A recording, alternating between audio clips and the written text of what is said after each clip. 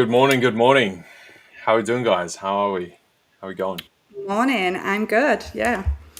I've already been out and Hey about. guys. So I do most of my trading while I'm walking the dog in the morning. So we've already been out for a couple of hours this morning. Oh, nice. Really, you're ready. You're already in stuff then. You've Yes. So already yeah, been. we That's good. we're up at 6 a.m. out the door at 6:30. Get back for 8:30, and then day job for the rest of the day. Fair, fair, fair, fair. Good to see you guys. How we doing? We got Rolando, Nora, Louis in here as always. Viola, how we going, guys? Parker, Morning, everyone, for the first Have, time. how we have you going? been How we trading going? something today already? Because for you, it's already almost evening, actually. Yeah. On So Yeah, I've done 3 yeah. trades today. Was that Johnson? Okay, yeah, no worries. Um, I had some earlier Euro trades, so I've been long on Euro up to some of these highs after the continuation last night after the CPI. But for now, I'm looking for a bit of a pullback. So sitting on my Interesting. hands I for was now, seeing pullback how we go. earlier. I was earlier looking at the pullback, and I closed it with a little bit of a loss, and now I Mm. reversed back for longs because it did break my level of volume. So I'm looking for the continuation to the upside actually for a I while. did the exact same. I was short earlier. We didn't get that continuation pulling down, and then we've come back higher. So, but I think we've got a bit of a pause point here around that 117.20. So now I'm waiting for the bit of a drop, and then potentially re-enter from there. So yeah, What but currency are you yeah, both Interesting. trading? euro Sorry. dollar. Okay. I'm going to have a Yeah, quick look at euro dollar chart. Yeah, I was trading the pound already in the morning. I was long from 7 a.m. in the morning my time. I Oh, closed lovely. it. Lovely trade. Perhaps a little bit perhaps too early because I held it later, longer. But yeah, I closed it at my target, and then at the same time, I was trying to sell EU, which I Okay. closed just manually, right? Because I was like, okay, that is not going down. I have cluster volumes. I can see they are formed, and the footprint is bullish completely. So I just closed it manually without waiting until it hits my stop loss, and now reversed back as longs for EU as well for the continuation. So I guess I'm long both GU and EU in this morning. hey, double stacked, double stacked. Well Yeah, Yeah. done. I was looking for the so I got short through here, right? And then was looking for this to continue a little bit further down. Either we got 116.60 or a retest of that trend line through here that we broke, and then potentially rebound. But we didn't get that. We just pushed right on. So I've now taken profit up here for my interim level, and going to wait for the time being. So yeah, that's basically where I'm at myself. So uh, How show many us currencies for do you tend to look at? so primary would be EU, Yeah. right? So euro dollar and then Aussie dollar. Yeah. Okay. And I watch NASDAQ and gold. Those are Yeah. probably the four majors. And then I'll Okay. have on the side selectively pound dollar, dollar yen, and then some of the other yen pairs. That's sort of my Okay. main juice that I go for, I suppose. Yeah. I think I could look at 2 to 3 and then my mind goes to mush. Yeah, yeah. Well, that's why I keep those four as the main couple. So you got the two currency pairs, then you got the indice, which will be the NAS, and then you got the gold. Which gold does. It has its own It has its own own special way. element. Yeah, When yeah. I got started, I blew too many accounts thinking that I could trade gold. Exactly. Some days it's behaving, other days it's a bit dangerous. You know what I mean? So it has its Actually, I think I good found days my and bad days. approach to gold. I think I found my approach to gold for the past couple of months. I've been actually actively trading at around 50% of all my trades were on made on Okay. gold. So it's Oh, been really? quite good. I Okay. think it's finally paying me back for all the years. No, it increases my heart rate too much. I can't do it. So I started out trading gold like 13 years ago. That was probably one of my most heaviest traded assets, right? And then it sort of fell out of vogue when we exited the GFC era, right? Came into the QE kind of era, and it was a bit dead. Recently, it has came back to life. I think the start of the year, I was definitely taking I just don't like the price action the past sort of, call it 4 or 5 weeks. It's been Yeah. a bit choppy, bit odd. You know what I mean? So I'm sort of dipped back a little bit on gold, gone back to the major currencies myself. But yeah, So you're not in any trades for gold right now. no, not at the minute. So How gold, much like, yeah, I'm I gonna mean, buy? yesterday I was basically looking at this, right? So yesterday we are starting to get this sort of cup forming through here, but every time we had runs at the upside, we just get sold off, sold off, sold off, sold off. The day we're finally breaking up, and if we punch through this 3360, I think we do then go to. So all last week we had this channel through here, right? So I think we'll test the upside of the channel. First point of call being that 3367, and then beyond that 3375. So I think that's definitely direction that we've got for today. But overall, like, we should have punched on a bit harder beyond this. So it's kind of odd that we're not getting the full throughput through this. It was the same thing when we had the Iran situation kick off, right? And through there, we didn't see gold rally at all. We actually saw it, barcode very much and then have a slight down tilt. So a lot of this buying for the gold market overall has been through physical gold buying from central banks and from governments rather than actual speculative activity in the markets. So it's hard to call whether this is, real gold selling from places like Russia or something, needing to fund what they're doing. So that's why I haven't liked the price action so much recently. There seems to be some kind of mud in there that is giving a bit of distortion to things right now. So, but yeah, what are you actually seeing yourself, Do you want me Anastasia? to? Oh, I mean, I'll Anastasia. Yeah, go. or no, you No, jump over. I'll let Jump over. Anastasia go on gold. She's the queen of No, gold it's right good. now. I was just wondering about the volume profiles and everything, and VWAP and stuff. Never is. I'm actually in the buy for gold right now. Already Oh, you since are right now. Okay. before the stream, I opened the buy. I was selling gold for past couple of days and last week as well, so it was quite a good two shorts that I was taken here and then yesterday for the continuation because I was looking for a buy from this area. The price did break it, so I reversed short and I was shorting it, continue like as a continuation. And then yesterday a small short as well from this area of volumes. And now we broke through this area of the volume. This is the point of control of the week right here. It's 3403 that I'm looking at the futures. We've been rejecting it for quite a while. There's also a high volume node here, which the price has been tackling in. So this whole zone basically. And right now we finally broke through. We were able to hold above, and it gave the pullback, and I took the risk to take a buy from it from the same Yep. volume that we were rejecting yesterday. There are several levels that I'm looking for as a target. One is 3415, which is the value area high of this high volume node here. Also, the small developing point of control, like extension from the weekly one. So this is one target, and another one is all the way the same zone that I was buying from initially, from which it went up like from 100 to 140 ticks depending on the entry, because I was looking at the zone between 34 and 34.31. So 34.34 and 34.31 from here. And then from here, the price did give us like 100 something ticks and then went back down. So from this area toward this area is my main target. Let's see if it can go there. Maybe 34.31 at least right here.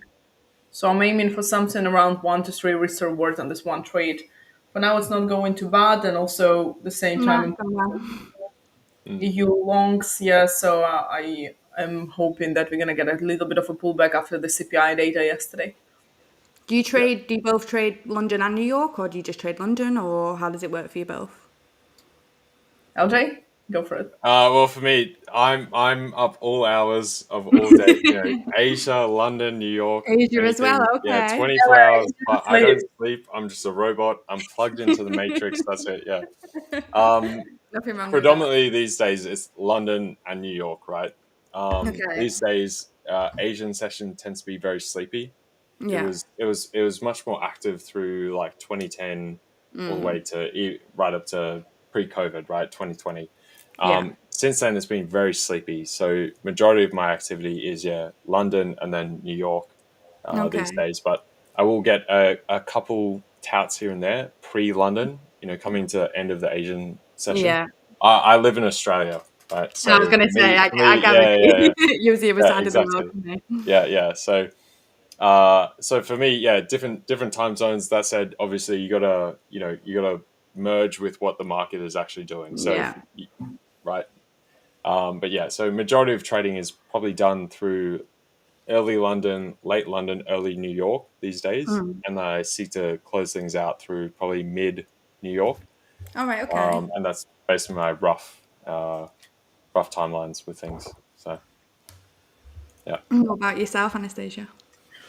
I mostly trade London. It's around 8 a.m. to 11:30 a.m. my time, which would be 7 a.m. to 10:30 a.m. your time Yeah. in London, in UK.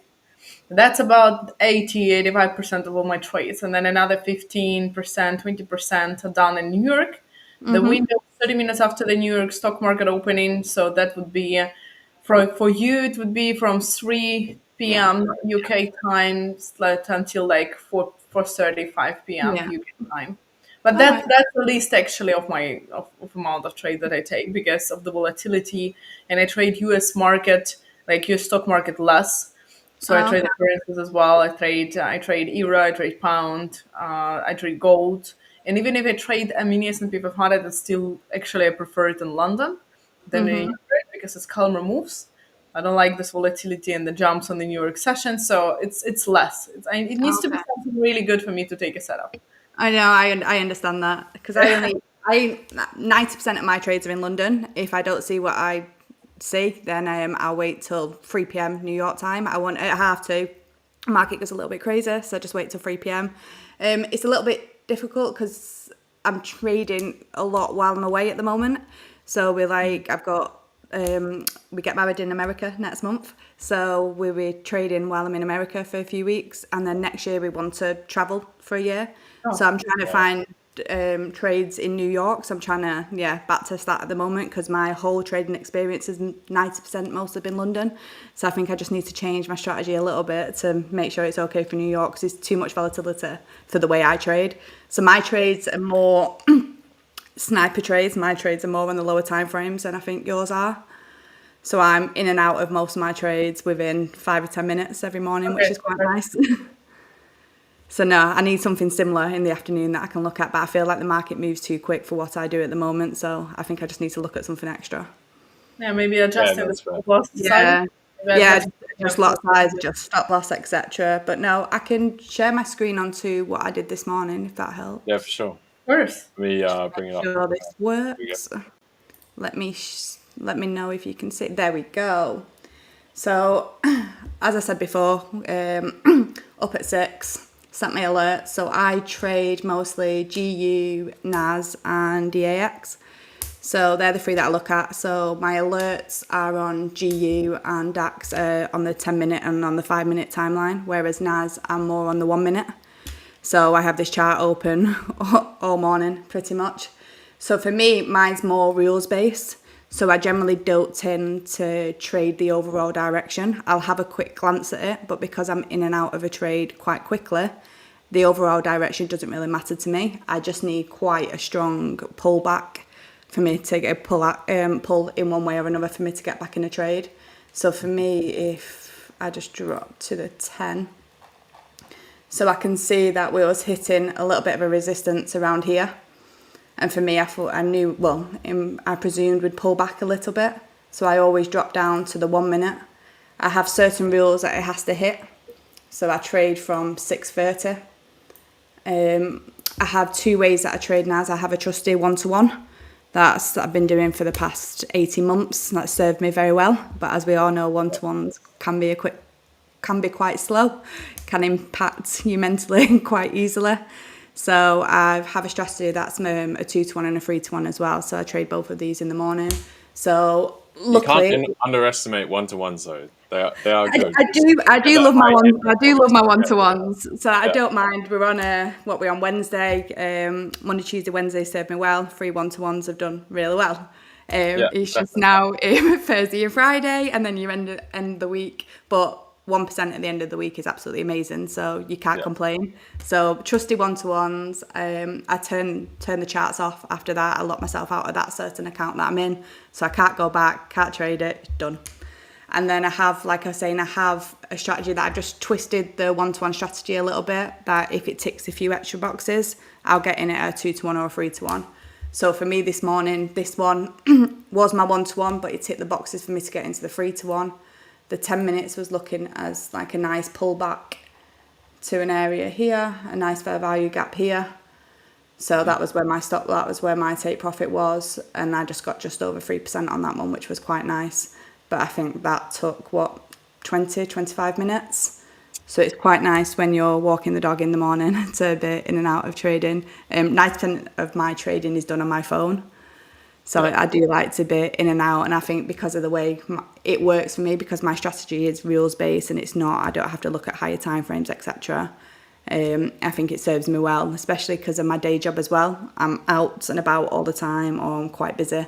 So I need something where an alert goes off, I can check, and then, I can get into the trade and then forget about it, which is quite nice until I look at my phone later on. Yeah, beautiful. Beautiful. Especially 3-to-1, like 3% on that. Dog walking, you've cleaned up. Oh, It's right there. exactly. It That's did. amazing. It works this. Let's just go back to yesterday. We had the exact same yesterday. Where was it that I got in? Let's go Actually, back. how much risk per trade do you take usually? So this is on a 50k account, the two that I do when I trade. The one-to-one's 250 that I risk, and the 3-to-one's 300 that I risk. So on the 3-to-1, it's the micros that I do, and then on the one-to-one, it's the full NQ that I do. So now it seems to, and then my stop loss is fixed and my take profit is fixed on the one-to-one. On the 3-to-1, it changes depending on rules. So I'll either get into a 2-to-1 where obviously my stop loss is a little bit bigger, or if I can see like today, I knew I was able to get a 3-to-1 out of it, and then I'll just pull my stop loss back to a 2-to-1. So I'm either going to get the 3-to-1 or 2-to-1 out of it, so it's not too bad. So it's approximately 0.5 to 0.6% per trade that you are taking. Yeah, I think especially on the brokers that I'm using, on the funded accounts that I use, I think every funded account rules are completely different, and you just got to be really careful. I think I blew a few accounts where you've not realised that 2% on one day will blow your account. So you've took 2 losses for the day and that a funded account is gone. And so you just need to make sure every time you get a funded account or every time you go in for a funded account that you read the rules. So for me, I know I can trade 3 times in one day on my 3-to-1 strategy. So if I get a win, I stop. If I get 2 losses, I'll do the third trade in New York session and hopefully end up break even for the day. But I know then that's 900 for the day, and I've not blown my account, and then I'll lock myself out. So I have rules in place where it'll automatically lock me out at a certain place, which is quite nice. Yeah, that's totally fair. Like, especially having those strict rules, like if it does lock you out at one point, that keeps you level. You come back the next day, you turn up again, and you restart. Exactly. Right? You start fresh. Exactly. You don't need to make it all in one day or tomorrow No. or this week. Like if No, I you think plan the call, when you take a step back and you look at your account over the last like 30 or 60 days, you can, obviously, like you said, you can't take one day or 1 week into isolation. Like people forget a 2% month is amazing. 5% month is obviously incredible, but even just 2%, you're doing better than 90% of the people out there. So I think people need to realise that, keep it slow and steady, keep trying to stick to your plan. I think that's the issue I've had, is I've always had like 3 or 4 different strategies, and then I've looked at other people's strategies, tried to change something in my strategy, didn't work that day, why didn't it work, and tried to change it. Whereas you need to stick to something for at least 2 or 3 months, do it every day, get that consistency, don't look at anybody else. I've unfollowed a lot of accounts so I don't see them, just so that I'm not in favour of missing out on the way somebody else is trading, or how they made 2% today and I've had 2 losses. But it just happens. I lost 2% on Monday, and then I've done 6% over Tuesday and Wednesday.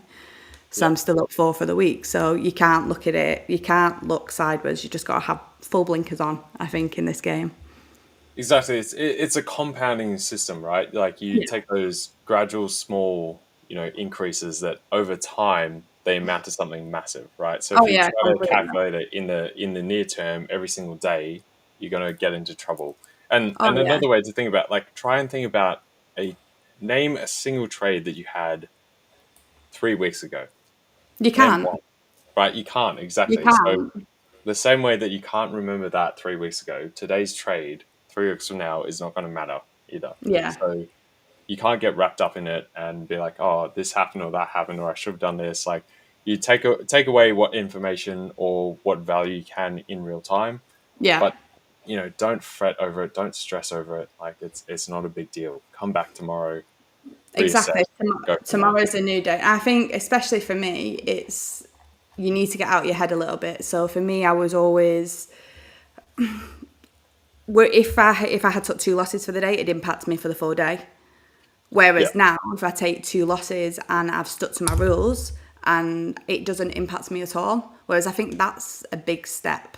I think once you get to that point where it doesn't impact you, where a loss doesn't impact you, your days start feeling a lot better. And I think you start trading a lot better because I'm not chasing it, because I know 2 losses, like you said, over a period of 30 days doesn't mean anything. Yeah, exactly. It's nothing in the grand scheme of things. Absolutely nothing at all. So, No, you just one got sec. to keep Also, going. we had this question from Stephen from a rundown. So, hope you guys are doing well. Quick question.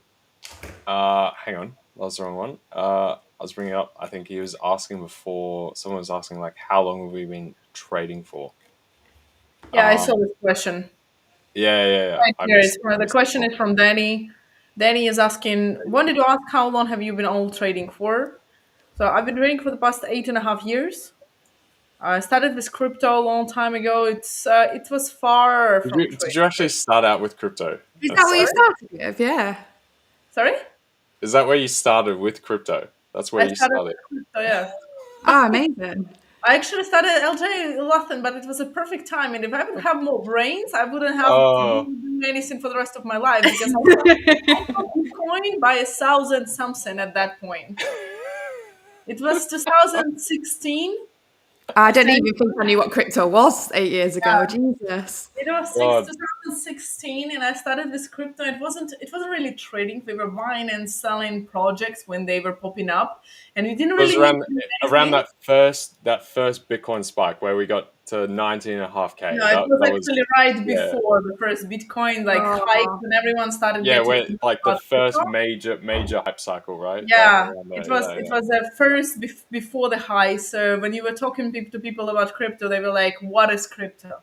Like Yeah. you like no one would know about crypto. Maybe 1 out of 20 people would have heard something about Bitcoin, but Yeah. for the rest, none. And we were buying and selling different projects basically when they were like popping up, and you didn't really need to do anything or know much because Yeah. whatever you would buy would just grow. So I exactly. swear, if I would have more money and more 100%. brains at that point, I wouldn't have to do anything for the rest of my life. But here we are later on. So after the first, boom and then drop, lost lots of money, and then I realized, okay, I actually need to know what I'm doing because I don't even know what I don't know. And then I went into Forex trading. I already, by that time, already knew the person who is trading. So I came to him. I said, okay, you know what, like, can you teach me about that? And he started teaching me some basics about Forex trading. Then I went into like price action and price patterns, candlestick patterns, and all the other indicators like RSIs and all of this kind of things. And then I tried binary options even, which is another Everything. whole other side of the story. And then I went to the futures 5 years ago, and since then that's what I've been trading. But yeah, it's been 8.5 to 9 years. I don't remember anything about Jesus. it. Okay. Yeah. What about Oh, it's you? fair. You can go. You go first, Ashley. Yeah, Before Ashley, then. what about Yeah. you? I heard the LJ story, so Yeah. So Yeah. Yeah. I'm a We've lot. I heard it think all I'm a lot before. newer than a lot of you. So I've probably been trading about 2.5, 3 years. Started off like you do with seeing an Instagram post where a bot's going to make me a lot of money. Put a bit of money in there. lost it quite quickly. So they obviously got the commission out of me for their broker Yeah. and lost, I think it was, I remember this, I put I think I had £1,000 in there. And at that point I didn't understand margins. And I'd Yeah. driven from Manchester to Leeds. And by the time I got to Leeds, my account was blown. So that was when I realised that I actually need to know what I'm doing. I don't just copy some random child that I found on Instagram and do what they say. So that was when I started looking into it a lot more. So I think I watched every YouTube video out there. I joined a lot of the groups that a lot of people on here would know. I don't know about you, Anastasia. When I joined these groups, I was probably the only female in them. I wasn't taken quite seriously. There was a few of them where I was told I was a bot, so I had to prove that I wasn't a bot in a few of the Oh, groups. that's how I got into the Fivers. Like, Yeah, yeah, true, actually, Not true, just me very then. true. I know what I you was mean. like, I don't know how else I can prove this. So I put like my Instagram in there, my TikTok, and then after a while, yeah, a few of them started to agree that I was a real person. But yeah, I am. Here I am.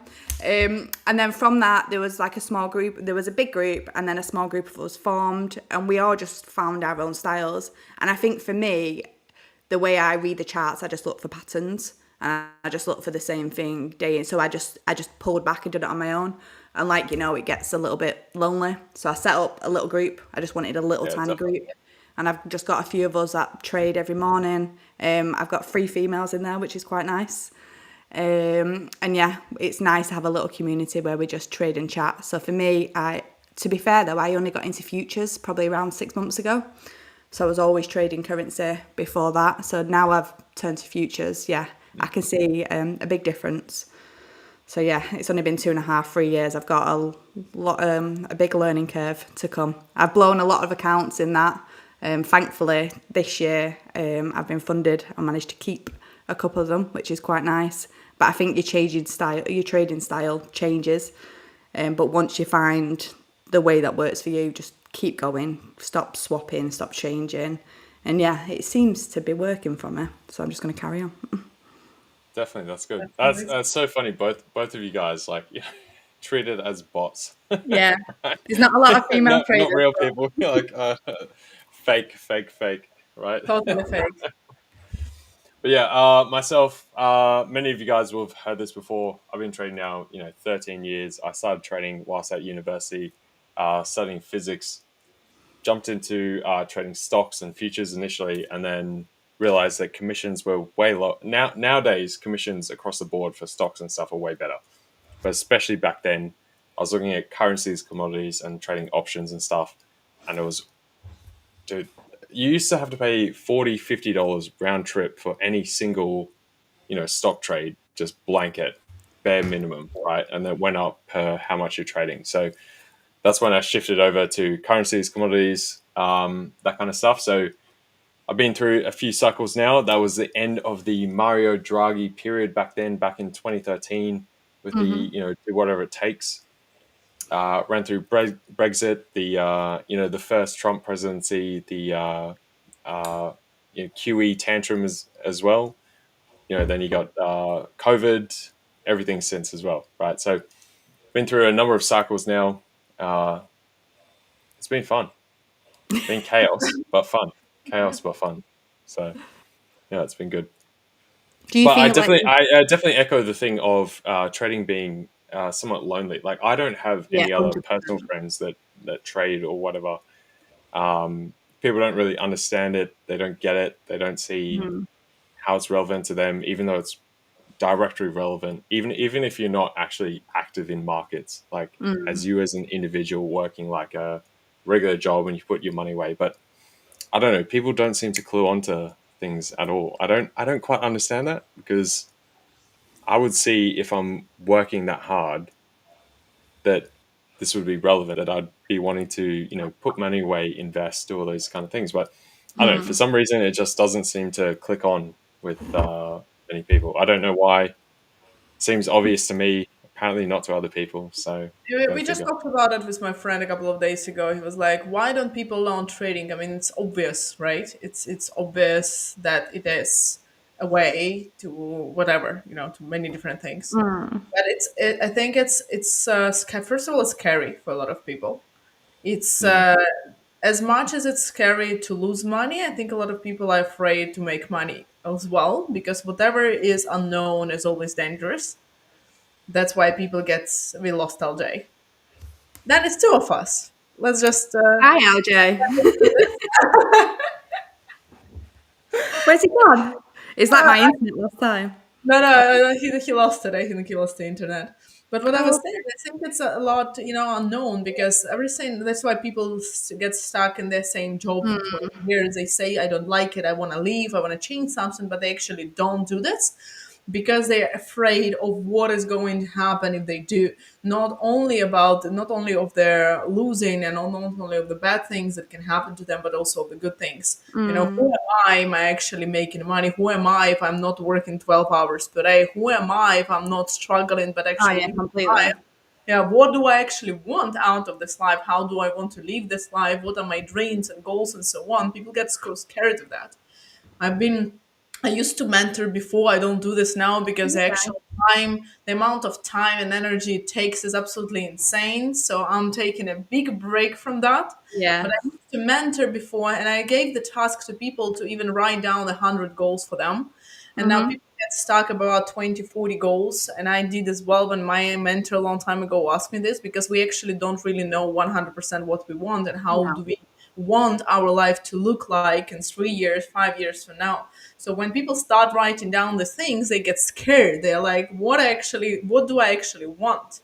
What is going to happen if I achieve this? Because obviously, not only your life, but also your circle of friends is going to be Changes. Everything different. changes. Yeah. How you think, how you live, your hobbies, your daily routine is going to change. So it's something that people are afraid. But also, I think what is really difficult for people is the mental side of trading. It's not Hmm. about Oh, 100%. That's what I struggled with a lot. Hi, LJ. yes, He's it's back. back. Hang on. Yes. There we I think go. my internet just dropped out and died for a second. I don't know what's going on, but I've been there. I just missed completely what you're saying. So That's just because you live on the edge of the world. yeah, yeah, apparently, yeah. I was saying that for people it's scary also to trade, but also it's not about the not how to learn the trading side, like the technical aspect of trading, because I believe everyone can learn the technical. Almost everyone can learn Yeah, technical aspect of it's the it. mental side of it. That's Yeah, that's my biggest learning curve in trading. I think actual trading is easy. It's just rules. It's just your rules. Tick them off. Done. But it's the mental side of it. It's that every day I've had to work on. I've had to stick to it. I've had to, 100%. as cheesy as it sounds, journal in the evenings and go through how I felt during them trades, how I felt in the day, how that impacted the way I traded, impacted the way I read the chart, impacted the way I was with the people that I speak to in trading. So I think emotions and it's a massive play. But as we were saying before, I think I'd be more scared of not trying something, I'd be more scared of not getting any further or doing something. I don't I don't understand the people who think that this is all there is in life. You get up, do 10 hours a day, sit in front of the TV in the evening. I don't know what it is. I've always had that little thing where I need to do something more, whether that was, God, 10 years ago, I was buying and selling things from China. I've had Etsy Yeah. shops, I've had eBay shops. I think I've always tried something. Whereas now, it feels like this is plausible. This is somewhere where I can travel and trade for the rest of my life. Yeah. I don't have to be stuck in a day job for 8, 9 hours a day, where I only get 22 days a week, 22 days holiday.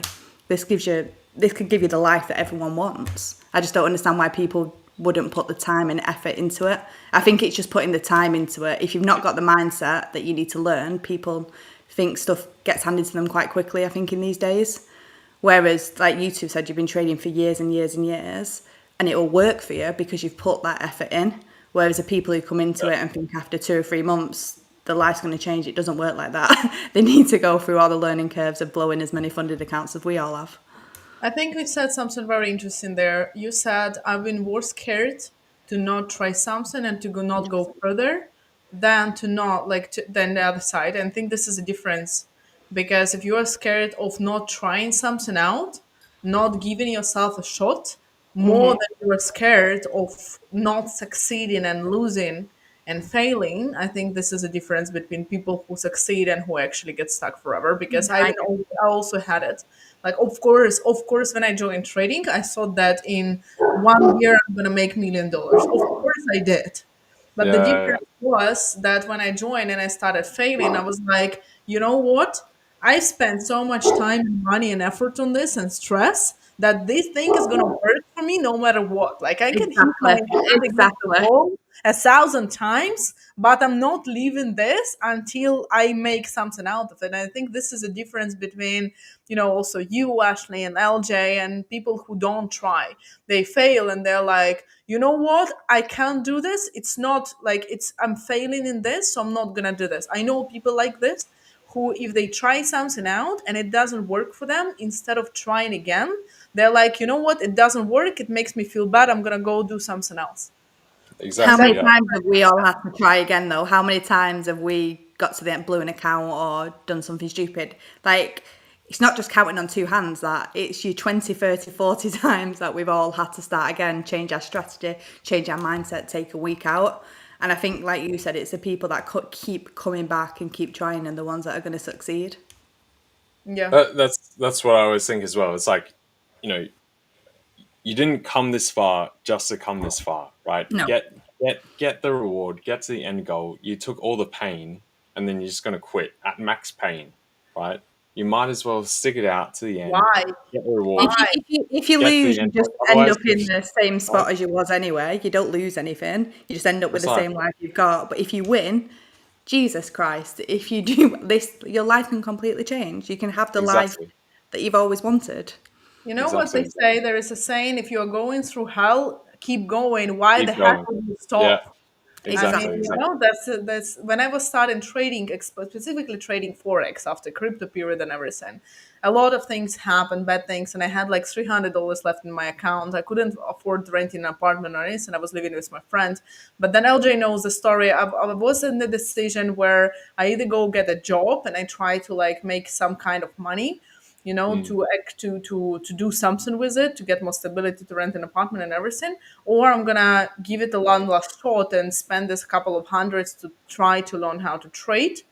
So I was actually lucky that I succeeded first, and then I started failing and everything. But first I succeeded, and because I gave myself one last shot, I was like, you know what? I have nothing else to lose. Yeah, I exactly. think the problem of people is that they have a plan B. They're like, you know what, if this small little thing is not going to work, I'm just going to go back to my job and the rest of my life I'm going to do the same thing. For me, it was like, hell no, I'm not going to do the You've same not thing. got no plan B. Yeah, I'm going to try it. If I'm going to fail, I'm going to go get money and I'm going to try again. You Like, if you ask burn me, the it's that burn the boats, right? Burn the yeah, boats. You're going hell for leather, Yeah. straightforward, yeah. nothing else. Succeed or If you die, You ask don't me, pretty much. how And did I even get the even money? if you die, you Yeah, like respawn, come back to life somehow, and keep going. You don't want Right? to You look know. back and regret. You don't want to Yeah. look back in five yeah, years' time and still be in the same spot. I don't want to be in Exactly. 5 years' time still sat in my kitchen doing my day job. Like, that's yeah. not what I want out of life. I Five think years' one time, my life will be completely different. course. One of the biggest fears, if not the biggest one for me, is like wake up when you are older and you're like, you spend your whole life doing the things you don't like, not doing the things you always wanted, not achieving your dreams. Like, what the heck is that life? That's not a I'm life. gonna get That's depressed, not a so life. depressed, and just shoot myself in my head if I'm not gonna do something to get We'll all life. sit in a circle and do that. No, Yeah. of course, but I Yeah. mean, like, do something with your life. Otherwise, why you have only one of those? At least as far as we know so far. Yeah. Remember Yeah. the one that we remember at least. No, LJ's Yeah. respawned. He's come back. He's Yeah, eternal. yeah, The exactly. LJ Dude, is a different I've story. I've LJ is respawned a too many times. I'm definitely some kind of cat feline thing with Oh, nine there's lives. something, I've yeah. I've come back to life too many times, you know. So, on that same, I guess, tangent at least, this question I think was, somewhat relevant. So, can I ask another one? If you guys were to start trading all over again, what would you do differently, or how would you start over? So, knowing what you know now, if in a perfect situation, how would you start from scratch, having that post experience, that post information, and start well? For anyone else, anyone else just getting into the sphere. Maybe they've taken their first, demo trades. They're trying to look for, starting up a prop firm, something, a prop account, that kind of stuff. How would they succeed and do well going from here? What would you guys say? Ashley, you want to start? Oh God, I'm trying to work out what I'd do if I did it all again. First thing I would do is not fall for any scams on Instagram or TikTok and think I that you mean, can that's definitely a quite good quickly. start, I would say. Yeah, yeah. It's just practice, just lock in. So I should have found my strategy and locked in for 6 months on a demo, doing it every day, making sure it works, getting your mindset right, treating that demo as if it was an actual account, as if that was actual real life. Don't keep swapping, don't keep changing, don't watch what everyone else is doing. You're already doing better than 90% of the world if you can lock in your own strategy for the next 30 days. So I think for me, it would have just been locking in sooner. I have switched and swapped my strategy so much over the past 3 years, where it's only in the last 12 months that I've actually locked it down. I do the same thing every day. I don't need to check my rules. I'm not getting in a trade accidentally and then thinking, oh no, there was one of them out of my rules that I didn't tick. I shouldn't have got in that. Whereas now I know my rules off by heart. I know what to look for. I can look at the chart straight away and see my setup. I think you just need to get in the habit of doing the same thing every single day. And like you said, changing your mindset and you changing your emotions, that when you do get a loss, it doesn't affect you in the slightest. Whereas, like I said, I had the losses on Monday, carried on with my day, and then I got the wins Tuesday, Wednesday. It's just carrying on and knowing that over the month, like we were saying before, that couple of days won't make a difference over 30, 60 days. So yeah, for me, locking in, stop looking at everyone else, stop thinking that everyone else is doing a lot better than you are. You're already doing better than everyone else just by trying. Precisely. Definitely agree. Anyone Anastasia, else? go on. For me, I would honestly do what I did years in already, being already in the trading. So first of all, I guess if you're starting from zero, you need to get a base. You need to get a base, very strong foundational knowledge. Make sure that you don't have any gaps in not in the technical aspect, not in even so such small things like making sure that you know in and outs of your trading platform that you are using, because sometimes if you don't know anything, the problem is going to come out and it's going to cost you a lot of money. Secondly, I would actually learn about the news, and I would learn about macro. And thirdly, when I get the knowledge, I would put together this trading system and I would backtest first before trading demo or anything else. I 100%, would yeah. get backtest and I would get all the statistics, because people underestimate really. And I only did it years in already, thanks to one of my actually teachers as well. When he pushed me to do the backtesting, it was like extremely boring. Took a long time, but it saved me so many years afterwards, because until you know in and outs of your trading system, until you know the statistics, until you know that losing sometimes 5 trades in a row is a part of the system that you have, Exactly. so having 2 losing weeks or not taking a trade a whole week or two is a part of the system that you have. Having losing weeks or break even month or sometimes losing months is a part of the system. Until you know that in the end you're going to come out profitable, you're going to trade based on emotions, Yeah. because you're going to wonder the moment you start taking the losing streak, several trades in a row, you're gonna start wondering and doubting your trading system. You will be like, oh, maybe my system stopped working. Maybe I'm doing something wrong. You're gonna fall for the over risking, over trading. You're gonna fall for adding some things in your trading system that shouldn't be there, taking trades and advices from people that you shouldn't follow just because of emotions. So backtesting, getting the statistics, getting to know my trading system, and getting the confidence in what I'm doing. This is what I would do in all the way in the beginning, because I looking back, I realized how much money I lost just because I wasn't confident 100% in my trading system and No, it has, yeah. how I trade. Because I was every time I started to lose, I was like, my God, I'm doing something wrong, or the system start working. And then I look at someone else and they are doing good at the same time that I'm doing bad. And I'm not thinking that it's a part of statistics. So when Yeah. I'm losing, they're going to be winning. When I'm winning, they might be losing. But I'm start thinking that they know something better than I do. And I start following. And of course, I start losing afterwards again. And the third thing, I would stop putting the timelines for myself. I would stop putting like, you know what, in 6 months from now, I'm going to make X amount of money. In a year from now, I'm going to make X amount of money. I'm going to buy this and that from the money, or like from the profits of trading. I would instead put that check-in points with myself. Check in once a month, once every 3 months, once every 6 months. How far did I get? What am I still doing that is holding me back?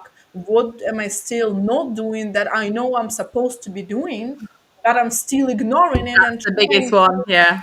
trying to hope that for me is gonna somehow magically work out, you know. And then checking in with myself, it puts less pressure on you because you don't have the expectation of making thousands of dollars, hundreds of thousands from the moment you start trading, but you actually are valuing the progress that you've got and how far did you come. Because you know, sometimes we forget that for people, like if someone is watching us and you guys started trading 6 months ago, we forget that 6 7 months ago you didn't even know what candle is, and this Exactly. is progress. For those of you who've blown your first funded account a couple of months ago, years ago, you didn't even know that it's possible to make money online, not going to the job. So knowing this and trying it out is a progress. But we see a progress most of the times just as a profits in our account. And we undervalue how far did we get. So for me as a perfectionist and for the person who is like high self-critical, this like realization took years, but it took so much pressure off my shoulders, Yeah. and it actually allowed me to be calm when I trade and actually make progress. So those are the things that I would definitely change if I could, but of course I couldn't because I needed to learn my lessons. And Yeah. but But if we've I all learned could, our I lessons, would. guys, so listen to Yeah. us. LJ, No, what about you? I definitely agree. I definitely echo many of the same sentiments. Similarly, like you were saying, whether get informed. I would say, right? So you're not trying to jump into things right away. You don't need to make money tomorrow. That's not the No. point. You can definitely dabble in things because that's how you learn. Just like if you're studying, think back to school, studying math, you're doing your English exam, you're doing, I don't know, chemistry, whatever it is. Like you got to put in the reps, you got to study, you got to be active in that kind of environment to do well, right? So the same thing with trading. You do want to jump in to some degree. You can trade a demo account, something like that. Put a little bit on the line, test yourself, but definitely get informed, understand how the market moves, why the market moves, understand why macro data is important, why we have these headline, major news events, and Yeah. why they actually shift the market, you know, 50, 100 pips on a currency in, 5 minutes, right? Like it's because they're very important, right? Understand why they're important, what are the major components, get dialed in with that stuff. And that's what I'd say, because you can then work backwards from there and then start applying. Once you have that base knowledge, you can then start applying your trading strategy, how you're going to take advantage of that, whether it's short-term stuff, interim, because prior to say New York breakout or something where you got liquidity moving, or London session, something like that. You're going to have to understand the fundamentals when the banks open, when all the core major businesses, hedge funds deploy their entries to the market, that kind of stuff. So these are all the core fundamentals to the market of why stuff actually moves. This is not a gambling simulator. You're not just trying to jump in here and put some stuff on the board and see what happens, right? There's actual people are moving real money around at very high levels for real reasons, right? And they have real business interests on the back end, right? So it's not just random and all this kind of stuff. So if you do the work to understand that stuff first, get that knowledge, and then apply what you're seeing, your own personal acumen to the market, you'll be able to build your own personal strategy and then apply that, and hopefully you'll have an edge. The other thing I would say is definitely avoid all the big, TikTok, Instagram, influency, that kind of stuff. Like All of them. anyone pumping that stuff out is not a real trader. They're trying to sell courses, that kind of stuff. Obviously, if you're putting that all public, there's no hedge funds that just put their whole proprietary No. source public. That would No. be insane. You'd eradicate all kind of gains that you have, right? So the same thing now. especially after we had the meme stock type fiasco. Very much all the major hedge funds, banks, all that kind of stuff are very much scanning all through Reddit, all this kind of stuff to see these big influences and reverse engineer that. And using particularly AI, you can scrape all that data and they front run all of that. That's why think about the earlier meme stock stuff. We haven't seen any major meme stocks pop off since then. No. Why? Because they've been front run now. All that data is scraped. You got people like Citadel. You know, they don't care. They're going to front run that. So develop your own strategy. Don't take these like mainstream things on YouTube or TikTok or Instagram Reels or whatever. Develop your own thing, your own piece, your own approach to the market, and then you actually do well.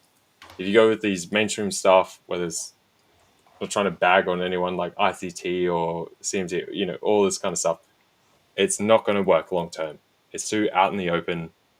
You'll get killed, arbitraged out, and be done. So, yeah.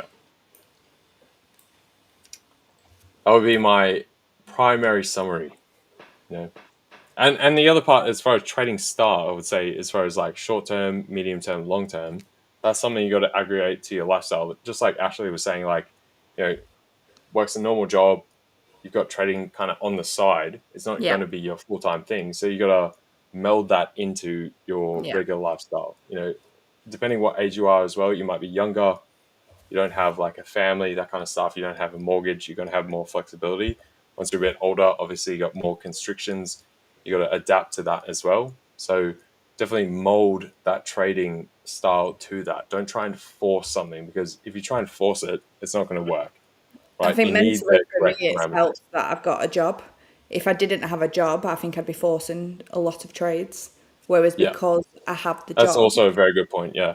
I'm spending my time to lock in mentally and emotionally, so I know when it comes to a point when I don't have a job, that I can carry on doing exactly what I'm doing today. Whereas if I needed to make sure that my mortgage was paid next week, I'd risk a lot more, and I'd put trades on that I don't follow my rules, and that's when you can easily blow accounts, which we've all done. Yeah. Yeah, exactly. Danny, check ABL. I will be posting some stuff in the next little period. So if you check ABL, AlphaBeta Lab, if you're not convinced of that, alphabetalab.com, and you'll see some stuff there. So we're just catching up on chat right now. We've had a long chat, so Gold is doing well. we can jump over to gold. Euro is still Gold is coming doing on. That gold well. trade Euro is as definitely well. popping as well. The EU do. I've not looked at EU. I was just doing a little bit of back testing while we was on. EU's doing Where are well. you right now? Actually, I'll go over to your chart. I'm and off. stuff. I've traded mine today. I've traded. I can jump on DAX. 1 second.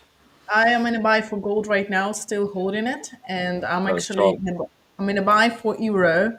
I'm gonna tell you from which moment, from 405 on the futures, and my stop loss was right here at 295, and my take profit is at 770. So it's all the way here. So it is not doing too bad so far, I would say. Doing really well. Yeah, so it's I'm aiming for the price broke 17,345. I was in a sell right here. I closed it right here because I realized that the candle closed above my volume. It's not gonna go down anymore, most likely. I was looking for the rejection. As long as it was at least showing the weeks and the rejection, I was selling it. It closed above, I was out. Because I was okay, like, you know what, let me reverse to the bottom side instead. And now my target is this range. So if you look at this range, if I place my volume profile over it, the point of control of this whole range is right here. So 17,900. I'm gonna be careful with the level 700 as well right here, which is the point of control of the week. So this whole zone here, I'm gonna be very careful with the rejection, but mainly it's 900. And well, I don't think I'm going to be holding it all the way until the value area high though. So that's what I'm aiming for. It does look a little bit different on the platform that I usually do the analysis on, because the trading view shows it volume slightly differently. But let's see. I'm going to be closing it somewhere in this area here. Yeah. Yeah, so and for clarity, obviously this is futures, guys. It's not the spot market. So if you guys are seeing a different price, like that's exactly Yeah, why. Like the futures price is typically slightly A little bit above different. the actual Yeah. spot price, right? So yeah. For the Euro USD, I entered right here. I'm looking at the second chart because I do trade Euro as well. So normally Euro USD.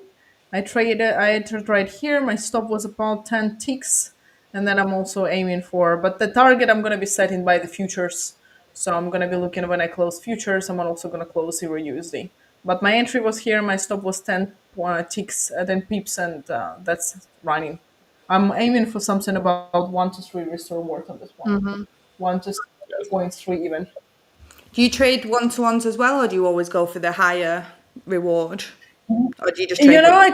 I trade 1 to 1s. I Okay. trade sometimes. Majority of those trades are on the news. Actually, it's a post news release. Like for example, on the CPI, I was trading. I was waiting for the reaction. It got to Yeah. my zone, and I was trading the quick pullback.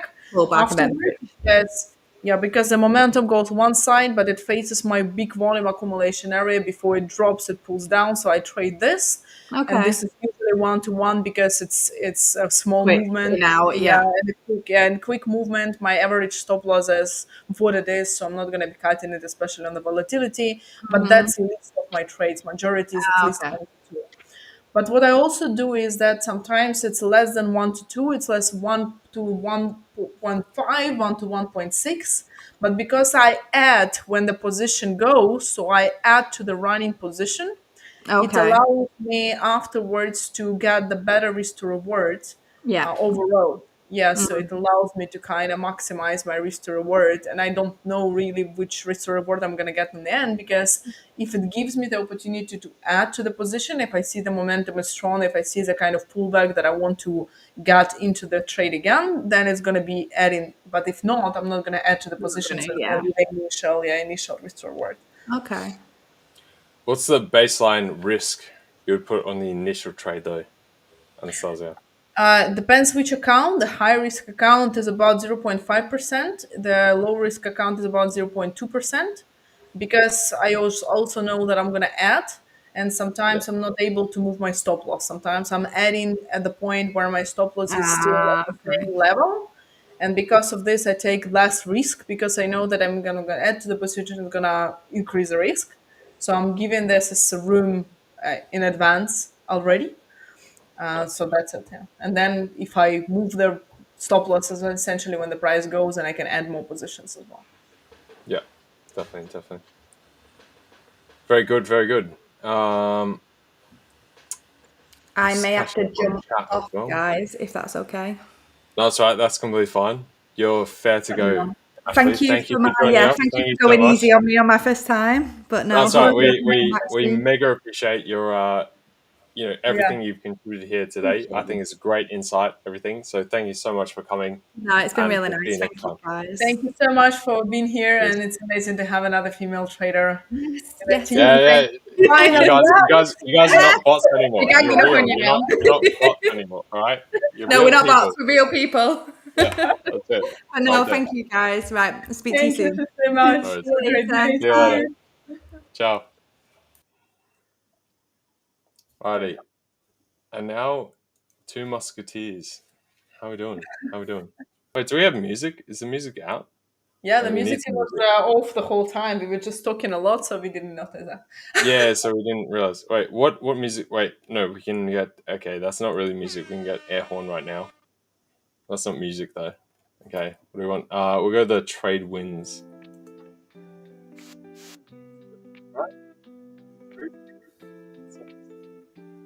That's better. I can't hear you though. I think your microphone isn't working well with music. Are you using the AirPods mic? No. I've got an actual Oh, now it's good. Now it's not. It's good. It's good. Okay, now microphone. Yeah, it's good yeah, now. it's good. It's good. Okay. Now it's perfect. Yeah.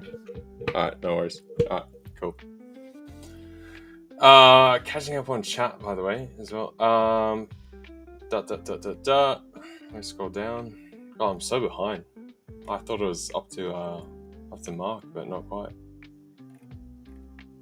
I'm looking like I'm Chinese today. I haven't slept normally in like 2 weeks, and my eyes are like this.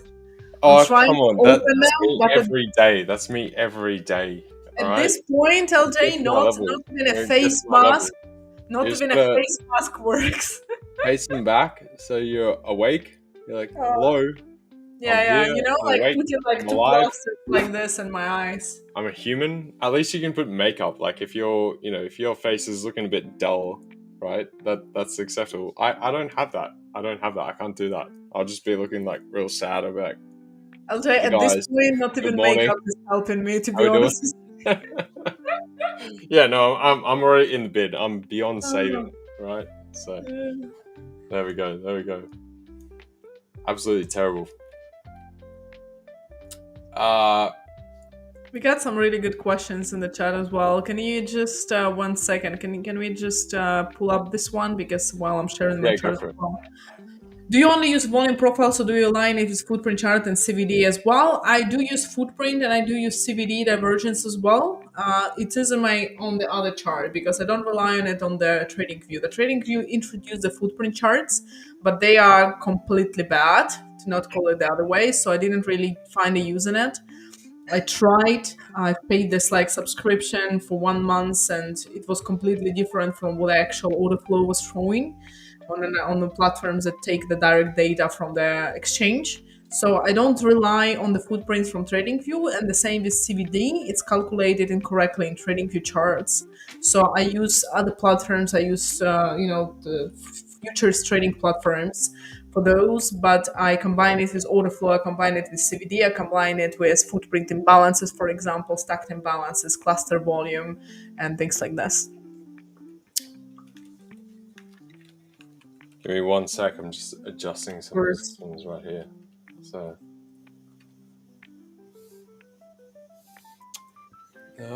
where are we right now? Interesting. Okay. Here, this is an interesting question as well. Been trading for 5 years and no longer profitability is the issue, but now the capital scaling is the issue. How can I overcome that? I think that's really interesting. I have my approach to that, so I'm gonna quickly share it. But I'm really curious to hear yours, LJ, because you've been in markets for a long time. Yeah. No, that is a good question. That is a good question. Yeah. To be honest with you, I think every single one of us has a level. I call it the level of like normality, the level that you live on. Normally, the amount of money that you spend per day, per month, what is normal to you, the apartment that you live in, the stuff that you use, the car that you drive, the holiday that you go to, the clothes you buy, the food you eat. And this is a normal level that you're used to. Now, whatever goes outside of it, if you start earning less, you're going to feel uncomfortable and your brain is going to start being actively creative on how can you get back to the level of normality that you're used to, like the normal level. So you're going to get really creative, you're going to get really uncomfortable, you're going to start moving. At the same time, if you get above this level, it's going to be the same as well. You're most likely going to spend this money randomly, like on random stuff. You're going to get back to the same level that you're used to. This is why the people who win lottery, for example, 99% of them a couple of years later are at the same broken point because they spend the money on the cars, on the TVs, on the casinos and so on, and they lose it, right?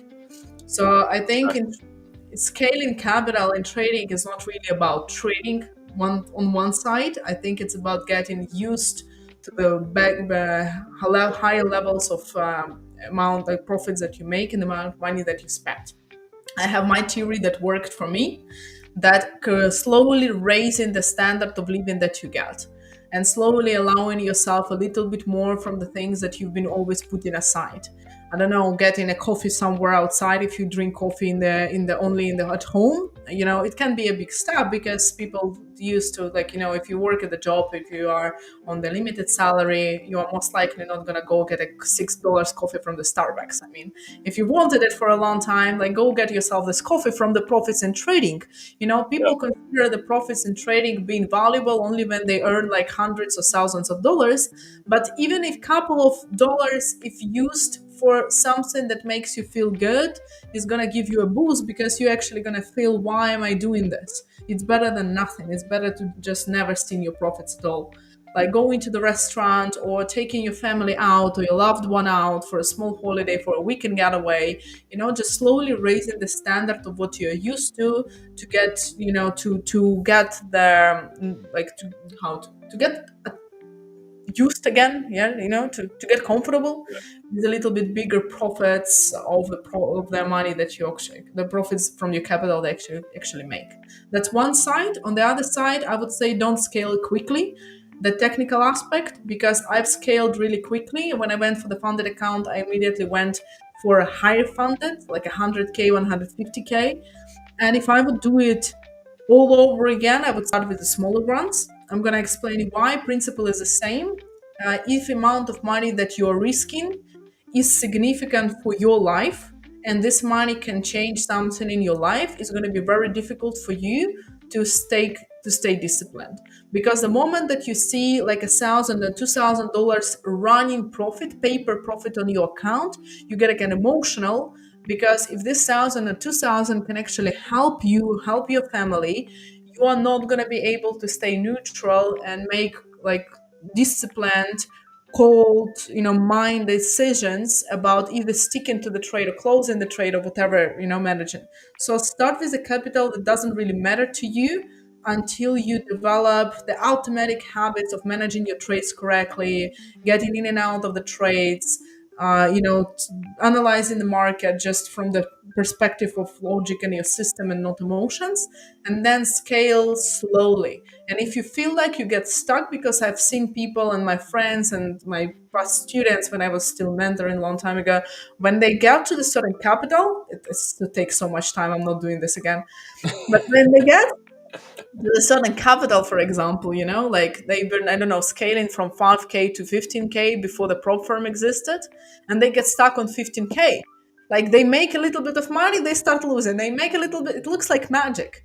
It's just because their, level of what they're used to is not allowing them to go further. So if you face this, doesn't matter if it's prop firm capital or your own capital, just stick to the same level long enough until you feel comfortable making a step further. Like withdraw the profits, don't keep them in your account, keep the same account size.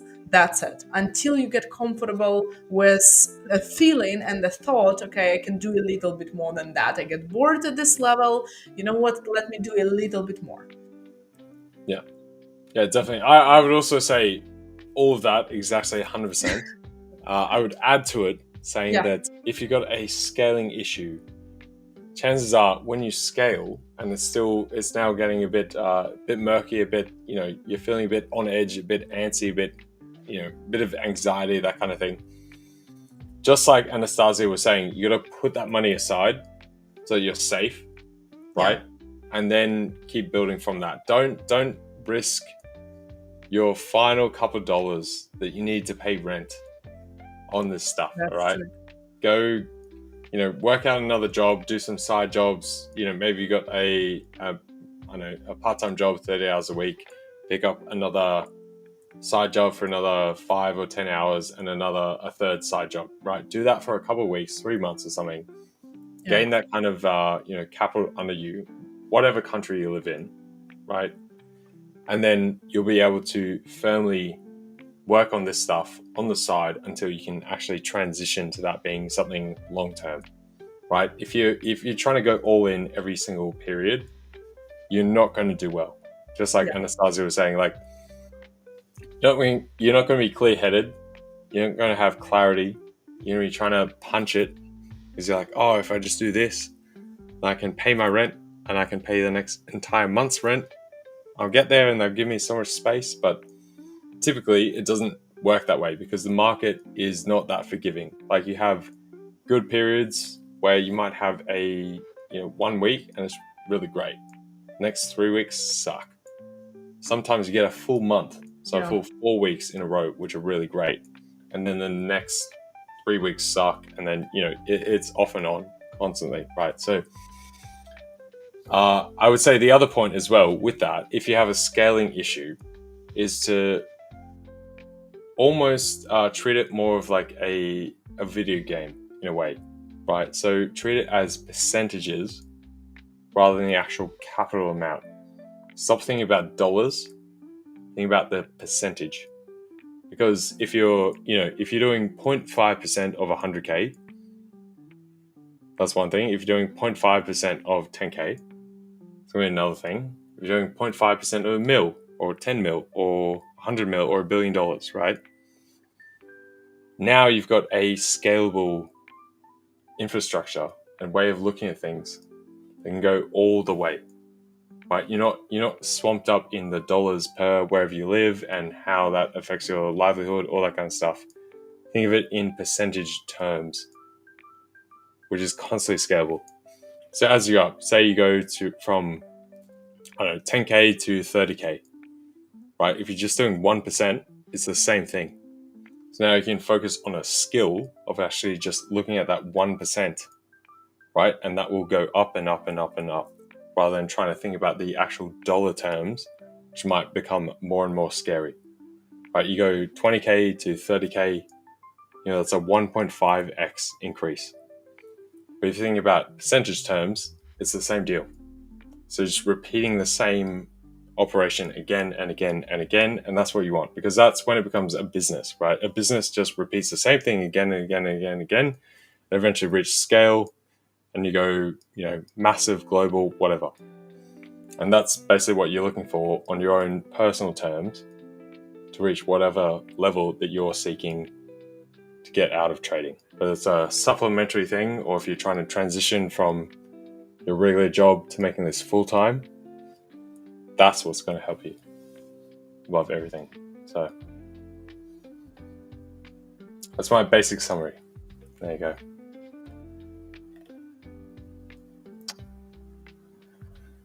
We're looking for, views on gold, first of all, because you're in a gold long right now. So we'll cover that, because there have been a couple other tangential comments on gold. So we'll run through that first.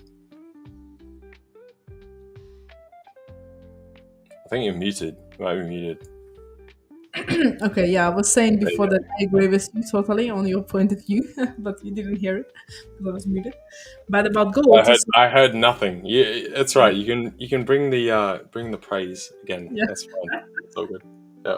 You did amazing, LJ. I agree with you totally. You're so right. Thanks guys. Yeah, let it Right. rain down from the skies. Yeah, come on. So I'm gonna buy from 34.4.5, and it just reached my first target, 34.15. So I'm looking if the price can break it, and if yes, I'm gonna add to the position. But I'm essentially waiting for the price to hit 34.33.5 today.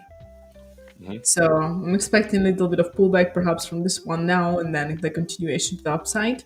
On the 4-hour time frame, I can also see that let's take 2-hour time frame instead. We can see that we had lots of volume accumulation here. The point of control of the months currently from August is left also below at 34.03. So the price is recovering back. If we place our volume profile over this whole move to the upside, the majority of the volume is also going to be below until we count this, obviously. So no, that doesn't look too good. So let me just let me do it differently. Let me pull up the visible range one, and let's do this. No, come on. Sorry for that. So we are waiting for the price to essentially go to the next volume zones. We did break this one here, and then the other one is only here, but I'm technically waiting until the price reaches at least 34, 31, 34, 34, because this is the point of control of the months, developing point of control of the months here as well. So that's what I'm aiming for. And there was a high volume node before as well here that I'm expecting the price to test. So my views on gold are long until this point, and from here I'm honestly going to be expecting the price to go mostly down, probably back.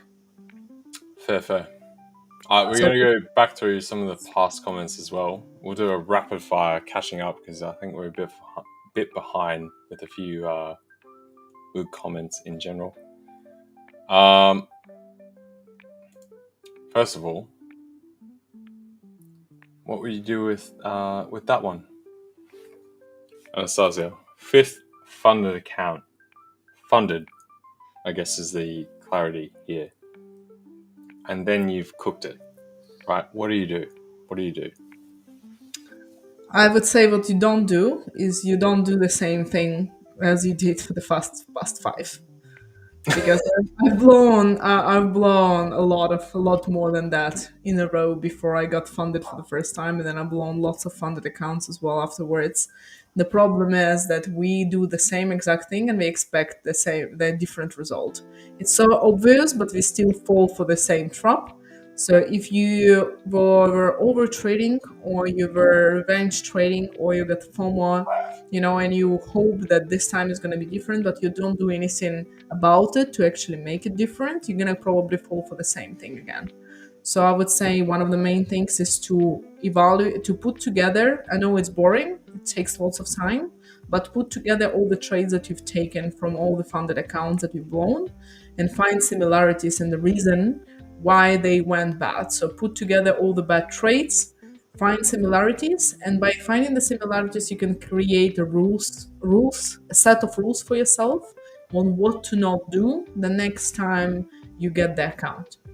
Because if you don't have it black and white, you can say, okay, I know all the people who come and ask for advice, they are like, I know what I'm doing wrong, but the problem is that they are not doing anything about it.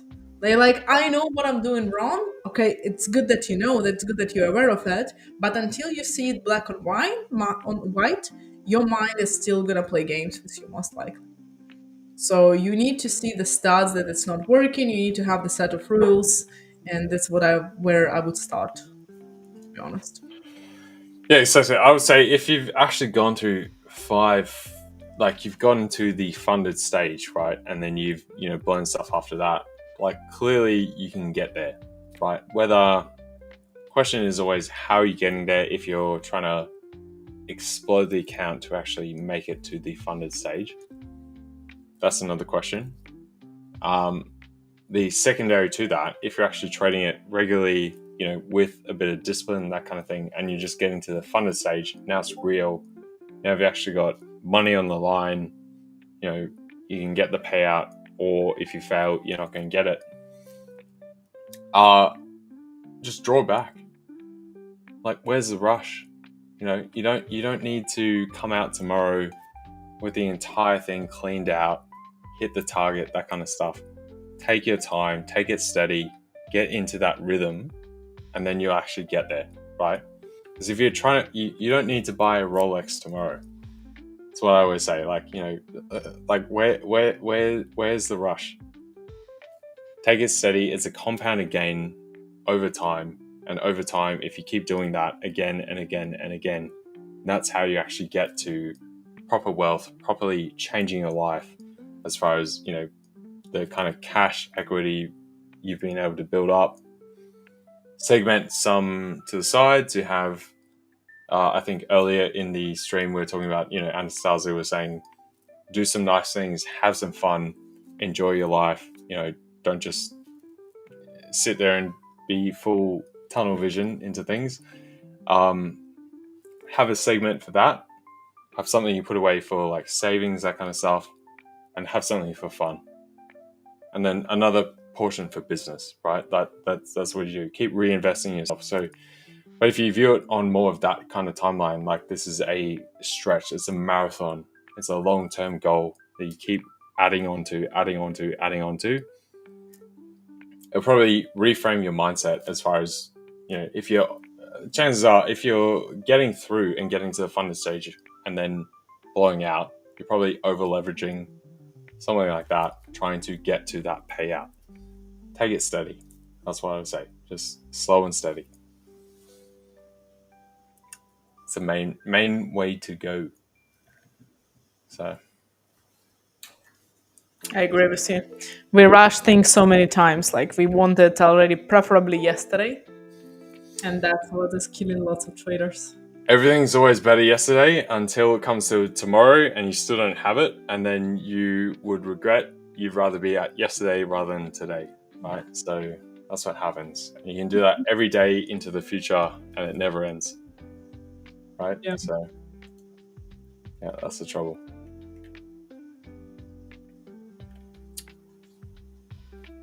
I think you've got a personal question, Anastasia. Do you do well? Yeah, I saw this question. What do you do when the contract change in continuous futures and the price gap appears? I still do consider the previous volumes. Yes. So Back and first forth. of all, the continuous chart readjusts it automatically. And if it doesn't readjust it, I still consider the previous volumes. So let's say if I take the gold, for example, the gold futures contract was recalculated. The price was recalculated compared to the, for example, the XAU USD, right? The COD contract. But I still consider the volumes from the GC when I take my decisions on trades. So yeah, I do still consider the same previous volumes, Griffin. It doesn't change for me. And that is my favorite question that I'm getting every single week a couple of times. What is the name of the indicator on the chart? The right side indicator is VRVP. It's a visible range volume profile. It's a volume profile that shows how the volume was distributed over the whole period of the candlestick chart that you see on your screen. And another one volumes that I'm using is a PVP indicator. It's a PVPs and also the drawing tool, the fixed range volume profile. That is specifically for trading view, if you ask.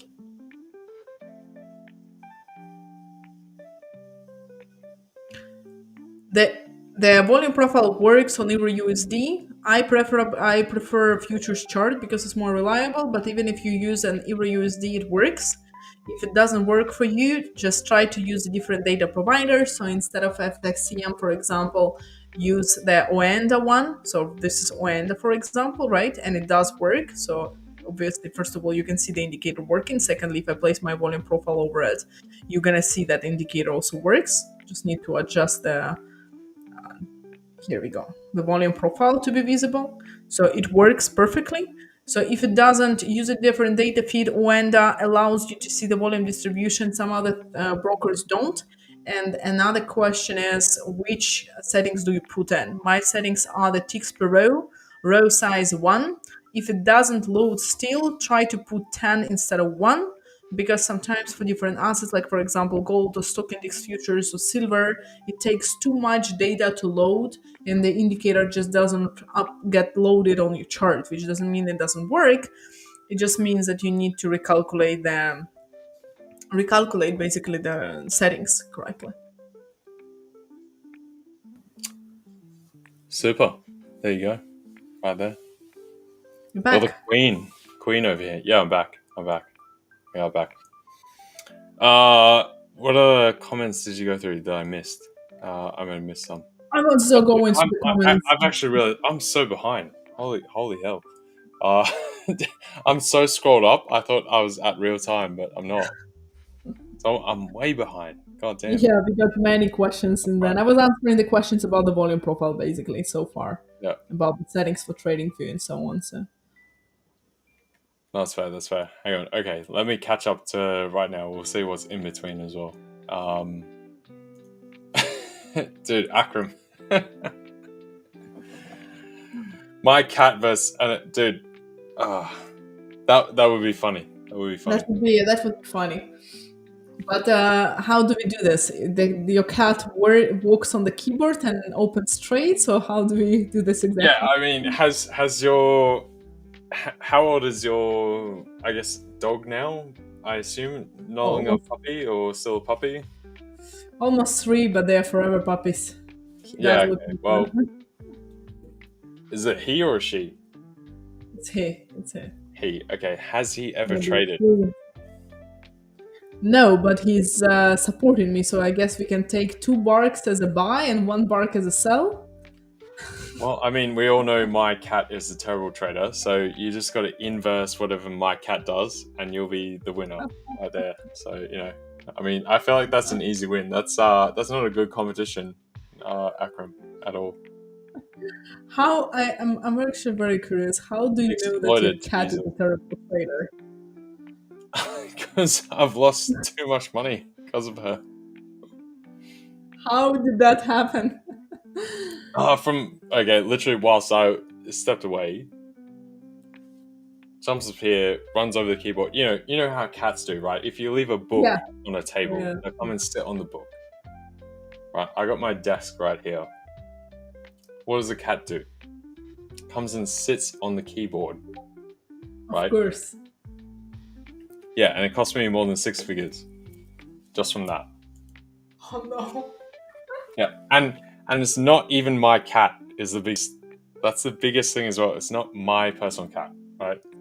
That's an We expensive adopted cat. this cat from a friend's sister who couldn't take care of it for a time and whatever. Terrible. That is a Terrible. very expensive cat. Yeah, yes, a very expensive cat. That's where this cat thing has come from. So there you go. Yeah, terrible time. That's what happens. So, Wow. sorry, yeah, Danny, dude, you've been asking this a couple of times. Sorry, bro, we've got caught up with stuff. I've definitely seen your stuff. What I was saying before, if you jump into ABL, so alphabetalab.com, I'll post some stuff there. I might announce. We have a early stream for pre-London as well, or coming into the London session for ABL. We're wrapping up at the end of this month, to be fair, going into phase 2. So it's not a full wrap up, but we're just going to the next phase of the project. But I will be posting some stuff for you guys to keep following me because I've been getting asked all around the place. So if you jump into there, you'll be able to. I'll make a post in there at some point for you guys to follow some Instagram. I don't know, maybe I'll make a YouTube channel or something like that. Just it'll be like a placeholder, and then I'll start uploading some stuff from there. So definitely check out ABL.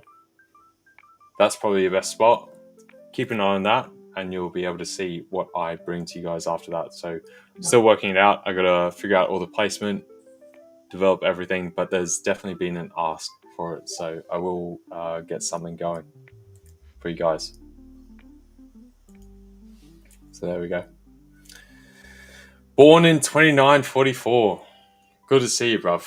I saw your hello before. But yeah, swear to God, chickens can pass fund accounts. They can, but not my cat. Apparently, chickens are better than cats. I take it you're very much a dog person, Anastasia. Yeah, I'm a dog person. I love all animals, but I'm not a cat person. Yeah. Look, my old cats. We've talked about this. My past cats were brilliant, very smart. I think there's a wide variety. If you get a really, let's just say, really dumb cat, it's terrible. If you get a very smart cat, you're like, wow, that's very impressive. Very impressive. So my old cat used to come in and she'd be able to, she'd jump up, like pull the door handles, open doors. She used to go out to the garden, deliver flowers to me. Flowers that had dropped off, the trees or whatever bush or something. But she'd only pick the most perfect ones.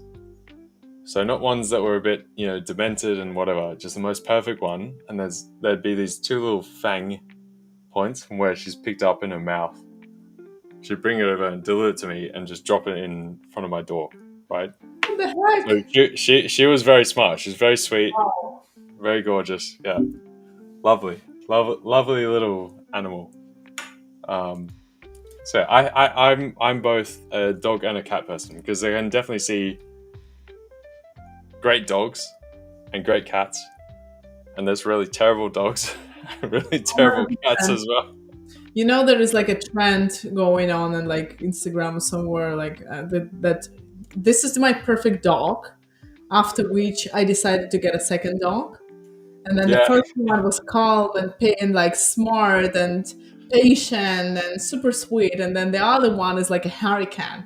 It's like a living hell. And the same with children, You get the first one and they are super sweet and kind and disciplined and patient. And then you get a second one and that's a hurricane. And I think this is happening with your cats as well. The last one. Dude, exactly, 100%. Like, Jesus. Oh, Christ. I don't know. For the time being, I still have to look out for this one. I don't know if she has a brain. She sits there, she stares at the wall, there's nothing there. Sometimes you think like cats can see something that you can't, but it's just a blank wall. Yeah. So I think she just has nothing going on in the prefrontal cortex right there. Right? But, you know, it's how it is. Really So, funny. what is this? What are you talking about, Akram? What is this? I just got Finneck Fox. I think he's talking about the challenger for the trading. So he get a fox. He has a fox, and you get a cat. Wait, you got a fox? Akram. What the hell? You got a fox, dude? I actually always wanted a fox since I was younger. I'm like, That's when I pretty grow cool. up, I'm That's gonna pretty get a cool. fox. Yeah, well, I mean, Australia's always, you know, I guess you got dingoes over here. Do you know? Do you know? That was the most like underlying joke. If anyone else knows, comment in chat right now. Dingoes and Australia. I feel like you have no idea, Anastasia, at all. Clearly. What? What? Where's Henry? I need Henry right now. He'll know. He'll know. Again, I didn't get that. Yeah, exactly. Good. Over over the head, through the ears. It's gone. I know the dingo, but what is about dingo in Australia? What? Then you don't know the dingo at all. What? Whatever. Do you not know this? I know the dog. Yeah. Yeah. Yeah. There we go. Okay. Henry knows. I'll leave this up to you guys. I'll leave this dog to you. Dingo ate my baby. That's the it's a good meme. I want to explain to you now. I'll just leave you in the dark, so you'll have to figure it out. There we go. Yep, yeah, exactly, Henry. Thank you. Now we're on to it. Perfect. As far as trading, guys, if I jump, I mean, we've been kind of just wafting about the past little while, so I've had a bit of a chat. Right now, euro dollar, we seem to have pushed that 20 zone I was looking for. I've basically reshorted from here at 30. So right on there. So the top side portions were basically 40 and 50. We seem to be curling over now, so I'm happy to take that. I'll be looking for a retracement, ideally somewhere down here to that 117 retracement zone. Obviously, round number there, top of the wick through here. See how we go. We don't have any other major news on the cards for today, so we had a massive push up. So just on the basis of like a stochastic type retracement, we should get some kind of pullback from here. Same deal if you go over here, look at the pound. That seemed to be the main driver, still pushing up the other dollar cross pairs as far as the majors. We've now come up to that resistance area that I outlined earlier. Maybe I can get rid of this scrap up here. It's a bit more clear. But yeah, the pound has definitely been on absolute tear the past couple of days. Let's go to the 4 hour. I mean, look at that, right? At some point, we're due a interim pullback for this. We've just been staunching on.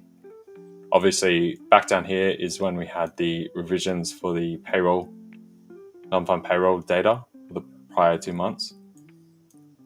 We had the further rally up per the Bank of England data from that. And then last night we had the CPI, which came out in line. From there, today we've rallied further after the calm CPI data for Germany. That spurred a bit of trigger buying as far as we broke a couple highs on a number of pairs. And then we seemed to just hit, stops and just run from there. So as far as today, I think we're a bit outsized per the gains, and we should get some kind of pullback here right now. If we look at dollar yen,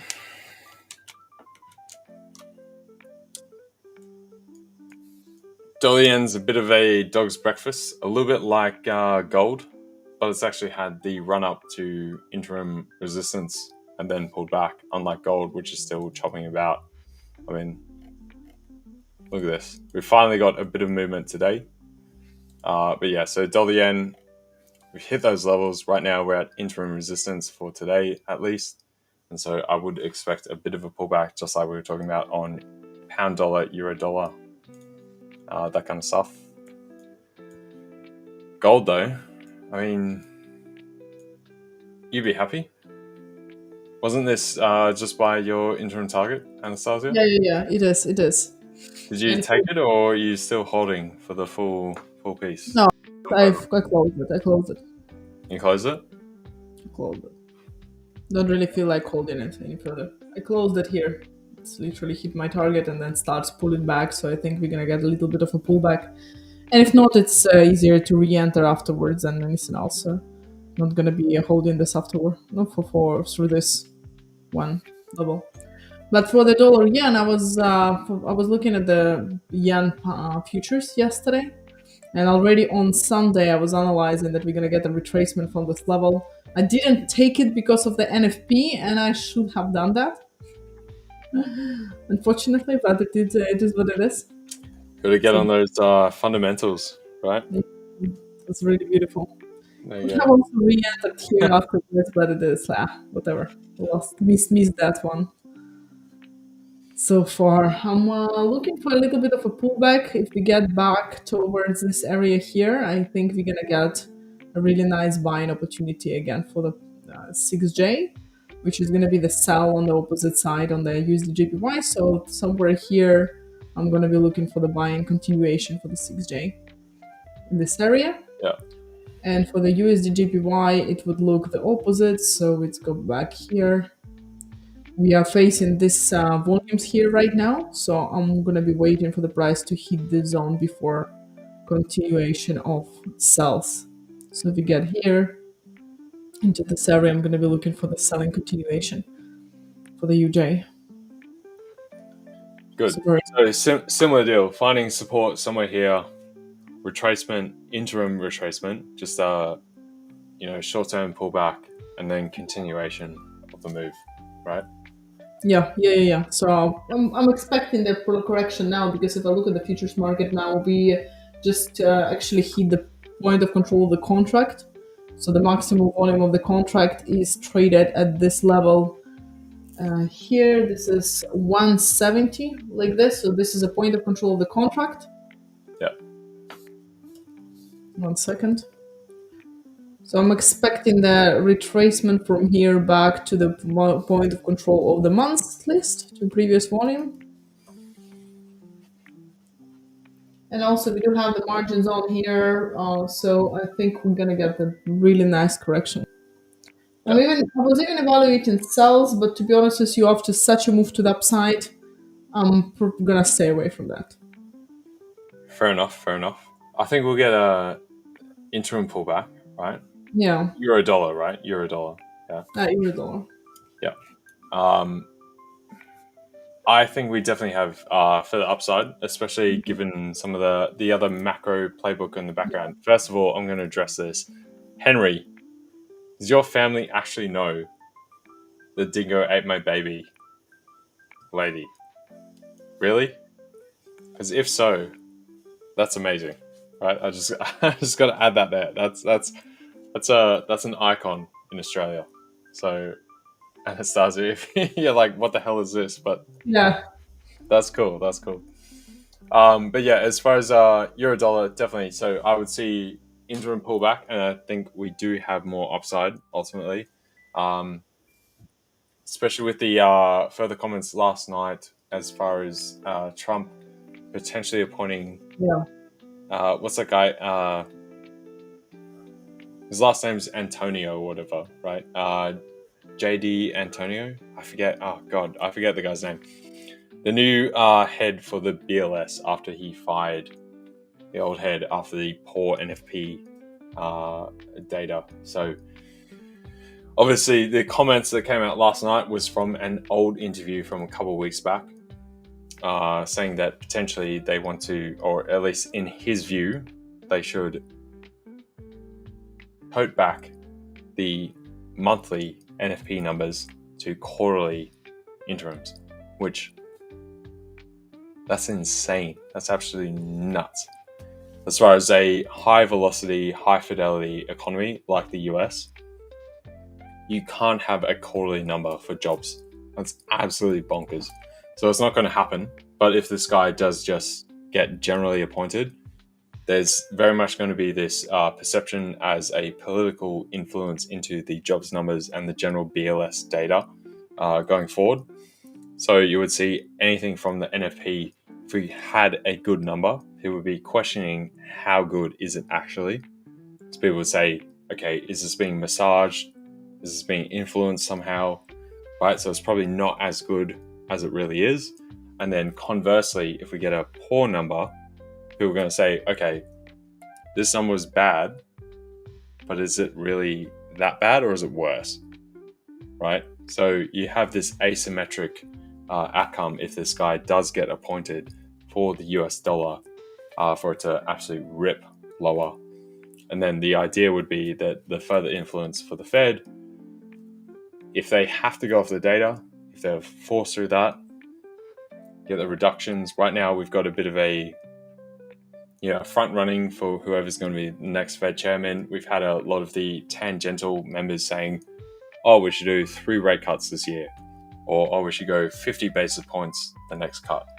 Right, so there clearly is this ramping up for the next Fed chair coming through, where people are trying to kind of put their hands up saying, I'm willing to do what you want, Trump. Put me in, coach, right? So that's kind of what we're getting, and hence we've seen, if I go to my charts right here, where are we? So prior to the CPI last night as well, we had the CPI data come through. Prior to that, this is the probability for the next Fed rate cut coming into September.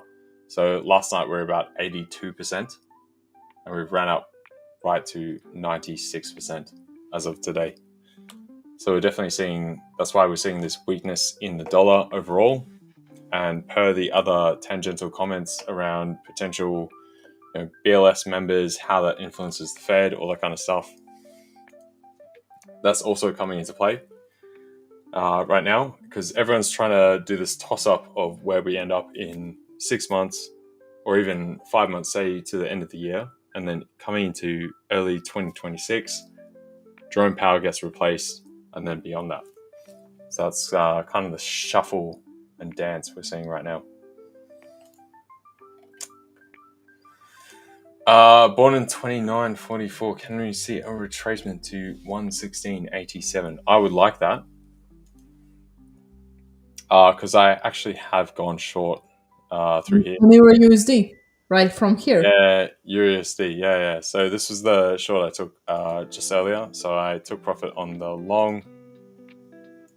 So long, I was actually long through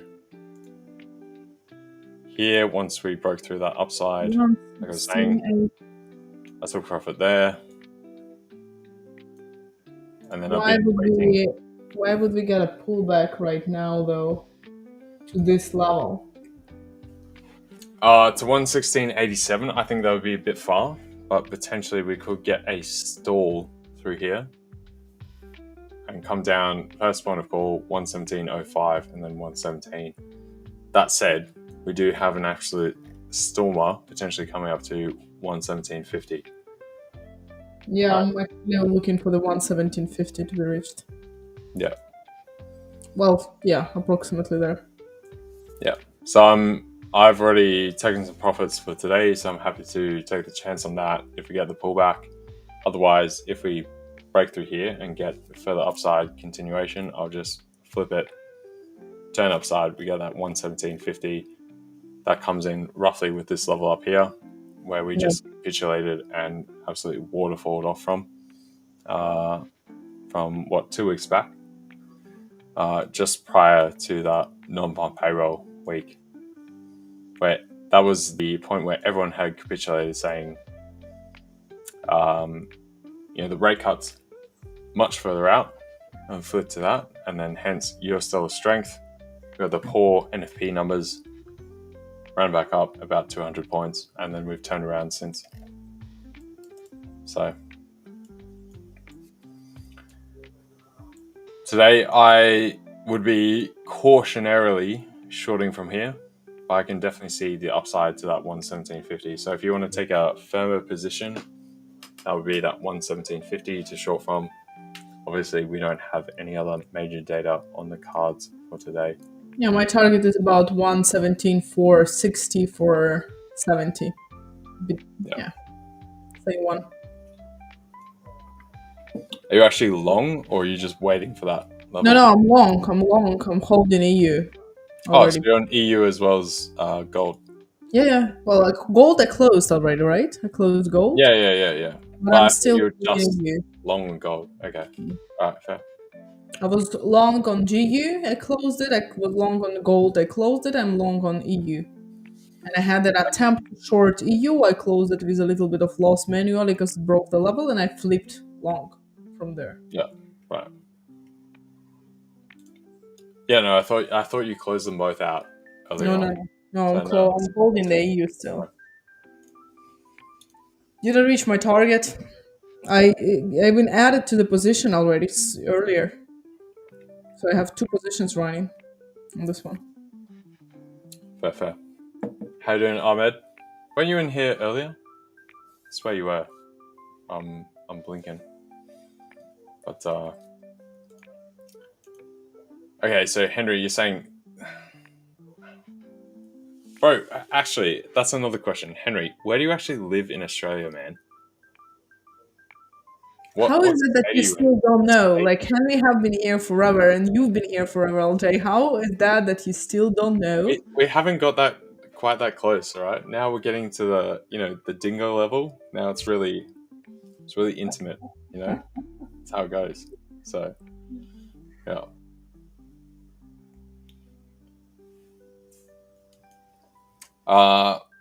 Trading Noob says he lives in Poland, but back in the 90s, your dog was called Dingo. Used to be a popular name for dogs over there. Interesting. The dingo's over here it's kind of a cross between think of it like a dog and a fox, basically, right? But they're generally, they're not a pet animal, put it that way, and they roam about. They do all sorts of stuff. North Brisbane. Oh, so you are in that's what I thought. You are in Brizzy. All right, good. Wife's phone is in Kandanga, outside of Gympie. All right, fair. I see. That's good, bro. That's good. Very nice. Anastasia, do you want to plug? What? Well, I think it's actually in the description. Sorry for that. I was looking at the chart. No, that's right. Switched to Nasdaq. I think it should be in the description. My Telegram channels. One of them definitely is, and another one is an English one, which is in the description of another channel. So I'm pretty sure it should be. If not, you can find it by then typing my name in the Telegram search. How many languages can you speak? 4. By the way, 4. 4. So far, at least. I'm learning the Spanish one. Well, English is one. Yeah, Ukrainian, obviously. English. Well, English, Ukrainian, Russian, and Polish. I speak fluently Polish because I've been living in Poland for 5 years. I used to live there. Oh, really? Okay. And study, and I'm learning Spanish now, but my Spanish is super basic. It's like you need to figure something out with documents, order yourself a coffee with oat milk, or order yourself some food, ask for the check. I can do all of that, but not in depth conversation yet. So far. Yeah. That's cool. Nice. Very nice. You were saying you were looking at NAS before. Yeah, I was Right? looking at NAS and S&P, but I don't really see anything. Like they're obviously on the all-time highs. I know that right now hedge funds are holding actually one of the biggest short positions on the small cap on the U.S. small caps. Yeah, on the Russell 3000. Yeah. Yeah, on the Russells. Yeah. So that is giving me also some feeling about S&P 500 and Nasdaq, obviously. But is it? But do we not have the differentiation, right? Yeah, sure, but it's still gonna give a pullback eventually, right? It doesn't have to go short necessarily long term, but you don't see any correlation? No.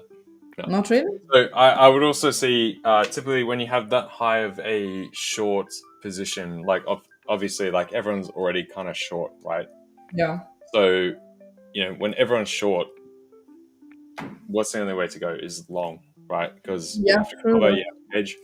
I think there's also a very big differentiation right now, which people, I don't know, somehow have not quite gone on to, that the old classic kind of blue collar type companies, they're very linear, right?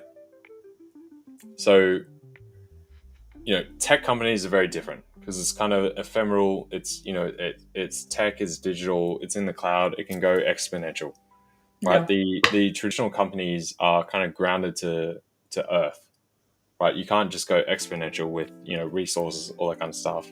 You also don't have like an exponential boom in population. So they're kind of grounded. So the same way that when people compare the top sort of, whether you want to go the top 7, the top 10, the 10, 15, top 20 companies in the S&P or the NASDAQ or whatever, and looking at the PE ratios, and they're way overvalued per se compared to traditional metrics. I don't think that's a appropriate comparison, being that they can go end to end to end to end to end to end and just keep going because it is digital, it is exponential. So that's the differentiator I see there, and the same thing with that. Like you've seen, this stuff. So this is the buybacks announced from companies. So we're seeing all-time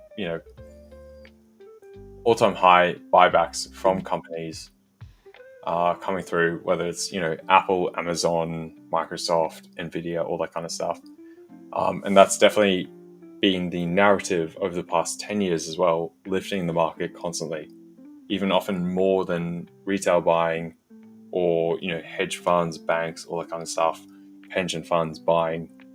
The actual purchases from companies themselves buying back their own stock has elevated the market, and that's why we've got this persistent bid up and up and up and up. And so I would definitely say we'll still see that. I'd also say that the expectation as far as earnings from the street, actual earnings reported, has come in about 7.1% on average higher than economists' expectations. So everyone's expecting the worst, and then we're actually getting better outcomes again and again and again. So we seem to have somewhat of a perfect storm for markets to just run higher and for this train to keep going. So I'm seeing, as far as if I zoom right out, say we go to the NAS, I go to a longer term thing, because right now we are roughly up about, I think it's like 12 or 13% per the year. Let's get rid of that. Looks terrible.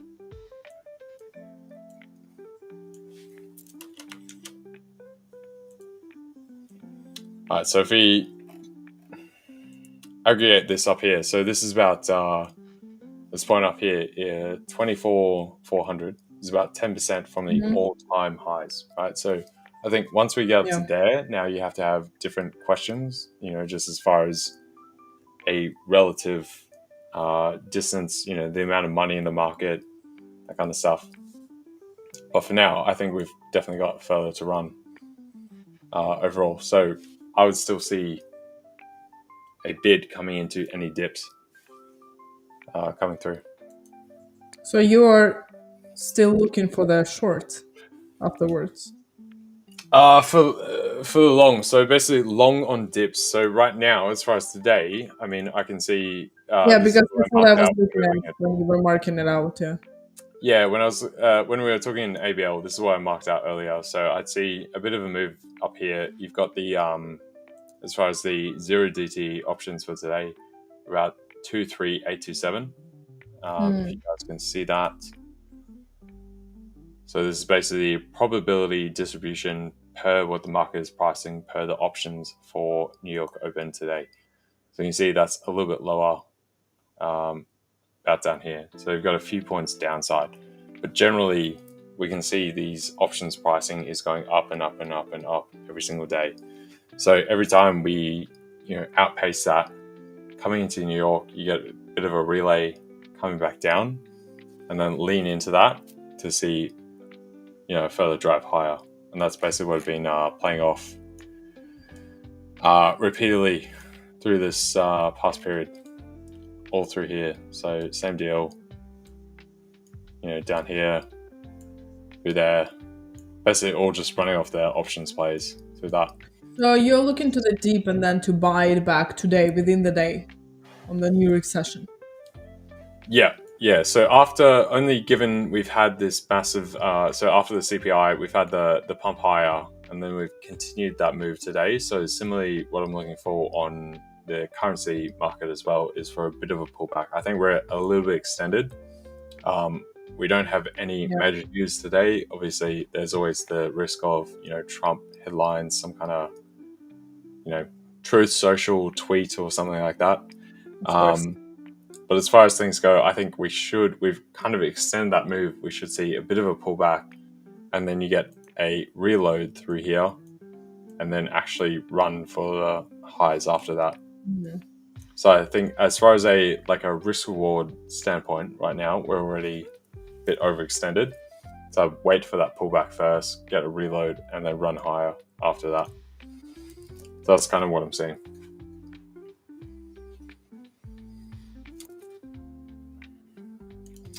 Hello, Stephen. How we doing, mate?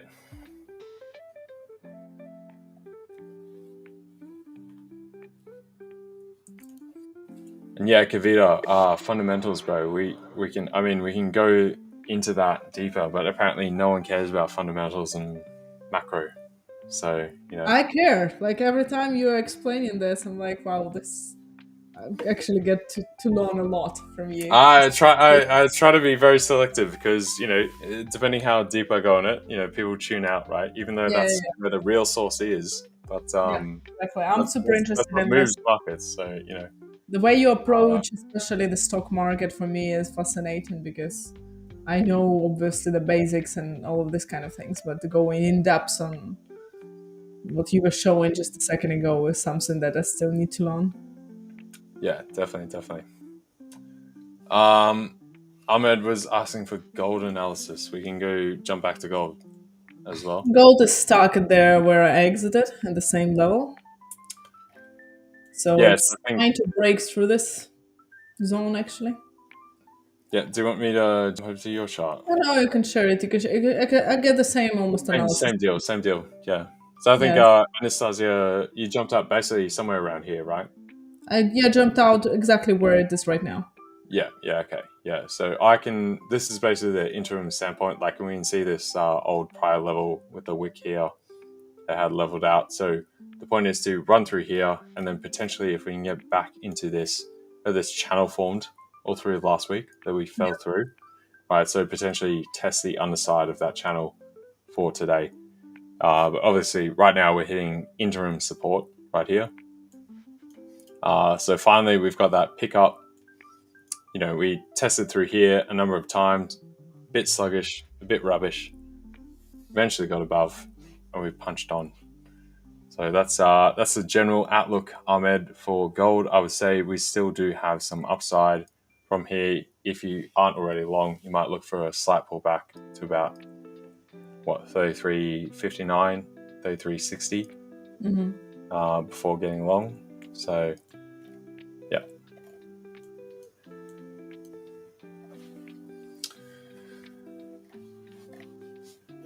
What else do we have? We've got Mike and Rich in the background as well. Are you hanging around, Anastasia, or are you going? No, I'm gonna go. Yeah, you're going to go? Yes, That's right. unfortunately. Okay. All right, that's a good. All right, thank you very much. Andre, thank you so much. It was amazing to host the session with you and Ashley as well in the beginning. Indeed. Always great to see you and learn from you as well. Good stuff. All right, thank you for keeping me company. Anastasia is going to say bye for now, guys. We're coming into ABL session, so we'll see you in just a minute.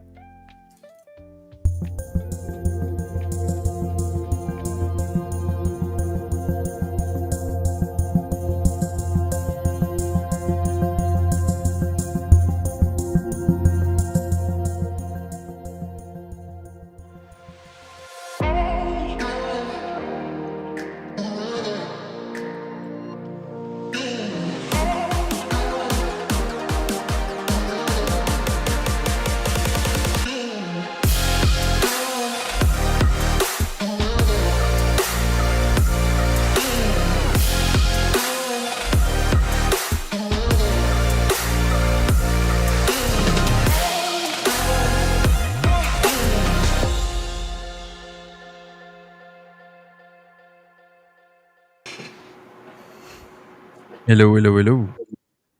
Hey, good morning, guys. How we doing? Or good morning, Guy. I think LJ's bailed on us. Good morning, Rich. Good morning. How are you, mate? I want to say good morning. It's actually afternoon, isn't it, where you are? It's. I think we're just past midday. It is, yes, just 12:30. Wasn't expecting to see you today. No? It was Wednesday. You're normally on a Thursday. Wednesday. Wednesdays. We're normally on Wednesdays, no? No, we're normally on a Thursday, mate. How Mate, tell me where you need me. Do you need me? Do you need me to go? What do you need? you're happy to stick around? I'm pretty sure everyone's going to be delighted to see you. But if you're here for the podcast, mate, the podcast isn't till tomorrow. Wonderful. Well, I'll tell you what, if I can keep you company for sort of 15, 20 minutes, if I'm not gate crashing, then I'll... You're never gate crashing, mate. You're never gate crashing. Wonderful. Never gate crashing. All right, Oh, I'm back. dear. How we doing, guys? How we doing? How we doing? Here we are. How's the charts, LJ? What's been happening? We got anything moving? We got that further move on euro dollar. Apart from that, that's pretty much it. We got the further move up on gold as well. Yes. I'm waiting to see if we finally get a confirmation of sells or not. At the moment, it's just chopping around, and I can't get a feel for where it's want to go at the moment. So yeah, so I think we've got this high upside. So back to test the underside of the channel that we had up through here. So Anastasia was also long from somewhere down here, jumped out just about here, 336364 or so. Mm-hmm. Obviously, she's trading the futures, so a bit of a different price overall, but it's basically the underside of this wick through here. The price support. We're now coming into this, what I call the sludge zone. We're approaching that. I think we will get that upside up here at about 33.75 and test the underside of this channel from last week, though, for today. So we'll see how we go. But yeah, apart from that, with euro dollar, close out these longs now short in euro dollar. I'd like to see this hold for a bit of an interim pullback, see how far down we can get. At 117.30 right now, bit of an extension overall as far as euro dollar and the pound. I mean, pound's come up to topside resistance as well. So hopefully we get that pullback. Yeah, we just had the first entry conditions for EU and GU short. I've been following the price action this morning. Haven't quite understood what the dollar weakness is that's causing such a rally. I mean, we were 133 not so long ago on the pound. Now we're up to 135.5. And I was just looking at the price action, the order flow on the lower time frame, and I'm like, if I was trading today, and I'm not trading today, I said I need to not be trading today, I would be short GU EU right now. Really like the idea that we could be looking to fade some of that move back down for a little bit. What are your guys' biases? Are you? I hear you've swapped your longs for shorts. Yeah, so basically, I mean, we had the CPI last night basically come out pretty much flat, so as Okay. expected. So from here, I would say, though, that we will be getting higher inflation beyond here. Now, the question is, how long does that take to kick in? Everyone's been calling for that to come in a bit sooner. I could, to be honest, see this come in way later to 2026 before we actually see the tariff-induced inflation actually following through. We've still got the inventories and everything that companies are working through, which they brought forward before the tariffs. So they're still going to be pricing that out at the same level. With that, then we've had the further tangential comments around the Fed rate cuts, with some of the other side members, other than Powell, calling for either 50 basis point cut or 25 basis point cuts before the end of the year. So there seems to be this kind of weird front running thing of, people suddenly, put their hand up, be like, oh, I'm happy to cut rates. I'm happy to cut rates. Put me in, coach. Right. So we're kind of getting that. And then also you had the BLS, as far as the Bureau of Labor Statistics for the US. Obviously, Trump decided to fire, what's her name? I Woman with a random name. Yeah. The prior lady who was the head of the BLS after the poor payroll data, and we had the revisions for the past 2 months. Now we got this Antony guy, and we had the comments last night, which was actually from a prior interview from about a month ago or something, saying that he would be in favor of putting the non-farm payrolls instead of a monthly release going to a quarterly release, which obviously is insane. Won't happen. No chance of that. But generally, it speaks to the throughput that Trump has more political influence and more fingers in the pot as far as all this kind of other data, which is meant to say outside of politics, right? And it's getting into that financial scene more and more. So if this guy actually gets appointed, everyone now will be considering that any of the NFP numbers that come out, if they're good, people are thinking, are they actually that good, or are they being massaged? So thinking they're probably lower. And if it comes out worse or comes out negative, we'll go, is that actually as bad as it is? Or is it realistically even worse, right? So we got this asymmetric play through that. And whether this comes into some weird idea of leveling out the dollar, getting rates down, right? Because Scott Bessent in the past 2 weeks has also come out and openly spoken about a weaker dollar is a stronger dollar. And how that works is basically when you have a weaker dollar, it means that the other, tangential countries can accumulate more dollars overall because it's cheaper. You can buy and acquire more dollars because they're cheaper. Which, if they acquire more dollars, means there's more total dollars in circulation, and that actually shores up the dollar in a strong position. So that's how you get that throughput of weaker dollar at the same time as being a stronger dollar. Yeah, but And there has to be a lagging effect on that, right? Where it has to then be priced in to become cheaper for then people to go, hey, this is on discount. Let me now purchase and bag that, right? exactly, and that's what we've gone through back and forth, particularly with the Fed. If we look at the Fed Watch tool, so prior to the CPI yesterday, we're about 82% probability of a rate cut for September. After the CPI, we've since jumped up to 96% of a rate cut for September. So starting Monday last week, we went 97, went to 90, went to 85, back to 94. We've gone back and forth again and again. And so just like you were saying, Rich, like this is kind of where we are. We're in this like interim period trying to figure out where we're actually going for the next 3 months, the next 6 months, and 12 months if we look to when Jerome Powell is no longer the head of the Fed. Who's going to be there? What is their throughput? How politically malleable are they or not?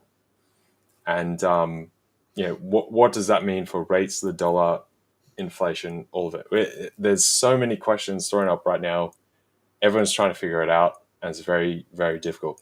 That's why we're seeing this kind of back and forth chop with the euro dollar, with the pound dollar. The week before last, I mean, we came off on pound dollar about 650 pips. Since we hit that low, we've come up about 350, almost 400. So we're getting massive, up, down, and then fully flip the other way and go back. All right, so that's where we've got this chop and change right now, for sure. So, are you in any trades? Out of question, Rich, today. No, I last trade I took was on Monday, and I was long GU and EU as well. I was also long gold and long the DAX, so I was kind of building a kind of a portfolio idea. And I come out later on the Monday, completely flat in the market, and I said, "This is the condition I want to be. I want to wait for more information." It's one thing that I've been sort of practicing more recently. As traders, we're constantly adding things to our portfolio. I need to do this. I need to do this. What can I do better? And I've been really challenged recently by a really good friend of mine, who challenged me and said, "It's actually about doing less. It's about identifying the things you shouldn't do and saying, I'm going to step sideways from that and I'm going to avoid doing it." And I recognize that there's my trading is good, and there's this small gap, and it's a behavior gap that can take it from good to excellent. And it's just a behavioral gap. And for the, for those of us that are starting out in trading, we have this period where we're like, I just need to understand price action. If I could just understand price action, then I'll just make all the money. And what happens, or what I've seen in a lot of traders and experienced myself, is you start to understand price action.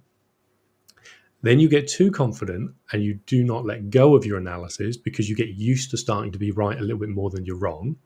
And then you go through this period where you've got to learn to be an incredibly good loser. And I think that's one of the more difficult and challenging parts of trading is letting go of trade ideas quick enough. And we hear these phrases like cut your losers short, let your winners run. But what we're talking about is a very, very learned mental skill. I mean, we don't like learning. We don't like losing as a habit. We hate losing. So to learn to lose well, and then compound your winners as well. And that was a lovely cheeky little one Monday. I got the low of the day. Well, I got the low of this whole 150, 200 pip rally. I got it by a pip, and then I scaled into it as it started to run, and it was a really nice. Hey. I mean, it would have been a Victor special. We would have been multiples of it had I've held. But I was trying to achieve something within a portfolio, and and then I recognised, what, this is good trading, but great trading looks like really leveraging my ideas and stepping away quickly when I get wrong. So I said, until you're able to do that, apparently I'm still trying to figure out which day of the week it is, but until I learn to do that, then I was like, you know what?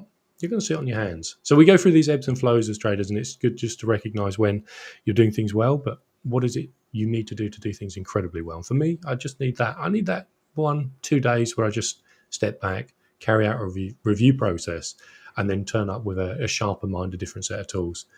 If not, I'm just going to keep going at it with the same tools.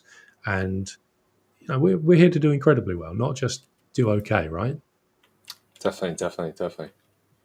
I understand. Just adding to some of these side comment back to macro stuff. As far as the 33 trillion of US debt, to be honest, man, doesn't matter. Much of that gets rolled over. It's never going to be paid off. By and large, I would ignore it. It's more of a ratio as the percentage of GDP output to the debt ratio. That has got a little bit out of hand. But I mean, everyone knows this. Everyone's got eyes on it. Same in the US administration. I would not concern yourself around it, to be honest. So it's just a side tangent, but there you go. This question, if you want to answer that, Rich or Mike, as far as the competition stuff, about people actually blowing out the competition, what would you say as far as comparing that to day-to-day trading and your regular stuff?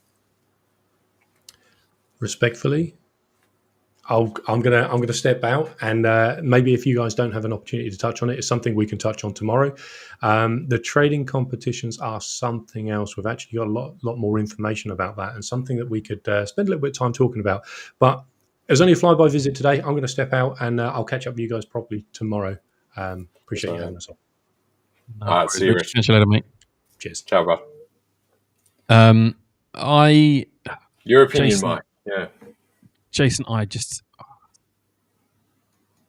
hate to say this, but I just can't be arsed with it. I know that sounds horrible, and I probably should say something a bit more politically correct. But do you know what? The worst thing that you can do in trading, in fact, in anything, is compare yourself to others, right? Because all you're doing is you're chasing a perceived figure of some kind, right? A perceived result, a perceived profitability, or not, as the case may be.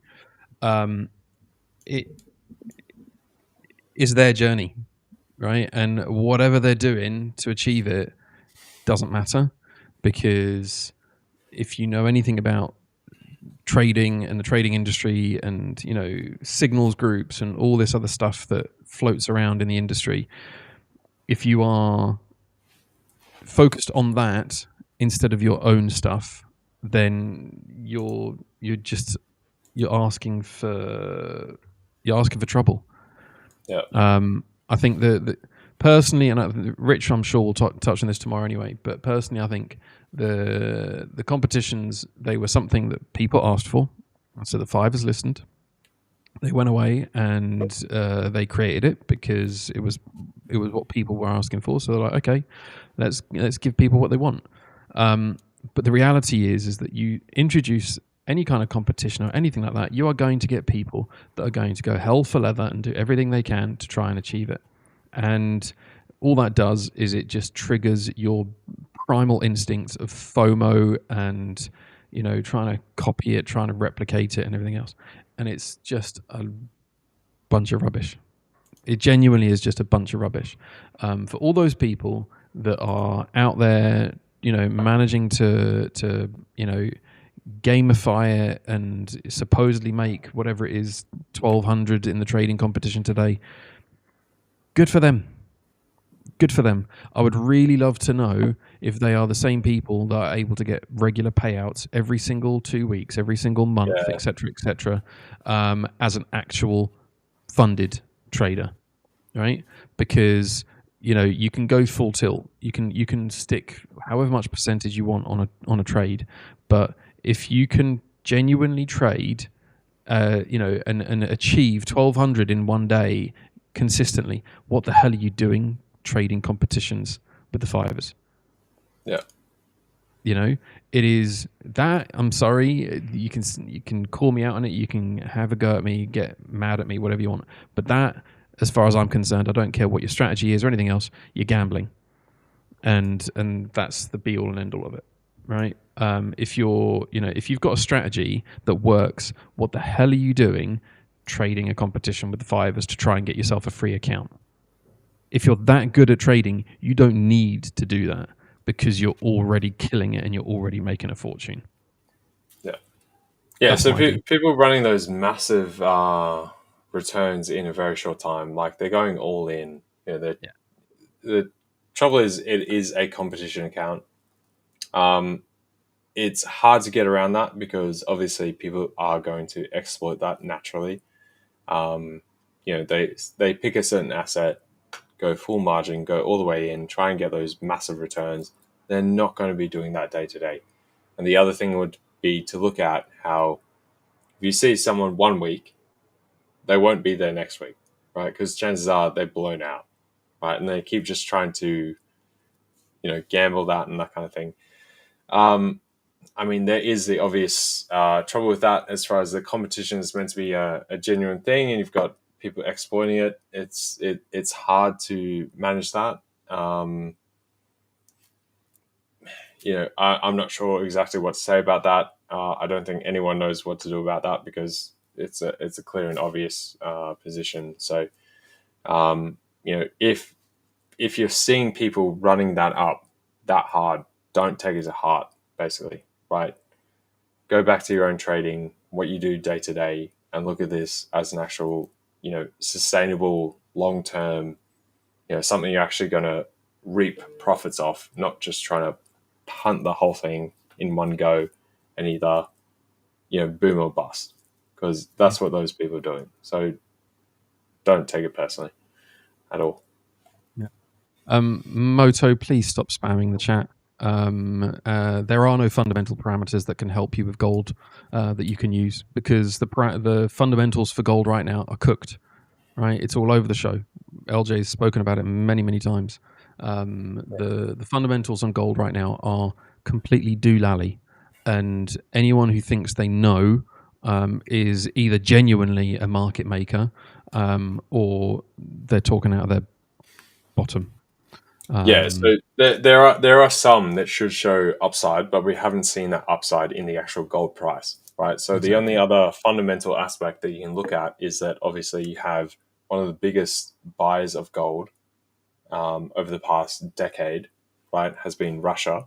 And one of the reasons that gold has actually climbed this high is not actually because of speculative buying or through the market, through futures or whatever.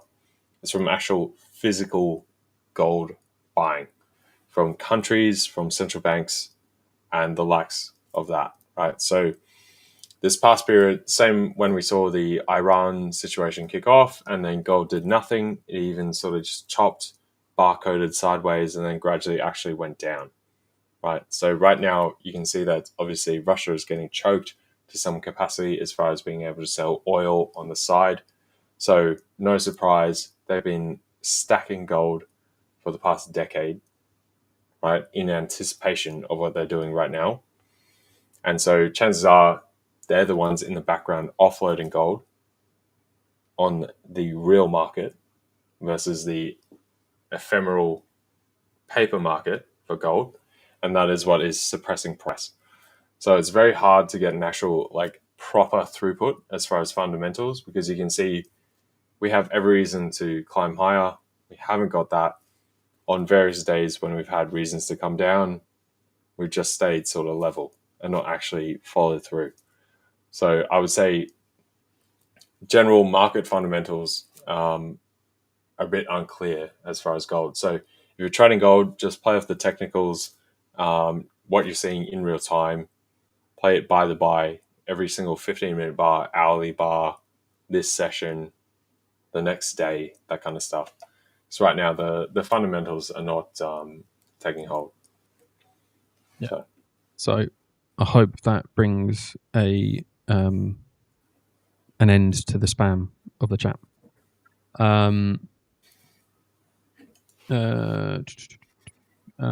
Oracle says people are going to gamble when there's a competition. The results from competition is not reliable and is not consistent of the long term. Exactly that, precisely. People, as LJ said, people are just going to go full tilt, and they're just going to they're going to do what they can to gamble it. Rahul's asking about your level for shorting EU. It was a level that I had marked. Well, it was an area that I had marked out, but I wasn't looking at EU when it happened. Do you want to talk them through what your reasoning was for it? Yeah, definitely. So, okay, that's way too zoomed out. Let's correct that. I gotta fix. Let me just fix this as well. Get rid of these, and we'll put that onto grey. So this was basically our interim point. If we go out to the hourly, right, that we broke through last night off the CPI, off the back of the CPI, after we come into this trend line, we smashed through it after getting the comments from the potential forward BLS head that Antonelli, what I forget his full Whatever name his name now. is. Like JD Antonelli, whatever. And he was talking about putting the jobs numbers to a quarterly number instead of monthly, right? So we had a bit of capitulation. The main input from that is not actually the numbers itself, but it just signifies more that Trump is trying to get his fingers into, the government economic data. He's trying to get his fingers into the Fed. He talked about the other day about suing Jerome Powell over or Jerome Powell / the Fed. He mentioned Jerome Powell. Obviously, that's not who he's going to sue over the updates to the Fed building, which, as far as I'm aware, has not been updated since 1930. They haven't had proper renovations. So they're probably about due after 95 years. Yeah, but he's a building developer. He's in property, so only real estate, Trump yeah. knows how to redevelop a property. Yeah. Apparently. Yeah. So the through kick here, obviously, you had the 116.97 area through here. So the top of both of these weeks, we ran through that right now. We had an interim standpoint of 117.15 to 20. This is about where the R1 is today. And this dotted line I have through here, these are some of the old prior support turned resistance and back and forth levels that we had. So from this week here, and then we built off structure through there prior as well. And you go right, if we keep going back, there was further levels from there as well. So from that, we tapped through it a touch. That was mainly due to the pound dollar continuing to run on, and we came up to its topside resistance just by this dotted line that I had marked out prior to that at 135.80.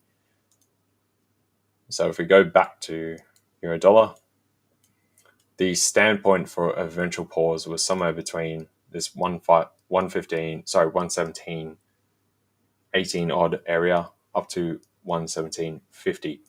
Now, given the ATR, given prior day's push, we haven't had a proper pullback at all today as well.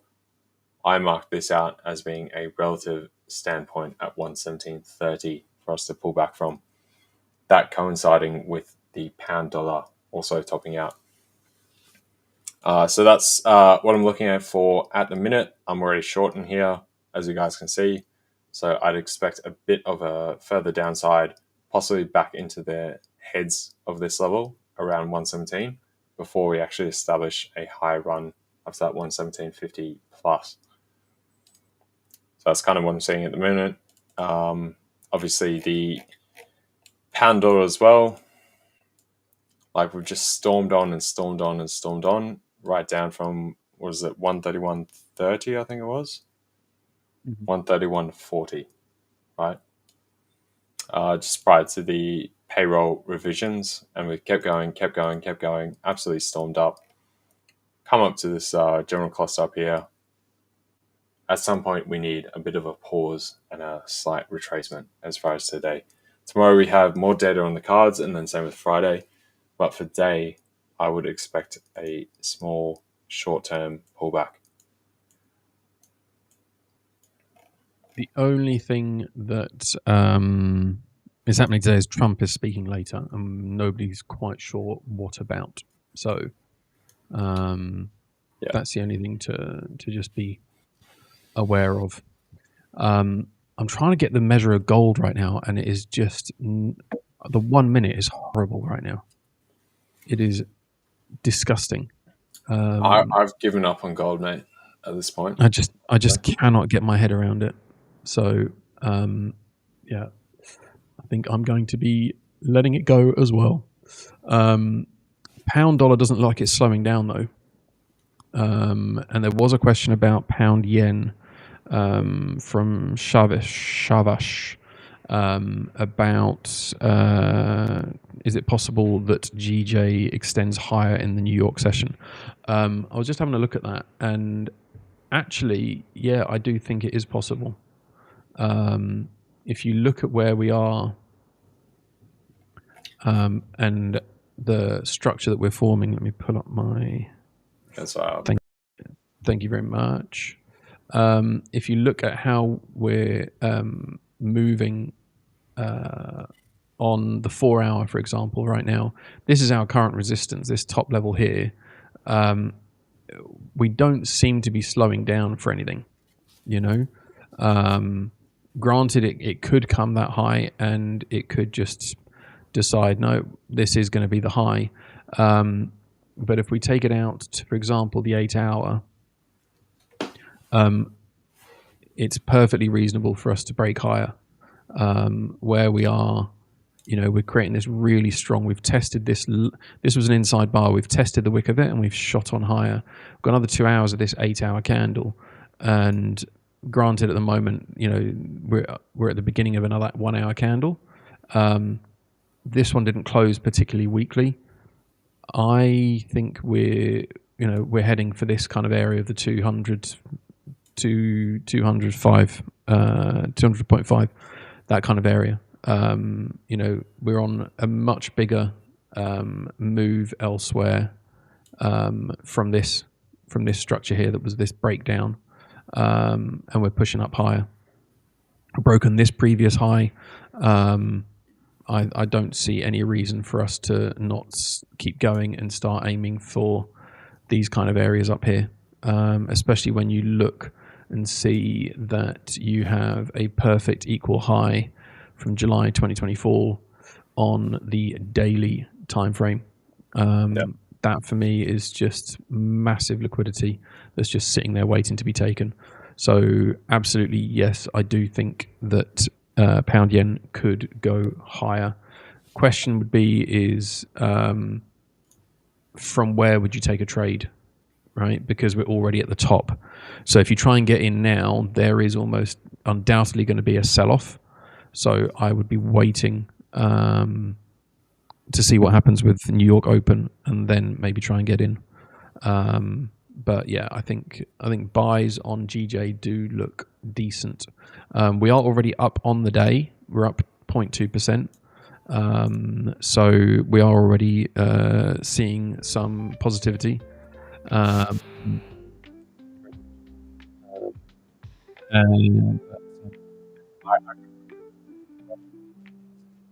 You got it? Say again, sorry. Did you do that, or did it just fix itself? What, the music? No, I was trying to remove Rich offline in between. Yeah, no, I did that. Yeah, don't worry. Yeah, I tried 3 times and it didn't work. Yeah, no, I managed to do it. Apologies for that, Fabian. You got the music as well. Don't worry. Did we run through the Dow? No, we didn't. But we can certainly have a look. Yeah. Dow. Dow is one of the only ones that isn't at all-time highs. Yeah. So, and that's because the Dow isn't. The Dow's the traditional one, right? Dow is sad, man. I don't like the Dow. It's terrible.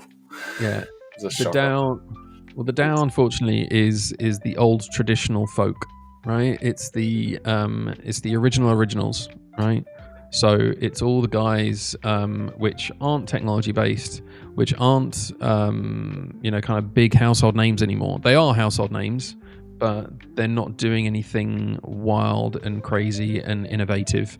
They are just your steady eddies, right? And that's the Dow in a nutshell, right? So that's why you're seeing the Dow really kind of just struggle when it comes to making all-time highs compared to the NAS and the S&P. In a way, I'd probably actually prefer taking a trade on the Dow because you're more... Well, hear me out. The reason for that is just from a technical perspective. If you're trying to catch a trade on the NAS, look at this chart compared to the NAS, right? The NAS is gone, right? NAS is gone, S&P is gone, right? We're breaking all-time highs. So trying to catch anything on either of those as a day trader is going to be a lot harder because you're heading into all-time highs. What you're gonna try and sell all-time highs at some random point? I don't know. Whereas the Dow, I'm not saying you're going to get huge profits or anything else, but it is moving, and at least you've got technical levels that have been tested and that have that price has been to. But I mean, at the moment, I'm not seeing anything. As things stand, I don't see anything clear cut on the Dow. So I need you just to gotta remember, it's stocks, right? So stocks are a little bit more momentum based rather than that back and forth pullback from currencies, right? Where you've got a tug of war on both sides. Stocks are just, you got one asset and then it's priced against whatever currency it's listed on. So if you got a US indice, then it's going to be US dollars, and it's pretty much just one way up, right? Currencies are back and forth. You've got that, trading per whatever data comes out, central bank stuff, all that kind of stuff, back and forth. You got mean reversion. Stocks tend to get to a certain point and they just run, right? It's momentum based. So that's the only counter I would say to that. And hence, that's also why, like you're saying, with the US 30, you've got more traditional blue chip type companies, which are very large companies, but they're not exponential. They're not like the major tech firms in, say, the NASDAQ or, what's majority leading the S&P. So they're kind of anchored to gravity a little bit, whereas the tech firms can just run off. And that's why we're seeing the lagging position as far as the US 30 compared to the other indices. So personally, I would prefer just to stay to the stuff that is a bit more readable, a bit more throughput. I can see what you're saying as far as a technical standpoint, which I would agree if it was like a currency or commodity, but with the indices, I think it is a little bit different. You have to just view the characteristic profile with that extra shade in there. Yeah. So it looks like gold is making its move finally, frustratingly so, because it looks like the sellers are in now. So I'm just trying to see if there's anywhere that we might pull back to see if there's going to be an opportunity to get in on this. But at the moment, I'm not seeing anything clear cut. I'd like to see us react from this area right now, but I think we're going to push on. Let's see. Have we broken that level? Not yet. We just stalled here on this one. I don't think we've not broken it just yet. So I'd like to see us pull back and then maybe look for sells. I'm trying to think, probably from here. This might be a nice one to see if we can get a reaction from there maybe. But it's broken that low, so it's not stopping for the time being. And it's come and taken this one,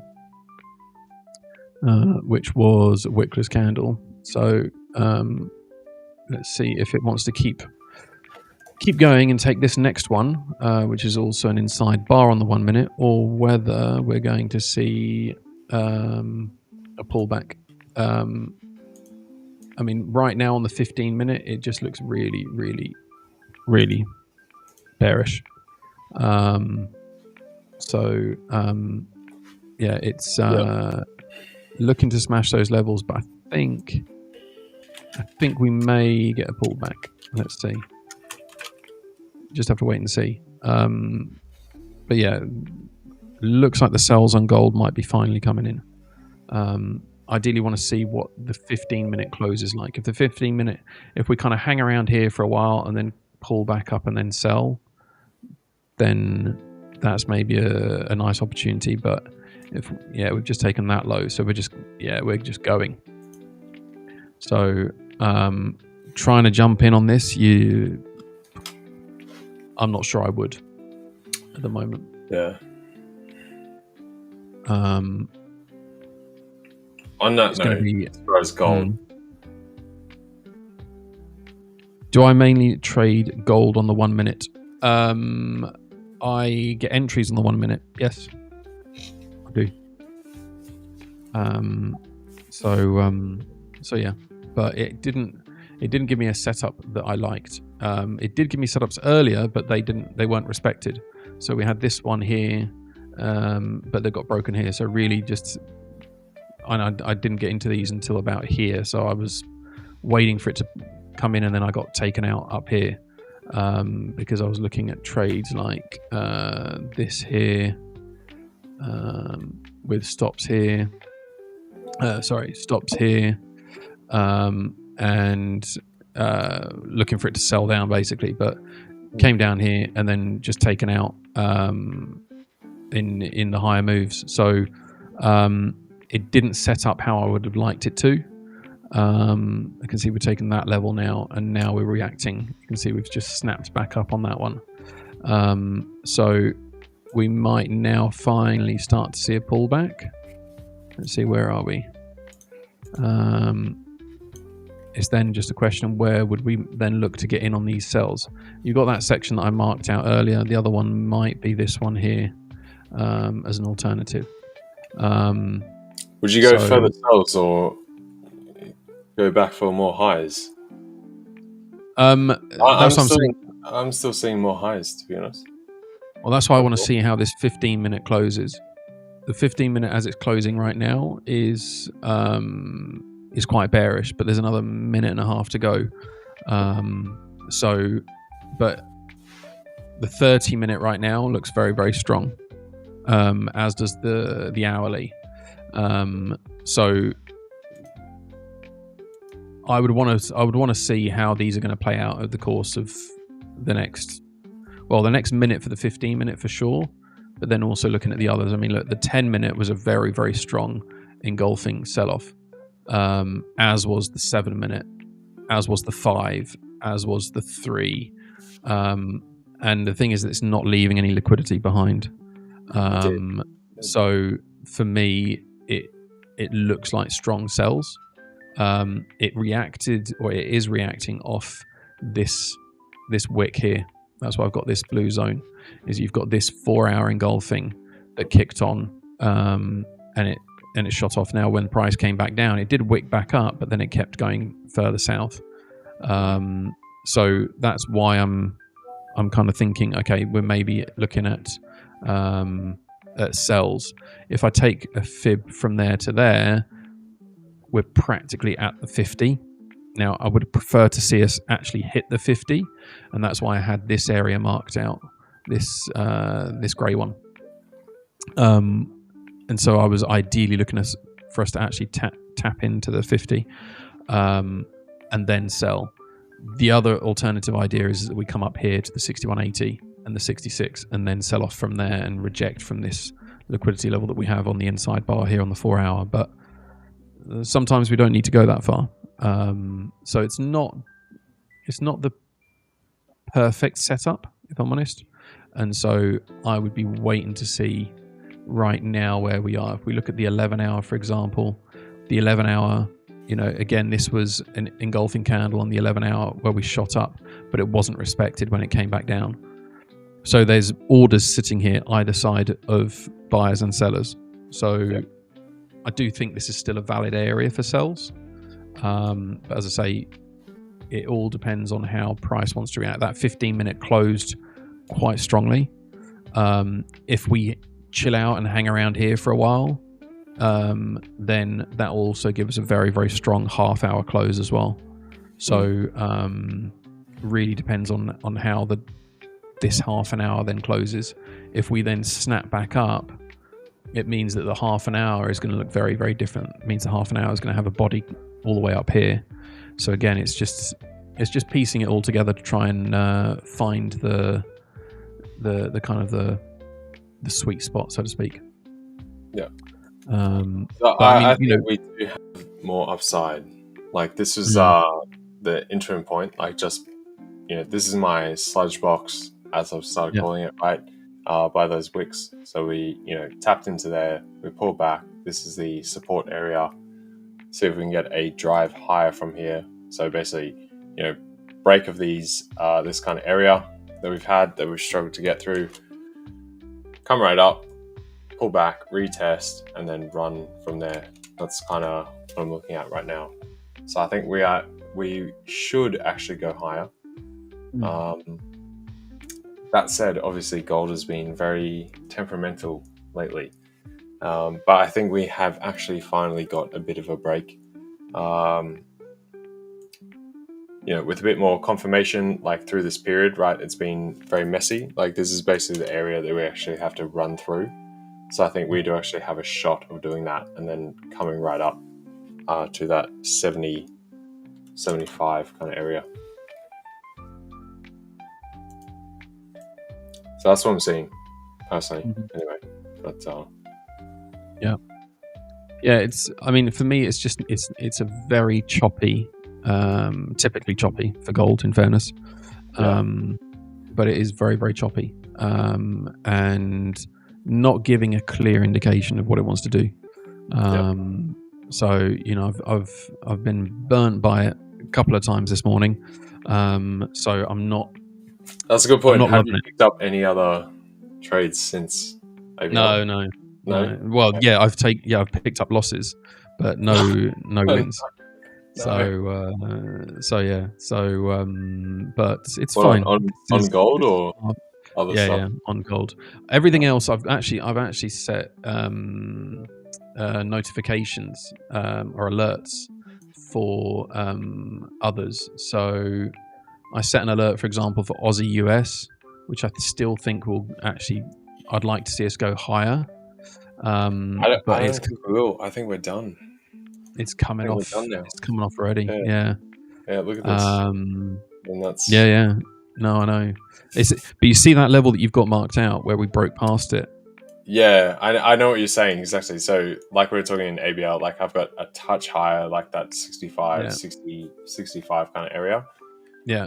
This was the similar idea with the euro, though. It's very contingent on the momentum of the pound dollar right now, right? And that's what sort of drove things. The Aussie dollar actually broke out first on the back of pound dollar momentum, because they often correlate a little bit more than the euro dollar. And then obviously Aussie dollar hit through the prior highs, ran on, has gone a bit further.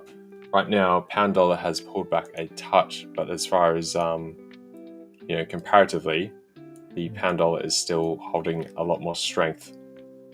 You look at that, and we go over to euro dollar, which I'm in the short now. Look, that's collapsing, right? I mean, that's looking pretty good right now. Yeah.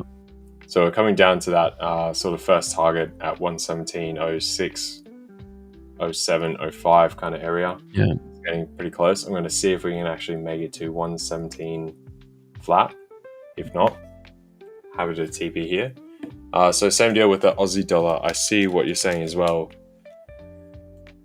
but they seem because interestingly enough, you're still expecting a higher move on Euro USD. Yeah, but only from a lower point. So same deal with Aussie dollar. Say you get back down here through these kind of highs, right? So I'd want to see this come down to here, retest that, and then run up, right? Yeah. So I think this move is a bit overcooked. Obviously, we don't have any news today. It's just been an induced move from flows, the backdrop of yesterday's CPI, and just basically a kick on from that. But per the ATR and that kind of stuff, we've kind of pushed things on from there. So I would still be interested in buys, but just not from this level. Obviously, you got this. This is basically going to be support right now, about that 65.50 for the Aussie dollar. Euro dollar is trying to find that level through here as well. So potentially you could see the pickup from here, but preferably I would like to see a bit more of a pullback before having full confidence going in. So I'd probably go in half from this area and then another half where we get that drop. Conversely, if we just keep kicking on, I'm already in half and I'll just add to it as we move up. So, yeah. Yeah, I mean, the standout is obviously the pound right now. Like, this thing is not going anywhere. It is so resilient, the pound across the board. Which is surprising given the recent suffering that the pound has had. Yeah, definitely. I mean, the pound often flip-flops between those two areas. Like, either gets absolutely smashed, right? It goes through those big periods of downdraft and then goes through those periods of extended strength. This is extended strength plus added resilience. Because normally within those downdrafts or those big moves up, you still do get a lot of volatility. And it seems like the move is done. You recorrect lower, only to come back up. But yeah, we're not getting that. Like the pound is just doing it's doing very well. So I don't know if this is just a reallocation after the big downdraft from all-time highs. I mean, this was a pretty hefty drop. So when you look at it on that time frame, you go out to the daily, we're kind of just moving back into like a bit of a moderate kind of area, right? Yeah. So when you come out that far, it's not that crazy. That said, just like the downside was a bit overcooked per the conditions that were going on at the time, with the fiscal stance, and we had the problem with the bond market, that kind of stuff kicking back up again. It seems as though this move higher might be a bit extended as well right now. Den man, dude, way too many questions. Way too many questions. I don't even know where to start. So head over to ABL. All right, head over to the AlphaBeta lab and ask the questions in there. All right, and the guys will answer. Because we could spend the next hour answering all your questions there. Gold is breaking lower again, massively.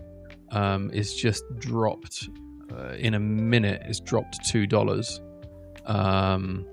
It is taking no prisoners today. I don't know what to make of gold, if I'm honest. That 15-minute candle that I was talking about and the half-hour candle are just looking even stronger for sells right now. And just for context, I have this trade mapped out on here. I'm not actually long on gold today at all. I don't like gold this week. This chop through here has been terrible, so I'm out of gold. But this was just something we marked up earlier in the stream as far as longs from here. So I think we're still in that relative support area though. So I think we could find some kind of bearing through here. I would say that 58.5 level is probably the crux point, right? If you see us break through there, then obviously we're going lower. If we manage to create a bit of a higher low through here, that would be preferable to see us go back up. But yeah, I mean, gold through this area, as far as the churn over the past couple of days, that's actually a fair return. So this has been, back and forth. So to see us actually break out even, 20 points, as far as gold right now, is fair return. Yeah. And heading lower at the moment. Yeah. So, anyone who's buying gold, be careful. I'm just looking at the NAS. The NAS is trying to see if I can get a feel for what the NAS is doing. The NAS. We did have a look at the NAS earlier on. The NAS does look like it's due a bit of a correction and a pull back down. Kind of creating this double top on the 15-minute. But there's a bit of structure just below it that's kind of supporting current levels. So not an ideal picture for the NAS right now. On the 1 minute, it's just broken past previous resistance that it did have, and it looks like it's going back to retest the highs. So not very clear. I don't think the markets want to, at least not for me, want to give me much today. So I think I shall be sitting out the rest of the day to avoid me blowing another phase 2 on a high state. because we all know that's what Mike likes to do. So Yeah, as far as the NAS, like I do see a bit more upside. I've been looking for about that 2400 kind of level up here before we actually pull down. So this level just down here, 23,850 or so. Go over here, 827 is the expected probability distribution for the 0DT options for today, as I love to look at. So if you go over here, often a great trade coming into the New York session is to reverse when you do get a price distortion on the NASDAQ outside of the expected level. If you have ran enough upside or downside, is for the price to pull back into that level coming towards New York. So if we get a further push up through here, I would favor shorts coming back into this level. So this is right here at about 55. So it's a bit above that level, just so that you make sure you get tapped in, because it's not always perfect, right? Front run it a little bit. But right now, I wouldn't jump in front of this at the moment. It seems as though we are still climbing now gradually. I prefer to short a top, especially after this rather aggressive move coming through. So you think we're going to break those highs and head up to the R1? Yeah, I think we come to R1. That would be my preferred short option. Obviously, we have moved pretty substantially through here, so it's whether we get a similar thing where we've had on, say, euro dollar. We peaked there, come down. Even the pound is somewhat leveled out. Obviously, the pound is much stronger. Every single asset class is showing something similar just now. Same with gold, even peaking out, pulling back. But I do see some high levels, particularly as far as the indices go, before pulling back. So depending how you want to size things,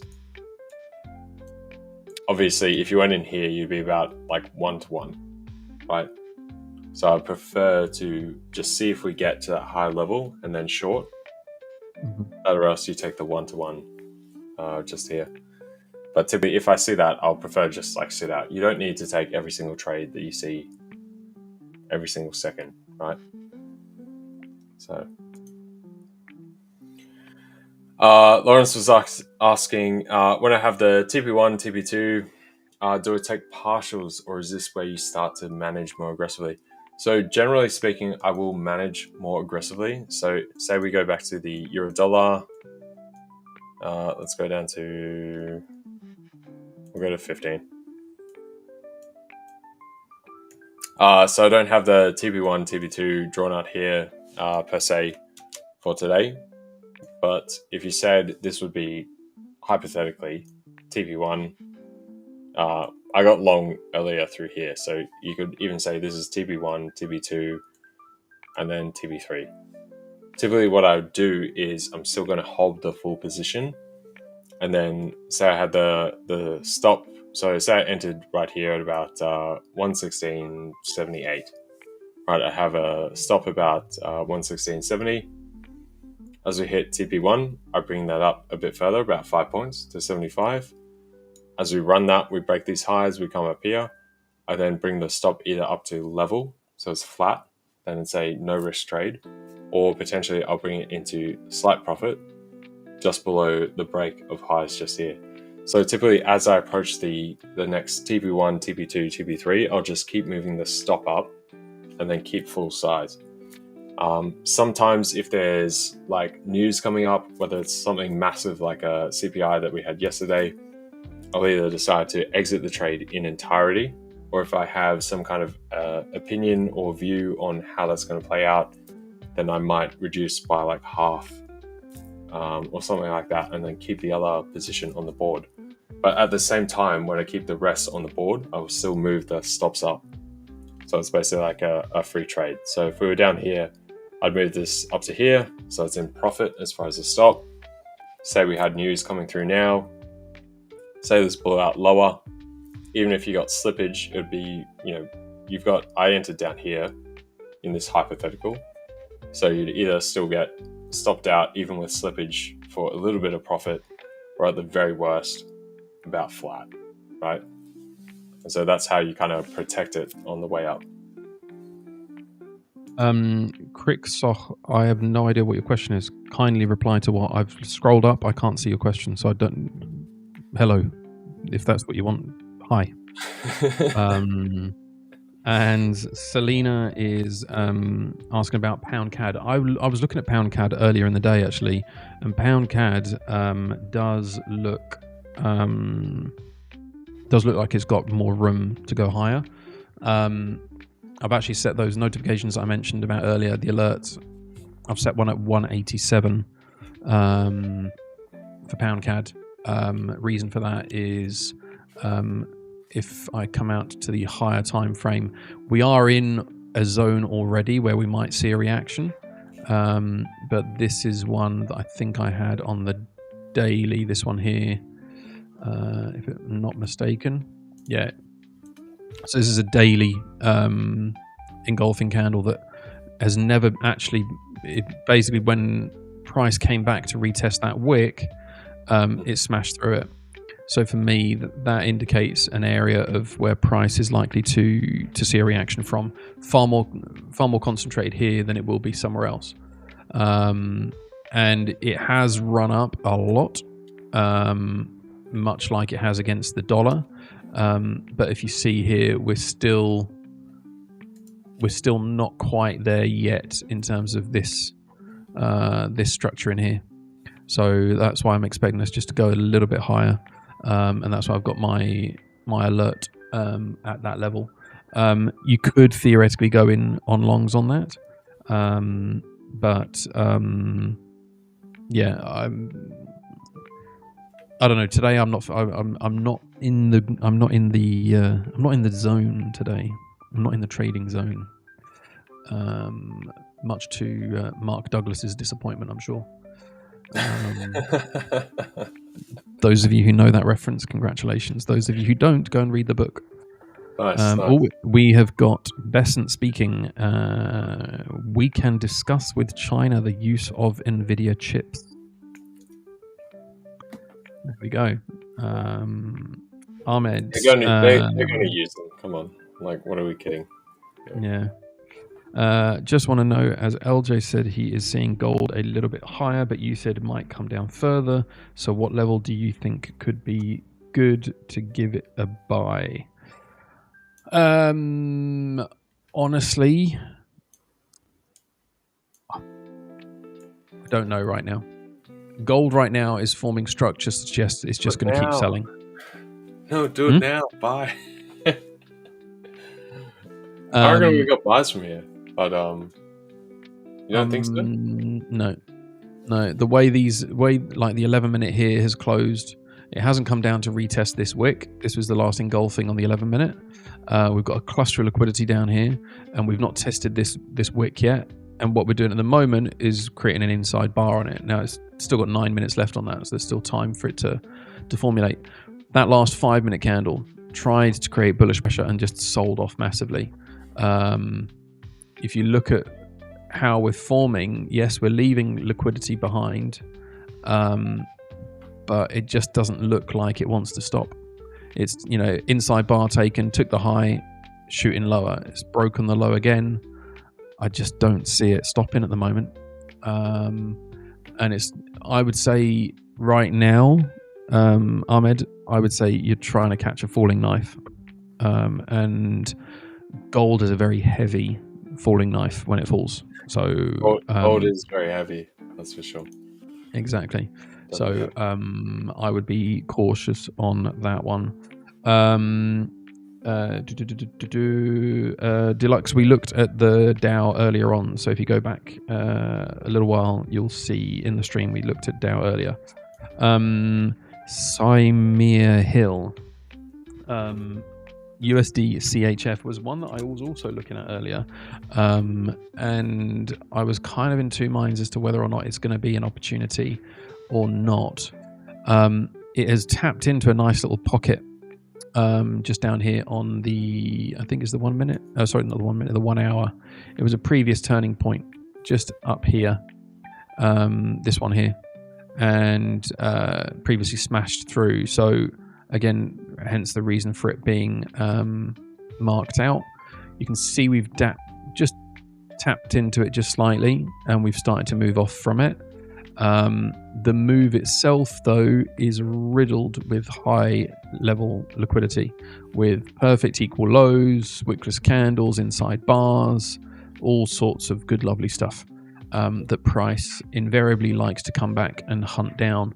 So just scrolling through here, you've got perfect equal low here. So I would potentially, let's just see, did that create an equal high? It did create an equal high there as well. So yes, you could potentially look for sells, but just look how much it's sold off already from here. So I'd be careful, is my advice.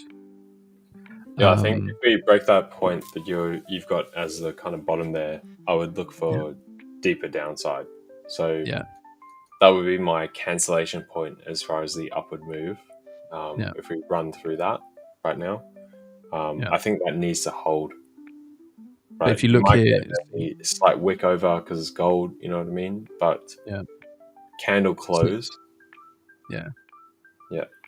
So you look at this. So this was a turning point of some kind here on the 4 hour, right? And it pushed down before you had whatever it was. This was obviously some kind of news candle.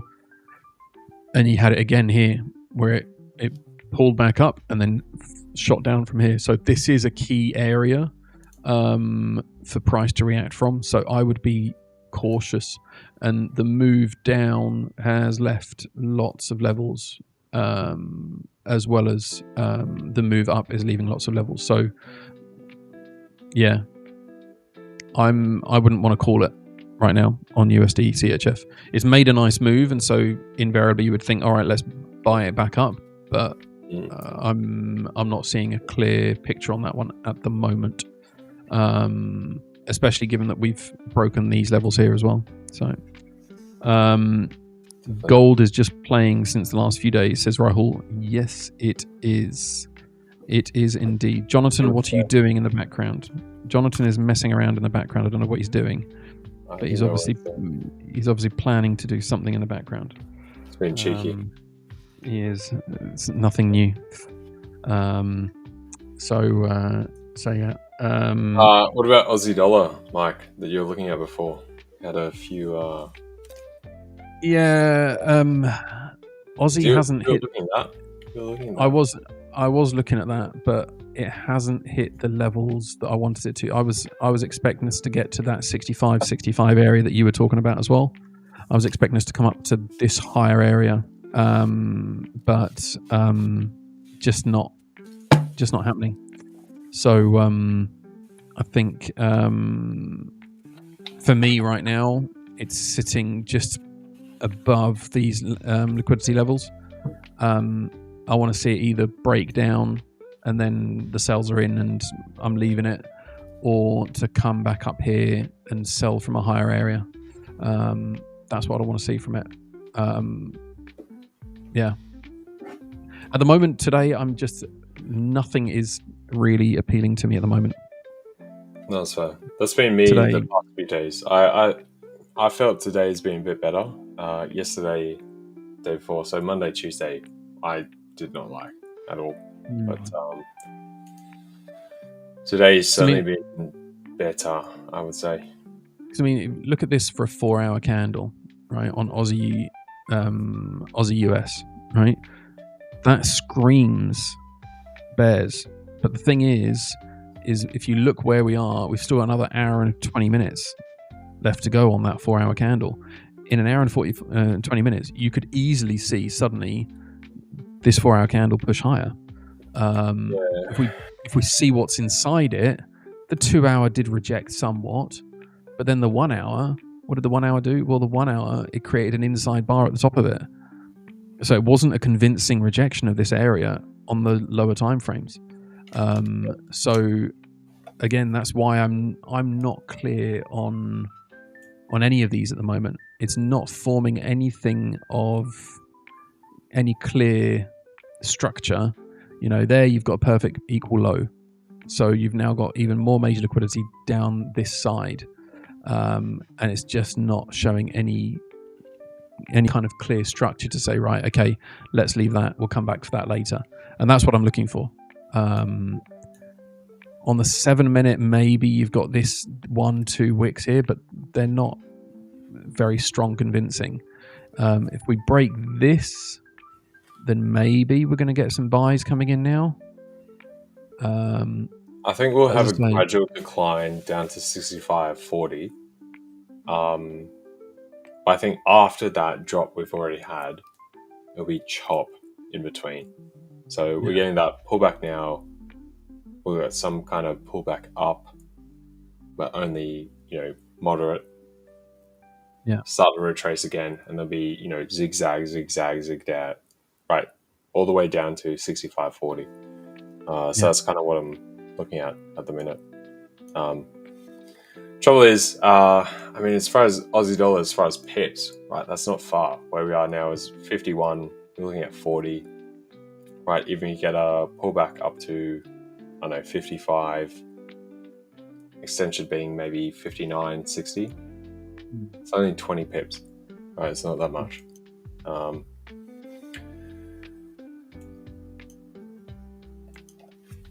So I think we could crash beyond there, but as far as today, I think that's kind of the interim pause point, because we definitely do have that momentum coming back into the general dollar short type situation. We've had all the chaos going on in the past little bit. Politically, as far as the BLS, all that kind of stuff, the reshuffling of the Fed and the expected rate cut outcome for September. So I would say we definitely have a very much back to the short dollar bias overall, and coming into the end of this week. Obviously tomorrow we got week on week unemployment claims and then PPI, so that will shift things. And then I think more importantly than those, to be honest, is the retail sales data on Friday to look at right now. Yeah, there's a lot to come out, for sure, and all of it, any of it, can shift things around quite substantially. So yeah, I'm just having a look to see how extensive the trail is. I mean, this looks relatively strong as a sell area, but all of this is just, for me, is just liquidity for price to come back and hunt. So the way we've broken this structure here, I actually think Aussie US dollar looks long from here, and going higher, going up to that level that we were talking about. I'm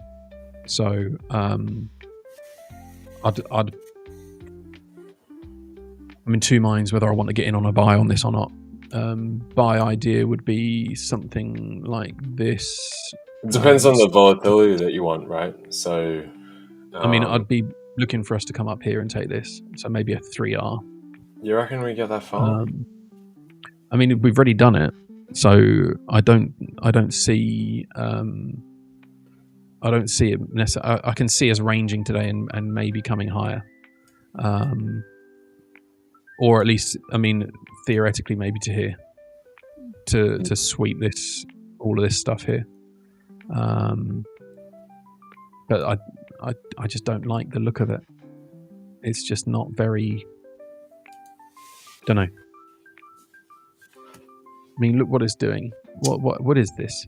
What are these last 3-4 minute candles? What is that? It's just toot. I think beyond anything, like if we look at go to pound dollar, like pound dollar is still hanging around the highs. I'd potentially actually look for a sell on pound dollar, preferably over everything else right now. Euro dollar's pulled back, Aussie dollar's pulled back, dollar yen has sort of based as well. Pound dollar definitely not quite fallen off, which we have had that persistent strength in the pound dollar, or in the pound in general, I should say. But at some point we do have to hit that head point get that natural pullback. Eventually, once price stops rallying, everyone goes, okay, that's it. Turn the move, roll back down.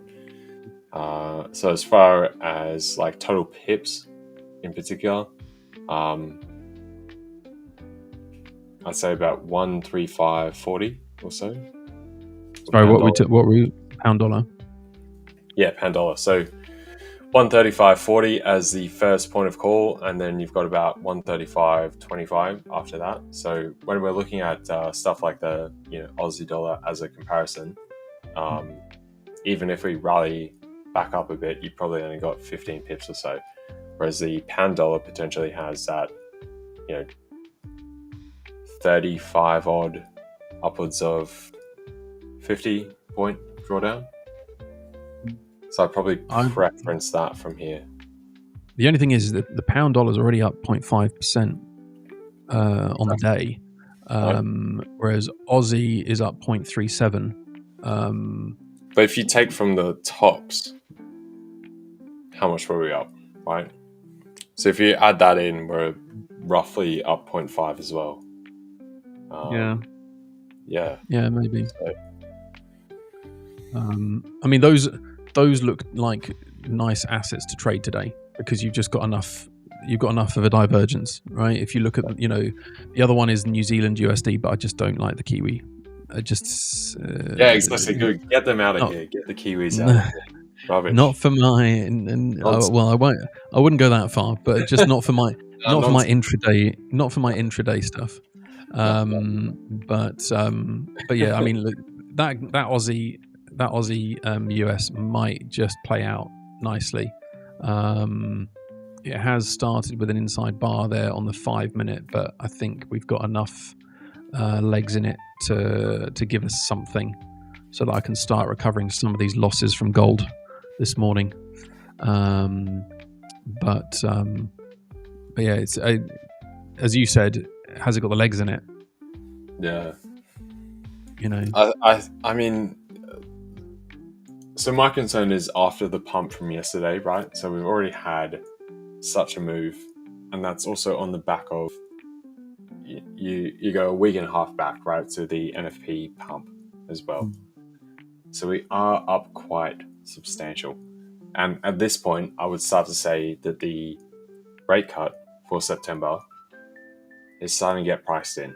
We've been tossing around whether it's 100% in, going down to 80% now, flexing back and forth. I think after that CPI number, we're kind of fully priced in. So from here, I see a potential pullback interim going into tomorrow's numbers and into the end of the week with the retail sales. See how that pans out. And we get kind of just a leveling back to neutral, right? Mm-hmm. So I would consider here fully priced and probably a bit overpriced. And thus, slight dip back is probably warranted. Just trying to see if there's anything else that's moving. Pound yen, I know some of you are asking. We've broken this level. I was saying that we'd probably head up to 127 to that kind of 200, 450 area. And it looks like we're probably heading for that at the moment. We've broken this structure here, which I was expecting us to do given the way that this 1 hour closed. On the 4 hour, we've still got stuff down here for us to pull back to, but you can see we've broken all of this structure previously. So it's now, you've got to go back a fair while. You've got to go back to July last year, over a year before we start seeing any kind of structure. Just look at that gap there. So I think there's only really upside for pound yen at the moment. And interesting enough, I just see in a screen at the moment is saying, Scott Besant saying there is that Japan needs to get their inflation problem under control. There's a leakage from Japan with regards to bonds. Japan needs to get their inflation problem under control. We also saw spikes in Germany. Our 30-year dragged along. I don't think the Fed need return to large-scale bond buys, is what he's saying. So So yeah, so commentary coming out. It's interesting. He's getting slightly more political than he has been recently, and calling for the 50 basis point cuts. Which the trouble is with the market, because we've seen some of the other tangential Fed members, right, calling, sort of somewhat echoing these either 3 rate cuts of 25 basis point. At that point, you might as well just do 50, right? And if you get more and more members saying that and potentially putting their hand out somewhat to be the next Fed chair, once that starts to get baked into the market, you kind of have to run with it, because otherwise it disrupts everything. It was the same way that we had that 50 basis point cut, which probably wasn't quite needed back in, was it September or October last year, whatever, that everyone viewed as like, a bit brash, a bit rushed, or arguably they should have done it earlier, and then, that huge kerfuffle. But we got to the point that they should have done it earlier. The market went, okay, we're way behind the curve. You guys need to do this now. They did it. And then we had the following data saying, okay, maybe it's not that bad, right? So the trouble with the Fed is once you get that stuff stuck in the market's minds, everyone's already moved and pre-positioned for the next, 6 months, 12 months, that kind of stuff with banks and everything forward looking for that. So if we keep getting these kind of comments from Besant and from the other Fed members, we may very well get a 50 basis point cut at some point. Yeah. Good to see you, Phil. Long time. Hope you're well. Dan Man saying, is Aussie CAD going towards 0.9?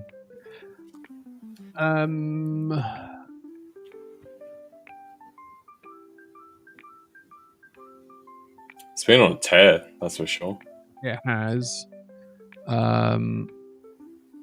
Looks more bullish to me than Aussie dollar. Let's go to the daily. I would say we do have a fair shot of running those highs and then running on, just given the macro sphere as well. Yeah. We've had a firm pump, so I would say not surprising if we get a slight pullback here. But then I would be looking for those highs to run. Yeah, I don't think we're going to come any lower. Actually, I think we've retested this 15-minute here, and I think we're going to push higher potentially. There's stuff all the way down here, but if you come down there, that negates the entire move that it's making right now. So I think you're looking at I don't think you're going to come back down to 0.9, which is all the way down here. I don't see that at the moment on the 15-minute. I don't see it on the half hour. You can see here we're reacting off this wick right now. Next 4 minutes will be interesting to see. If it stays strongly to the upside here, then I would say you're heading higher. And that would also add confidence to Aussie US dollar going higher as well. Yeah. So Aussie US dollar has broken higher. It's taken this one now, and it has broken this structure. And I think what it's reacting from now is that one there. So that's why we're wicked back down, because we had this wick rejection. We had this engulfing on the 1 minute, which took the previous high. You can see it just there. You had another one in here. It's taken that and it's now reacting off this one. So that's why you're seeing it wick back down. But I still think it's probably got a bit more momentum in it. The way that it's wicked back down just now, and the fact that we're coming to close of 1 hour, I think suggests more bullish momentum coming in. So yeah. What are the lines? Says Holy Land of Mercy. The lines are this tool here, horizontal ray, and they are liquidity levels, as far as I'm concerned. So they are inside bars, they are wickless candles, and they are perfect equal highs or equal lows. So that, and those are my definitions for what I look for price to hunt down. Different colors indicate different time frames. So higher time frame, stronger levels. So Gabriel's asking, what do you think could be a possible reaction with pound news tomorrow morning, especially on GJ? I don't know, is the honest answer on that one. But as I said earlier, generally speaking, I think GJ is long overall. So I'd be looking for longs on it on a higher time frame. I think we could get a buy the rumor, sell the fact type thing. Expected is we actually do get slightly more decent numbers for the UK. That's mainly on the back of them expected to be pretty poor, right? So it's not necessarily good. It's just the expectations are so low that the bar is not very high to meet, right? So you might get we've had this sustained run in the pound in general, whether it's the pound dollar, pound yen, the entire euro pound as well, the pound broadly, right, where we might get this final stint higher, reach those kind of highs, everyone goes, okay, cool, seen some massive gains, take profit, and then we get a bit of an unwind tomorrow. So I would say that's probably my base outlook, because the pound is starting to look a bit stretched right now. We're kind of appropriately meeting relative highs on a bunch of the crosses, but it's not quite overbought yet. But if we get that pump tomorrow, that might be the inducement to see that final push and then reversal, especially coming into end of the week, that kind of thing. So yeah, it has wicked off quite significantly in that 1 hour candle. Just looking at that now on pound yen, and the 30-minute is rejecting as well. So you might get a very quick scalp as this 30-minute closes, just to see it pull back up and either retest the whole wick, or for it to maybe sell further down. Just looking at it from a technical standpoint here, that's what it looks like at the moment. 2 hour, still got another hour left on that. 4 hour, also got another hour left on that. But as I said earlier, there's just dead air up here. So it does feel as though there is more movement, but I think this next 1 hour candle is going to be key. Because, for example, here on this 8 hour candle, if we continue to sell off, I would say that we're going to be coming down to 199.3, for example, as a potential area. So, but we will see. We will see. Trade what you see, not what you think, as they say. And you always stand a better chance of catching some profits. So yeah. M76 GU at a swing is getting there. I think, I was about to say we're getting there. I think there might be a touch more in it for today. Yeah. This little pocket here is where you want to see it really get to before considering any sells. So this is where you want to see it come to, really. Just checking. Yeah, 198. So actually there is that level just there that I didn't notice before. So there's a level just there. So I'd be expecting us to have some kind of reaction from this area. Whether it's a swing, Swing, I don't know. Intraday, sure. Yeah. I'm not so sure about. Yeah. I don't know yet. I mean, there is a lot down here, and if we take that fib, sorry, not that. If we take that fib, hopefully, there we go. We do have a little bit more room to go to come and take this area, and that would take us up to 76.40. So I would just be careful, is my honest answer.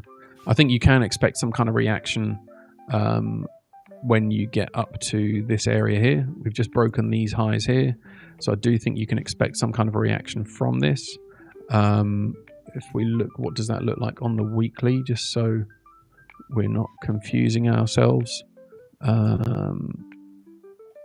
mean, it was this very long wick, and some would say that the high of that wick is actually liquidity as well. So it could be taken, and therefore it comes higher to this kind of 136 sort of area. So so we'll see. That should be it from us today, guys. But it seems nobody wants to come in and take over from us. I mean, Jonathan's in a meeting that's running over time, so. Okay. That's right. You can go. I'll hang around. Yeah. Yeah, that's right. Alrighty. Cool. Alrighty, guys. I will leave you in LJ's capable hands then, and catch you next time. Nice, guys. See you guys. Cheers, Mike. See you, bro. How are we going, guys? All right. M76BB, brother. I'll give you my outlook, like you're saying, with pound. So as far as the swing, we're coming up to like if you want to look for like an intraday pull, then we're looking pretty good. But we still have a couple levels just above this. There's a few points ahead. So this is what I always personally call the sludge box that we come into. So this higher bar of liquidity through these tops, and then you have the further element up here at about 136.20 or so, right? So I think obviously we've had a very strong pull, very strong drive higher consistently, end on end, no stopping, huge momentum, right? The interesting point is that after having that momentum, we've seen, so if we go to euro dollar, we have seen a slight pullback here. If I zoom in a little bit, right, we've come to these highs, we've pulled back down, and it's still got selling pressure coming in. Pound has not quite seen the same deal, right? I'll zoom back out. So just like we were talking earlier, we do have some pound data coming through tomorrow. So I'd probably wait to see that flush out before you get a convincing short for pound dollar for today. Because we could easily, I would primarily be looking to run this top area and then into this zone above 135.80 up to 136.20 and then sell within that. Right, just to give you a bit of cover, we've seen some outsized strength from the pound, so I wouldn't run against that right now because it's still sustaining despite what we've seen. So if we go here, euro dollar's peaked and pulled right off. Pound dollar is still holding up very nicely. So, Lawrence, do I ever sleep? Mate, one day I will sleep. I will sleep when I'm dead, I suppose, because today is not that day. But it will come someday. Someday I will sleep. Someday I will buy a bed and a pillow and I will sleep. But today is not that day. So you guys have me for now. But yeah. For now, we carry on. We carry on. Sonny, we can check gold again, my man. I'll dip over to gold. So gold, we were talking about earlier in the session when Anastasia was on. She was long through here as well. So for reference, like I said before, I'm not actually in this trade. The other trades I have marked out, I am actually in. This was just one we measured out when we were talking with Anastasia and Ashley. Right now, I am preferably wanting to see further highs on gold. So we've kind of, we ran through this. This is what I would call the T1. This is the R1 for today as far as the pivot points. That's the T2, again, coming into that sludge box that I call, where you often find the resistance. Basically just comes in with prior lows, support, turn resistance, that kind of thing. So we've obviously got the wick through here, and that's where we fully fell through outside of that channel all from last week. So if I zoom out some more, you guys can see the channel here that we had last week, which we went end to end to end, and then back up, and then eventually fell right through, right? We formed a bit of a smiley through here, had a slight fake out into that lower liquidity box, the other sludge zone down there. And right now, we're pulled back into this interim point. So like we were talking about before, when Mike was on, I would say from here, this is my crux point.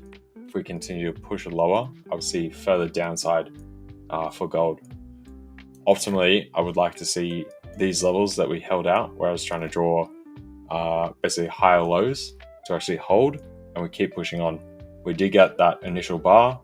Obviously, you can see on the next 15-minute bar, we've run right down, and if we actually break through here on a close, I would see this as invalid and no longer see the highs coming through. So at that point, I would be seeing a further return down to about 54, where we pushed up from, and then see if we accelerate back down again to that 46, 47 kind of area that we were playing with earlier in Asia. So there we go. Abdullah, tomorrow is a good day to sell. What are we selling? What are we selling, mate? If we're selling the pound, then possibly yes. There's probably a lot of things to sell tomorrow or Friday, to be honest. So see how we go. I get sometimes trying to work out when to enter on a swing. Thanks for that. No worries.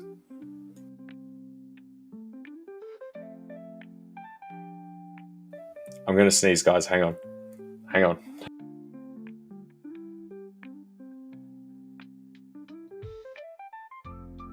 No, it didn't quite come. It was almost there. I saved it. But yeah, no worries, man. So right now, obviously, as we've seen, we just smashed through this right now, right? If we go, let's go down to like a 5 minute or a 1 minute. I personally would call this upside move invalid now, or rather you could say complete. We did go through the T1, we hit the T2, so we'd say it's complete. That's a full move for today.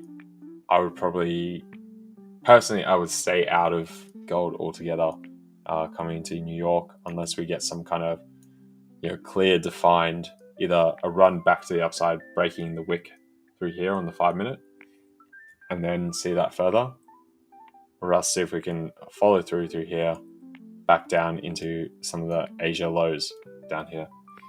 But personally, after I see these moves, it's kind of come through the expected positions through London, I would tend to stay out of it coming to New York. But that's just me. You guys can do as you wish when it comes to gold or anything else. So I will dip over to Aussie dollar, because Mike was looking at this setup for a slight pullback on Aussie dollar just earlier, which we did get. We got that move up that we were talking about to about 65, 55. We actually hit 56 there as far as the wicks. So from here, if we go down to the 5 minute, I very much feel personally as though we've somewhat topped out, at least as far as today, right? So we could definitely see this guy level out through here and then see some kind of pullback down into this level, the 65.40. That's the general support zone for today. Obviously, we had Aussie data earlier today. This was through the Asian period. We came right down, tested the pivot level right here at 65.17. We then rallied off that, coming into early London, end of Asia. We pushed right through, broke highs, pushed on further, coming into late London, now approaching early New York. I would favorably see a downside push to 65.40 before any kind of consideration for a rebound. Basically a break, you got the break here, come right up, retest, and then run off from there. So that's probably what I'd optimally be seeing. I wouldn't consider going long from here. I think we've kind of pushed the move. at the tops here, we're about 0.55% up on the day. So as far as the ATR, we don't have any other major news. It's basically a kick on from yesterday's CPI. So generally, you'll see that as the top of the move as far as intraday markets are concerned. So, what's your thoughts on trading pullbacks using moving averages? I love trading pullbacks using moving averages, personally. Definitely a favorite of mine. Do I even have the MAs on here? No, I don't. So typically I run... Is that going to show up? No, it's not showing up. I might have to refresh. Hang on, guys, let's... Actually, I'll close them all and then reopen. It might work better. And then we'll still put the put points on. There we go.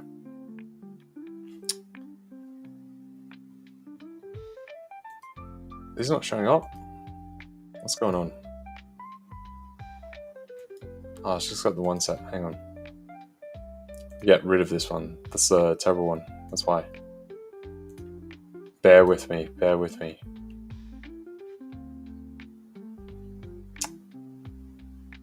No, it's not. That's meant to be the decent one. All right.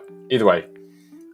Yeah, definitely. I use moving averages all the time, for sure. So generally I'll run a 50, 100, and 200 moving average as my base standard. I go to the high time frames, whether it be the daily, the 4 hour, 1 hour, looking at those as potential retracement points.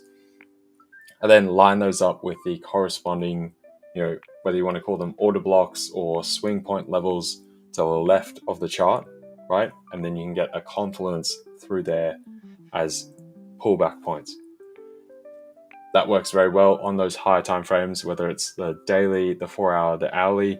You can also pull that back to the 15 minute for intraday moves as well, and the 5 minute. That works very nicely. Same deal on the 1 minute as well. Always tee it up with some other kind of confluence though. They within themselves are not going to give you a perfect structure or picture, but they're one piece of the puzzle you add together with the other portions. Once you put it all together, you get like a full Lego construction, right? And then you actually get something at the end, right? If you just do the one piece, you'll get some half-baked kind of thing. And that's kind of how trading works. Like there's a lot of indicators that you can match together and mash together that all work. Nothing's ever wrong, but it's just how you apply it. So typically I would say don't take any one single thing in context of just in of itself and use that as a sole signal. Add it together with something else and get multiple inputs of confluence that give you confidence and a true signal in the trade, and then apply from there. So let's see if I can get this. Actually, this is meant to be the multi piece. Hang on, I'll just go reload. Might actually have it better. Still just showing you these guys. Alright, doesn't matter. I'll just leave it for now. I will put back the Bolly bands at the bin. So we're gonna have a look at that. Alrighty. PPI coming up shortly. Be careful with gold. PPI is tomorrow, my man. No PPI for today. That's Thursday. So we got that guy for tomorrow. So tomorrow we got the PPI and week-on-week employment claims for tomorrow. No other major news on the cards for today. Obviously, keep an eye out for any kind of Trump headlines, that kind of stuff.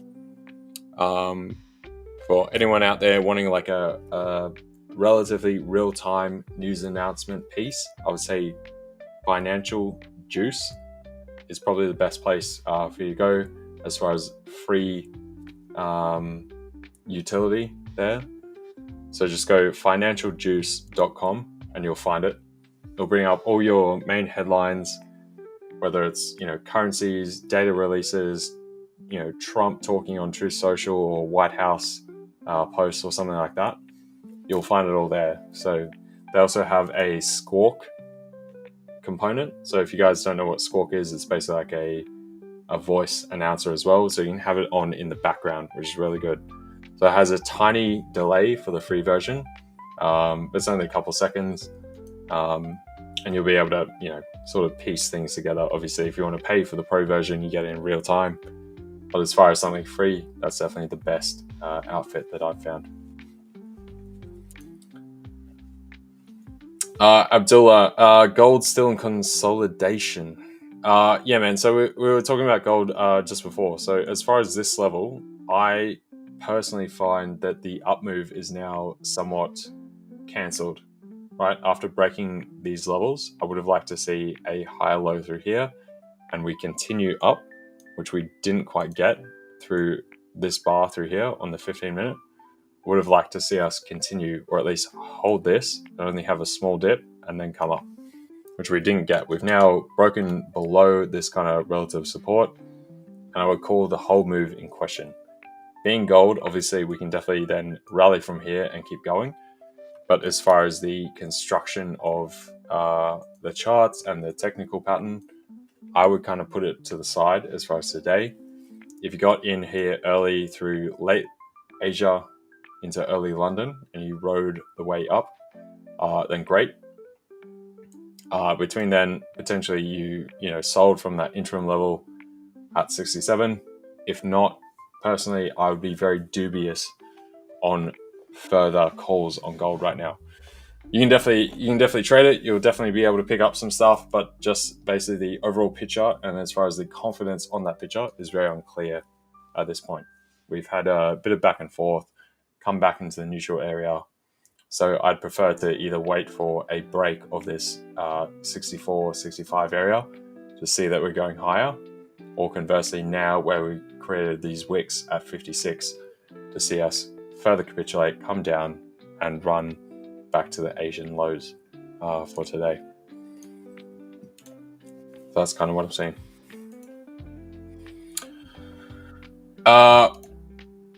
What would you approve for your short idea on GU? So we'll go back over to GU.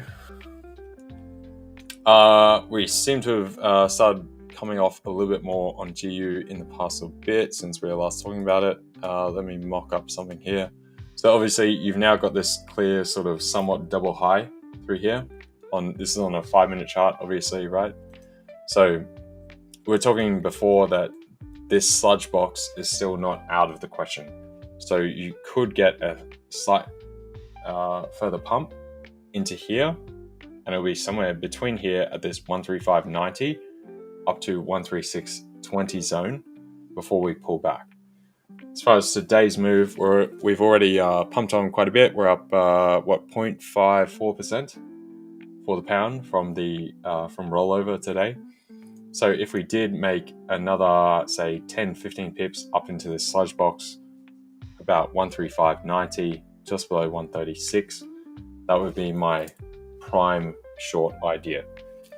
As you can see, we had that slight pullback, and as soon as we pulled back, we've seen buying pressure come right back in. Literally in the past, 2 minutes since we started looking at this, and that's why I'm calling that the upside pressure for the pound isn't quite done yet. Right, so maybe coming to New York, which we're coming up on now, you get a bit more liquidity coming in. Obviously, some of the traders at banks, hedge funds, that kind of stuff, turn up the desks. They're probably there now, preempting their trades. We come towards the open, and then you get that flush, and we drive down. But I would like to see some kind of exhaustion candle, right? A final last gasp, a bit of a bull trap per se on a near-term time frame into that 135.80 beyond these heads, up towards 90, and then short somewhere from there. So if you called it, let's even be generous, we'll go 136.01 or so, and then you short from, let's actually keep it there, about 89. From there, I'd be looking for downside move minimum down to 135.40 40. So I typically put it just a touch above that 40, just to make sure you actually get tapped in, you actually hit your take profit. But from that, even there, that's like a 3.5. You could also corral the stop loss a bit tighter, obviously, because if we start running that, chances are we're going through 136 and then up to 136.20. So you'd run it tighter like that. Now you got a 5-1 if that's something you care about. But this would be the general interim area. You'd even lean on this high that we've created through here, about 135.80.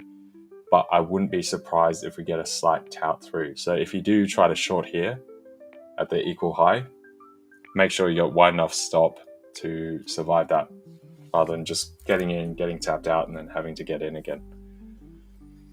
There you go. How we doing, Marina? Good to see you. Good to see you. How we going? Nathaniel, how we doing, man? Just arrived. Are we short on Aussie dollar? We are generally short on Aussie dollar. So similar to pound dollar, we're talking about euro dollar as well earlier. I do want to see shorts coming in. The only question with the Aussie dollar, as far as total pip movement, you might have a better trade outcome by shorting either the euro dollar or the pound dollar. Right. So from here, if we even, let's just set up a hypothetical short. We've kind of seen these tops here. Ideally, I would have liked to see a further push into 65 to 70, but we kind of stalled out prior to that. We could still see a slight move up to there, but right now it seems as though we've kind of made that distance. We seem very sluggish, a bit gassed. Obviously, we had this massive pump through here. We had this dip through early Asia, rallied off there through mid-Asia, coming to early London. We pushed off from there, broke the prior highs from last night during New York, and we pushed on and come up to the 65-60 area here. We did tap through the 60 round number, and typically, in particular with the Aussie, once you tap those round numbers, you do tend to actually push a bit further. But today we've managed to stall out and come off. That sort of coincided with, if I go over to the euro dollar, which I did have shorts on. So these were actual trades I took. We came off through there, and that coincided with the Aussie dollar also falling off. So if we go over and go back to our mock-up trade for the Aussie dollar, you can see something down here. The interim point of call for Aussie dollar is going to be 65.40, right? So as far as total pips, you don't have that much. And if you're entering at spot, you've also got a reasonable upside as far as the stops on the trade per your relative profit target. So right there, as you can see, it's basically like almost a 1-to-1 right now, right? So we could see a further move through there. Often when you get that, the Aussie will push on further and go further than you think, and we come down to 65.30. So typically what I would call, if I set up this trade, I would say here, here, and then down here. So I'd have, my T1, T2, and then T3 down here. Right, so that's kind of what I'd be looking at. So if you're looking for that far of a move, then you might be in better stead. But it depends on your time frame, if you're just trying to play out for today or looking into tomorrow, something like that. Because this might be a hold overnight type situation and see it come down beyond there. So if we're looking for that full move, now we've got a 3.7-to-1, which is now not looking too bad at all. So Fabian asking, how many hours a day do I trade for? Mate, I am plugged in 24/5 every single week at all times. I'm always connected. No, but obviously when I'm here on the stream with you guys, I've got the charts right in front of me. Outside of that, and when I wasn't doing the streams, that kind of stuff, it sort of depend. So I'll typically have a general idea from the prior day of where price is and what kind of levels I'm looking at. So then I'll come the next day when I wake up, see where the market is, see where we move to. Is there some kind of relative short, long, any kind of trade at play? And then if there is, I'll take it. If there's not, I'll keep waiting. And so I'll kind of dip in and dip out of the market, right? So what I mean by that is like, I'll check markets, scan over everything, then I'll see nothing's really going on. We're still very much in a waiting period.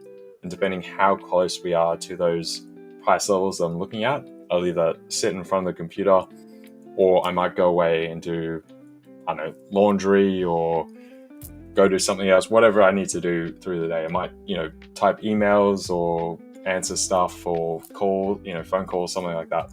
So that's kind of what I'll do, bounce around with that. And then once I do get that trade, depending on what type of trade it is, if it's a swing trade, obviously I can set and forget and go away. If I'm looking for something more short term, or I'm trading very active within some kind of news pillar, I'll be on the charts right in front of the computer and trading actively. And then typically how long I will do that will depend on how much I've already made for that day. So if I've come to the market early, picked up some good trades at good levels, and I've made whatever kind of desired profit target I want, then I won't force myself to sit in front of the computer for the next 5-6 hours or whatnot. That said, if the trading environment is very good that period, then I will sit down and take advantage of that, and sit there and keep picking up trades. So I try and treat it as very flexible, try and mold it into your life with whatever's going on, and not just your life, but with like the market's life. But sometimes the markets are very active, they're very fluid, they're very malleable to your own strategy, your own approach. And other times they're not favorable at all, right? And so at that point, don't force it. Don't try to, I need to trade today. Just say, it's not good right now. Come back tomorrow, see if it's good. If it's not good tomorrow, you come back the next day, so on and so forth. But then when you do see it as good, or you have multiple days or a week of it being great, then hammer on it. So that's sort of the way I approach things. Let me catch up with stuff. Den was saying gold is reversed. Yes, it has reversed, man. We were talking about gold before. This was kind of that interim level, like I was saying. We need to see this pick up, and I want to see it break this wick here for a continuation of the move higher. If not, I would consider this cancelled, and ultimately we keep running down. So that's basically the general gist for gold right now. Pound yen printed negative 1 hour candle. Let's have a look at pound yen.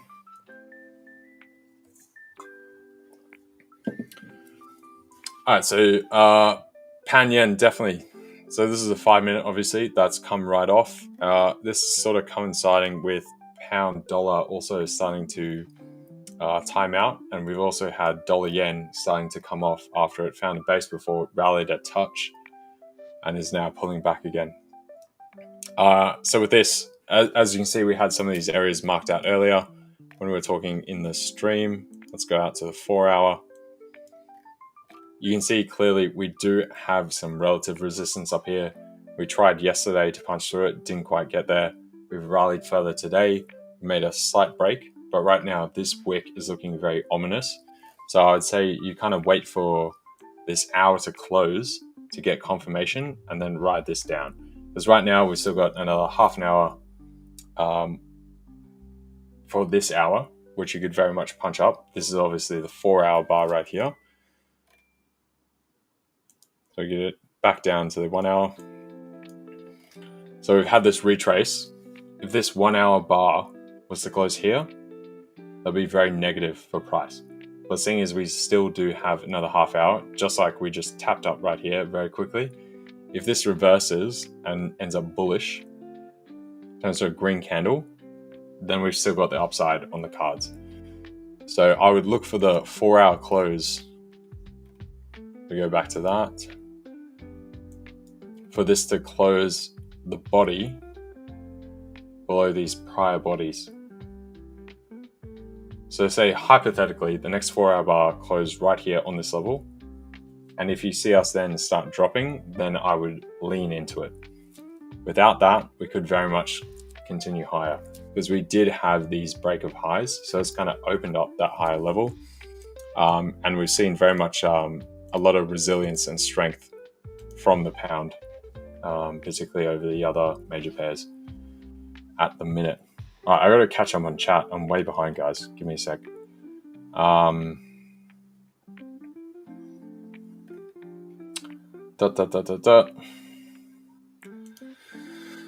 Which assets do I find the smoothest price action? I mean, the majors are always going to be very smooth because they're most active, the most heavily traded, the most liquid, that kind of stuff. It also depends on your trading style, because smooth, if we talk in terms of the outcome that you want from your trading, an asset that might be far more calm, let's say, if you're scalping, that might not be very good. But if you're taking a swing trade, you want the sort of calm, steady building, basing kind of structure, and then you all of a sudden get a high momentum move and it just keeps running and running and running. So that would be smooth as far as like a swing trade. If you're looking for scalps or very like near-term, short-term trades, you want that volatility. So smooth in that context would be an asset that's very active. It's got a lot of volatility, a lot of back and forth movement, and you're able to jump in, jump out repeatedly in order to capture the gains. But generally, overall, I would say anything that has more liquidity is going to be smoother in both circumstances, right? Less liquidity, it's going to be more erratic. There's going to be more influence from larger partners. So stuff like your majors like euro dollar, pound dollar, dollar yen, Aussie dollar are going to be really good. Obviously the major indexes are going to be the best as well. Gold also goes pretty well in regards to the commodities. It's definitely the largest volume traded. So those would be your main few just there. Yeah, Dan. Yeah, I'm sleeping in my dreams. Hey, Marina. Sorry, dude. That comment's from 9 minutes ago. I'm so sorry. I'm still trying to catch up. I'm talking for too long on the prior comments, but I'm doing well. Thank you very much.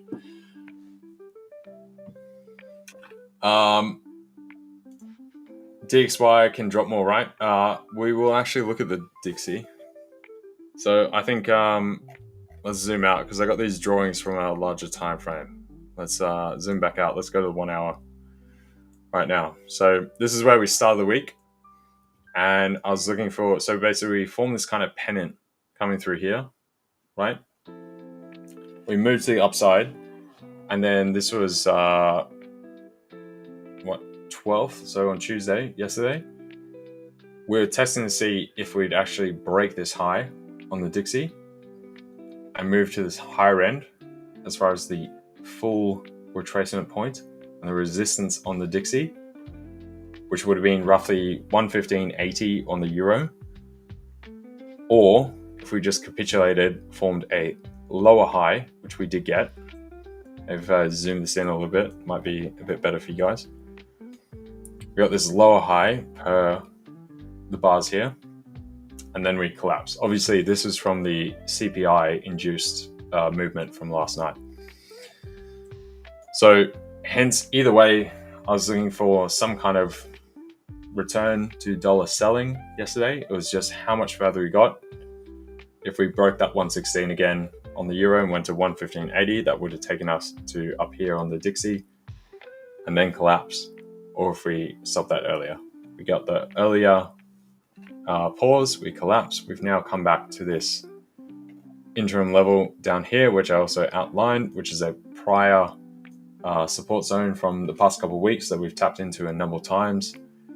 I would say we do have some more upside right now for the Dixie to come up, right? And this coincides with what we were talking about, the pound dollar, the euro dollar, Aussie dollar, all that kind of stuff, topping out and getting an interim pullback, right?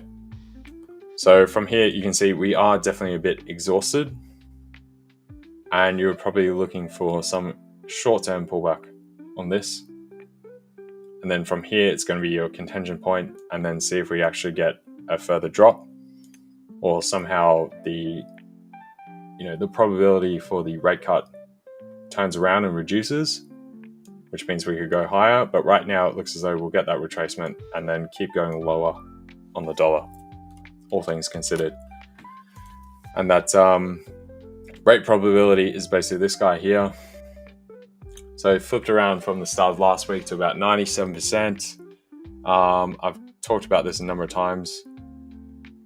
It looks as though we've now gone to 99.9% for September. So we've jumped right up. Even before we were at 94. So we're pretty much 100% baked in, apparently, for a September rate cut now. So that's been basically the flip-flop that we've had per the dollar and per the other major currencies, back and forth. So the same way through here, we had that massive rally in the dollar, which is when everyone was discounting any kind of further rate cuts until December at least, and then possibly next year. Then we had the payroll number come out, which was revised with the prior months. Everyone flipped again to seeing rate cuts coming sooner rather than later. And through this week and last week, we've basically cemented that, seeing that, yes, rate cuts are probably going to come sooner rather than later. So Dixie can drop more, but we'll see an interim rally, interim pause, just because we have been so stretched before coming back down again. That's basically what we're looking at. Can we look at euro dollar? Also, Billy Phil. As far as the background music, man, I don't know. It's just it's called Trade Winds. It's like some random lo-fi background thing. It's just part of the streaming platform. I know you said that 9 minutes ago now, apparently, but I'm still catching up. Like I said, I'm so behind on chat, so we'll get there. But maybe try Trade Winds lo-fi or something. You might find it somewhere. Can we look at euro dollar? Definitely. So euro dollar, I'm looking for shorts overall. I was in a short here. I've already TP'd on this. So if we start to break down through here and get through this 117.05, I will consider reshorting. Right now, I don't want to reshort just yet. Considering what we were talking about, the pound dollar earlier, it seems as though it's starting to come off, but we haven't fully confirmed that we're actually capitulating and dropping. Right, at every other point that we have dipped a bit, we found some buying pressure and come back up towards the highs. So if we see this really pump through, which we are now starting to press this, I'd like to see. Let's clear some of this now. I think this is old markings. So we get through here. I'd like to see another slight pickup. This is the middle point of the Bolly bands through here. So 20 moving average roughly start to curve over like that. And I would look for sell points in here about 117.15. And then we press down from there. So that's roughly what I'm looking at as far as the euro dollar. We are generally now in sells. This is a 15-minute. If we go out to 1 hour, you can see we've definitely started to, peak. We've had consistent buying pressure. Hang on. Consistent buying pressure from yesterday around that 116, and then we got the CPI coming through. We came up to this trend line, tested that. Originally couldn't close above it, and we were respecting that area. Then we had the comments from the new potential BLS head and wanting to put the payroll data to a quarterly rather than a monthly input. So the market didn't like that at all. No surprise. I mean, that's pretty silly to do that. So hence we had further selling. In the dollar, we also had some other tangential comments from Trump around, Jerome Powell and all sorts of stuff, as he tends to do every single day. Since then, we've had a continuation through Asia and a push on through Europe to punch these highs through 117 up to 117.30. We're now getting that tick down. So if you see a breakthrough here, I will look to enter, just like we were talking about. Right now, I'm seeing the test,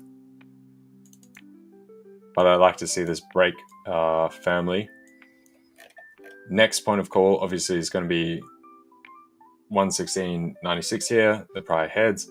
Then we'll smash right through that and come down to where we start rallying off at 116.80. So if you short it at market from here, you got about 25 points. Beyond there, I wouldn't be surprised if we get a bit of a further dip right down to about 116.60 to 50 kind of area. And then we start to build off that once again.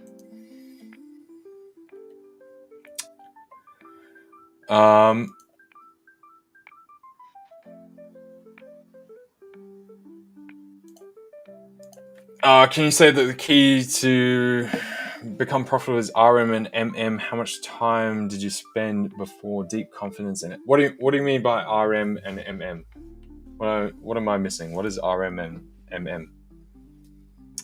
I'm not sure what we're getting at right there.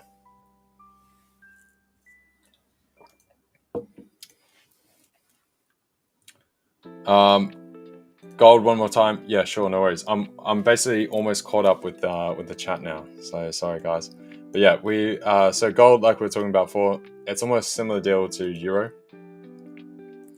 Basically we've hit these kind of tops. We've had a bit of downside. This is my relative position for the cancellation of the upward momentum, and we seem to be pressing into that right now. Just like I was talking about the euro getting capped by this 20 moving average that we have here through the Bolly bands. That's basically what I'm looking for, the same kind of move on the euro, where we get this pick back up, come into the 20 moving average, and then keep coming off. So for me today, we did have this rally from here in early Asia. So we have actually moved pretty reasonably as far as gold for today. This is my T1 area, this was T2, and then ideally we had the T3 as the full profit move. We didn't get that today. We've just gone to the T2 and then pulled back off. So from here, I would be very dubious about further strength. Obviously, we are forming somewhat of a base, and gold can always like overkick certain levels. But I would sort of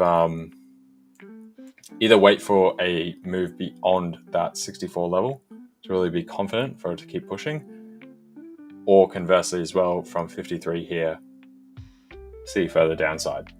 So you've got kind of this 7-point range here, which I think is just the neutral zone. So if we just move that box out like that, that's kind of your neutral zone right now.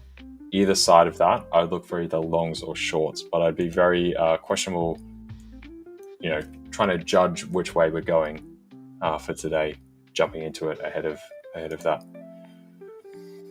So euro dollar, pound dollar look very similar in price action. Do people just pick one of them? I mean, they do tend to follow each other quite often. Obviously, Europe and Britain, just as far as globally, geographically, they're very closely located. So they're going to have a lot of similar trading partners in terms of like logistics, that kind of thing. Obviously, they trade a lot with each other. They used to trade a lot more prior to Brexit. But yeah, so they are going to trade very similarly because of that heavy dollar component.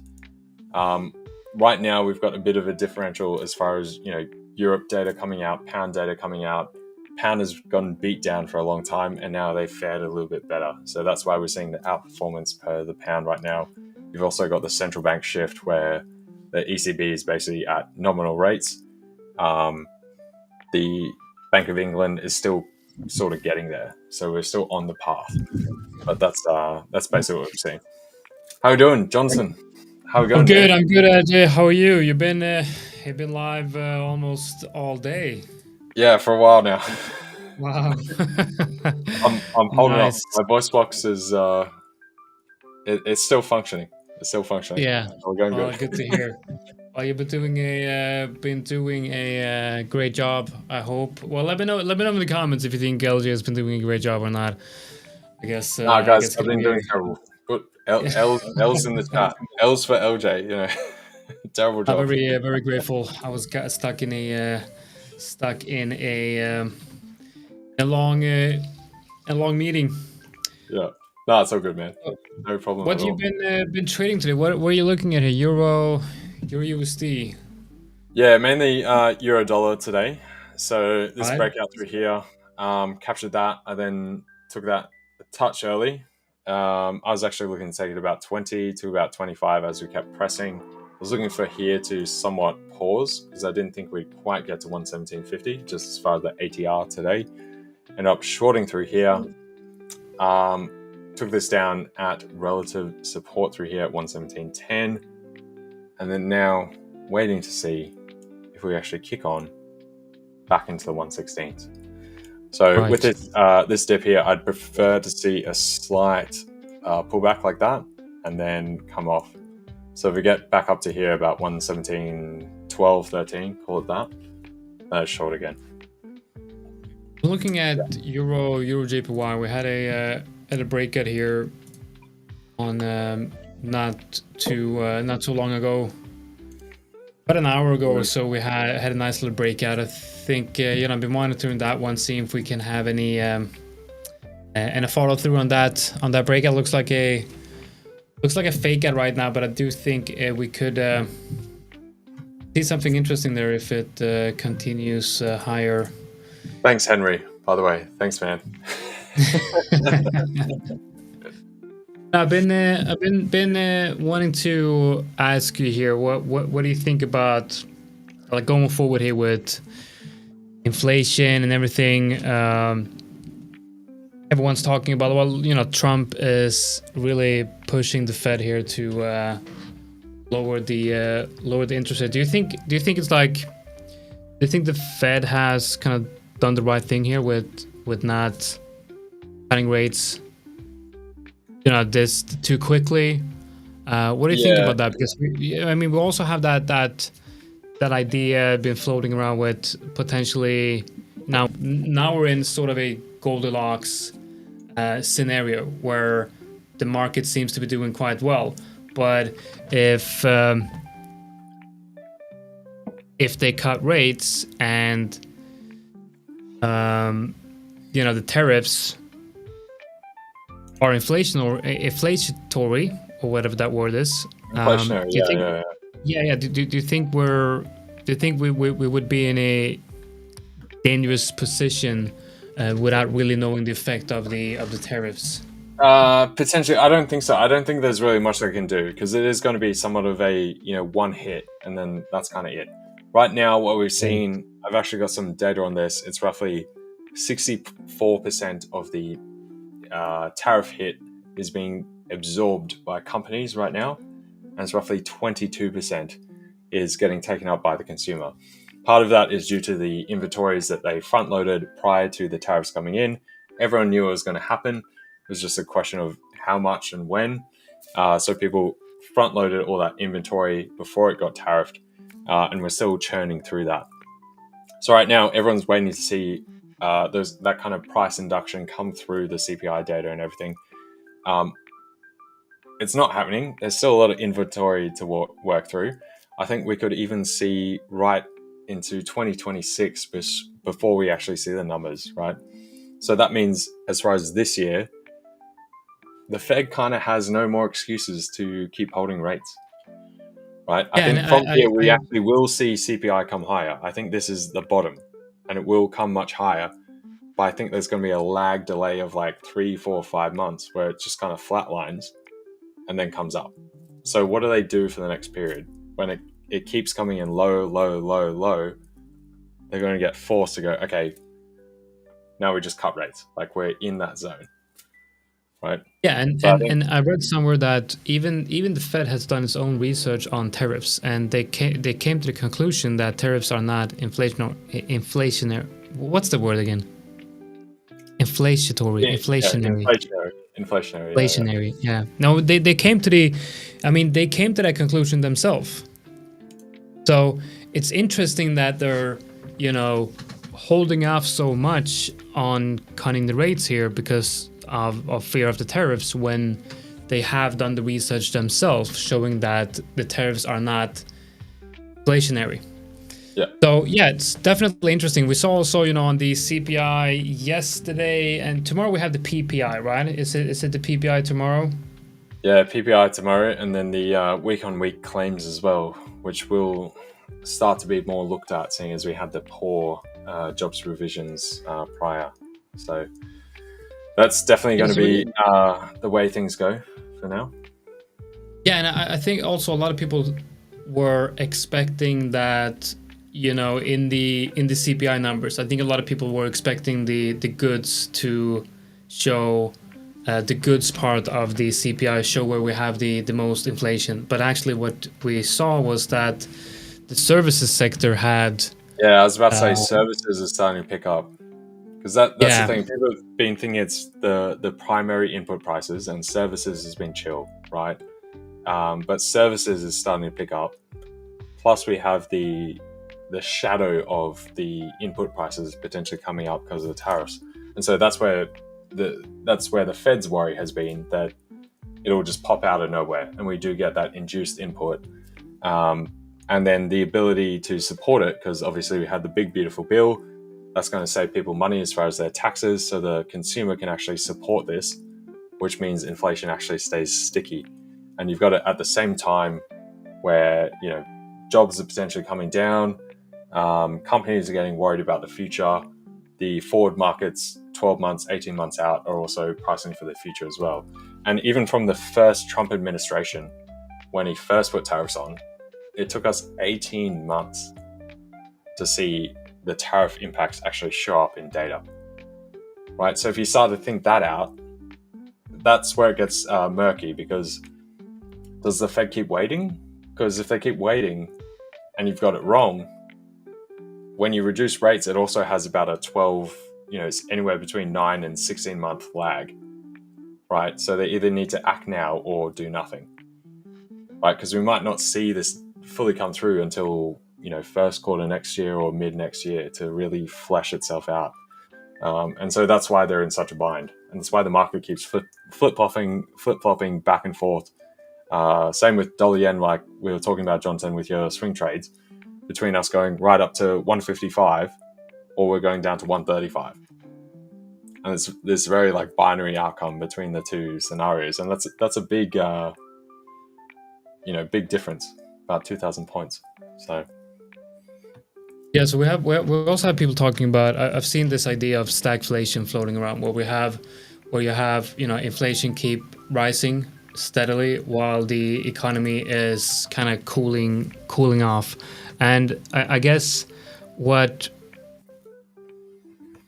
I'm not really sure. I'm trying to wrap my head around the idea of us entering like a stagflation phase, and what would happen, like what would need to happen for that to be possible. So, I mean, obviously, if the Fed is too late in cutting the rates and the tariffs is adding to inflation, we could potentially see the economy weakening while with inflation going up. And if they're too late, they might not have the same power of with the rates to actually stimulate the economy. And I've actually looked at a few examples in the past of what examples do we have in the past where we had prolonged periods of stagflation, and it's not really a pretty picture if we enter a scenario like that. I mean, I think it was in like the 60s or 70s where we had like 10 years of consecutive real growth being negative on equities, like 10 years. So imagine, imagine if you started investing in the stock market at that time, because of the rising inflation and the somewhat poor performance of the equities, you would have made no money for 10 years in your portfolio. I'm thinking about that right now. That's like, it almost doesn't seem possible, because now what you're seeing is everyone's you're thinking used to that stuff just going up, right? Just up and up and up, buy the dip, that's it. Yeah, but that's that exact lost decade type period where even if markets do go up a little bit, in real terms, because inflation stuff has been high, you've actually lost money. Exactly. Right? So I saw this chart of the actual return of the S&P 500, and then comparing that graph with the real yield, where you basically take into consideration the inflation during those 10 years, and it turned from being a slightly positive equity curve to basically a negative one, where you're not making enough money to pay the difference that inflation is eating up, and that's a scary. That's definitely a scary thought. But I'm thinking, in the current situation right here, I'm trying to understand why the markets are rallying. Because I don't think a lot of people saw this. I mean, the current rallies that we're seeing. I mean, S&P 400 at all-time highs, Nasdaq at all-time highs. The crypto market cap hit 4 trillion, I believe, this week, maybe today, which means the crypto market cap is at all-time highs. I believe it's just a matter of time. In a few weeks, perhaps Bitcoin will break into new all-time highs again. We have Ethereum absolute rallying. So why is this happening in a scenario where everyone's worried about inflation? Everyone's worried about the Fed. We have, the Bureau of Labor Statistics just absolutely getting smashed in the media. Murdered. And it is absolutely crazy. And now Trump wants to appoint someone new to the Fed who's basically seems to be could have been me. You know what I mean? Like, I don't know a lot about the economics, and could have been me, posting weird shit on Twitter, because that's basically what he's doing. People have gone through his analysis and says things like, this guy has no idea about economics. And so we have the potential of the Fed making potentially yet another policy mistake. We have Trump saying that the Bureau of Labor Statistics are faking numbers that you can't really fake when you look at how they're reported and where the statistics come from. It comes from surveys, answers to those surveys, and sometimes they're lagging quite a lot, so they have to be revised. Now, the revisions were absolutely crazy, so something happened, right? But and then he's appointing someone who is apparently quite bad at economics. So we have the risk of eroding the NFP numbers, for example. One of the go-to figures that everyone in the world that knows anything about economics wants to look at the job numbers in the US, because they are supposed to be highly accurate. And I think, in a situation where we got all of this happening, geopolitical risk, we got wars and everything, but the stock market keeps on rallying. So I'm thinking maybe, global liquidity. I can show you why. Yeah. Right. So in part of it is, this is the buybacks for 2025 from companies. So stock buybacks. So highest stock buybacks of all time. So you've definitely got that bid coming through there of, companies. Apple is the biggest one, buying back their own stock. So they're pumping all of that money in there, and this is announced and completed. So we've got a bit more upside versus the completed.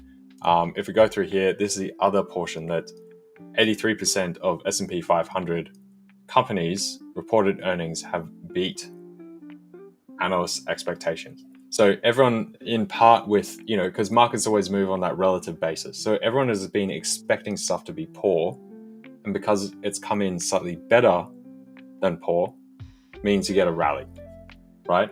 Just like when we see the CPI, the jobs numbers, whatever, no one really cares what the actual number is. It's just, is it higher than the expected? Yes or no, right? If it's higher than expected, you rally. If it's lower, then, the earth is falling apart, right? So that's basically what we've got. And we've had this relative beat through here. So on average, it's been a 7.1% surprise to the upside.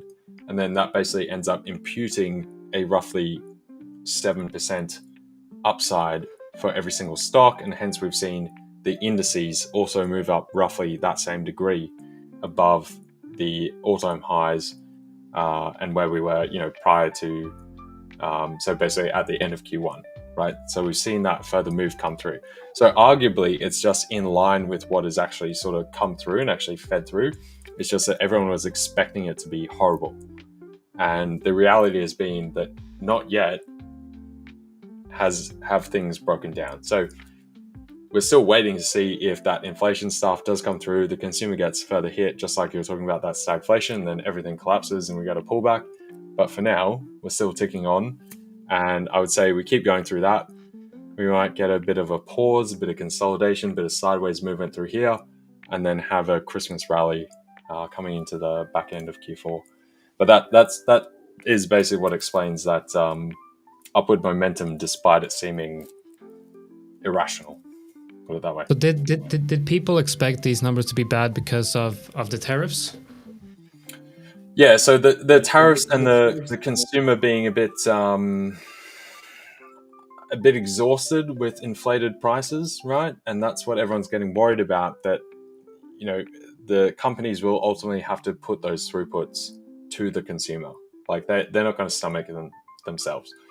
But when that happens, the consumer is not going to, then they hate tariffs now. They hate inflation after COVID, right? So if that happens, they'll switch their buying preferences very quickly.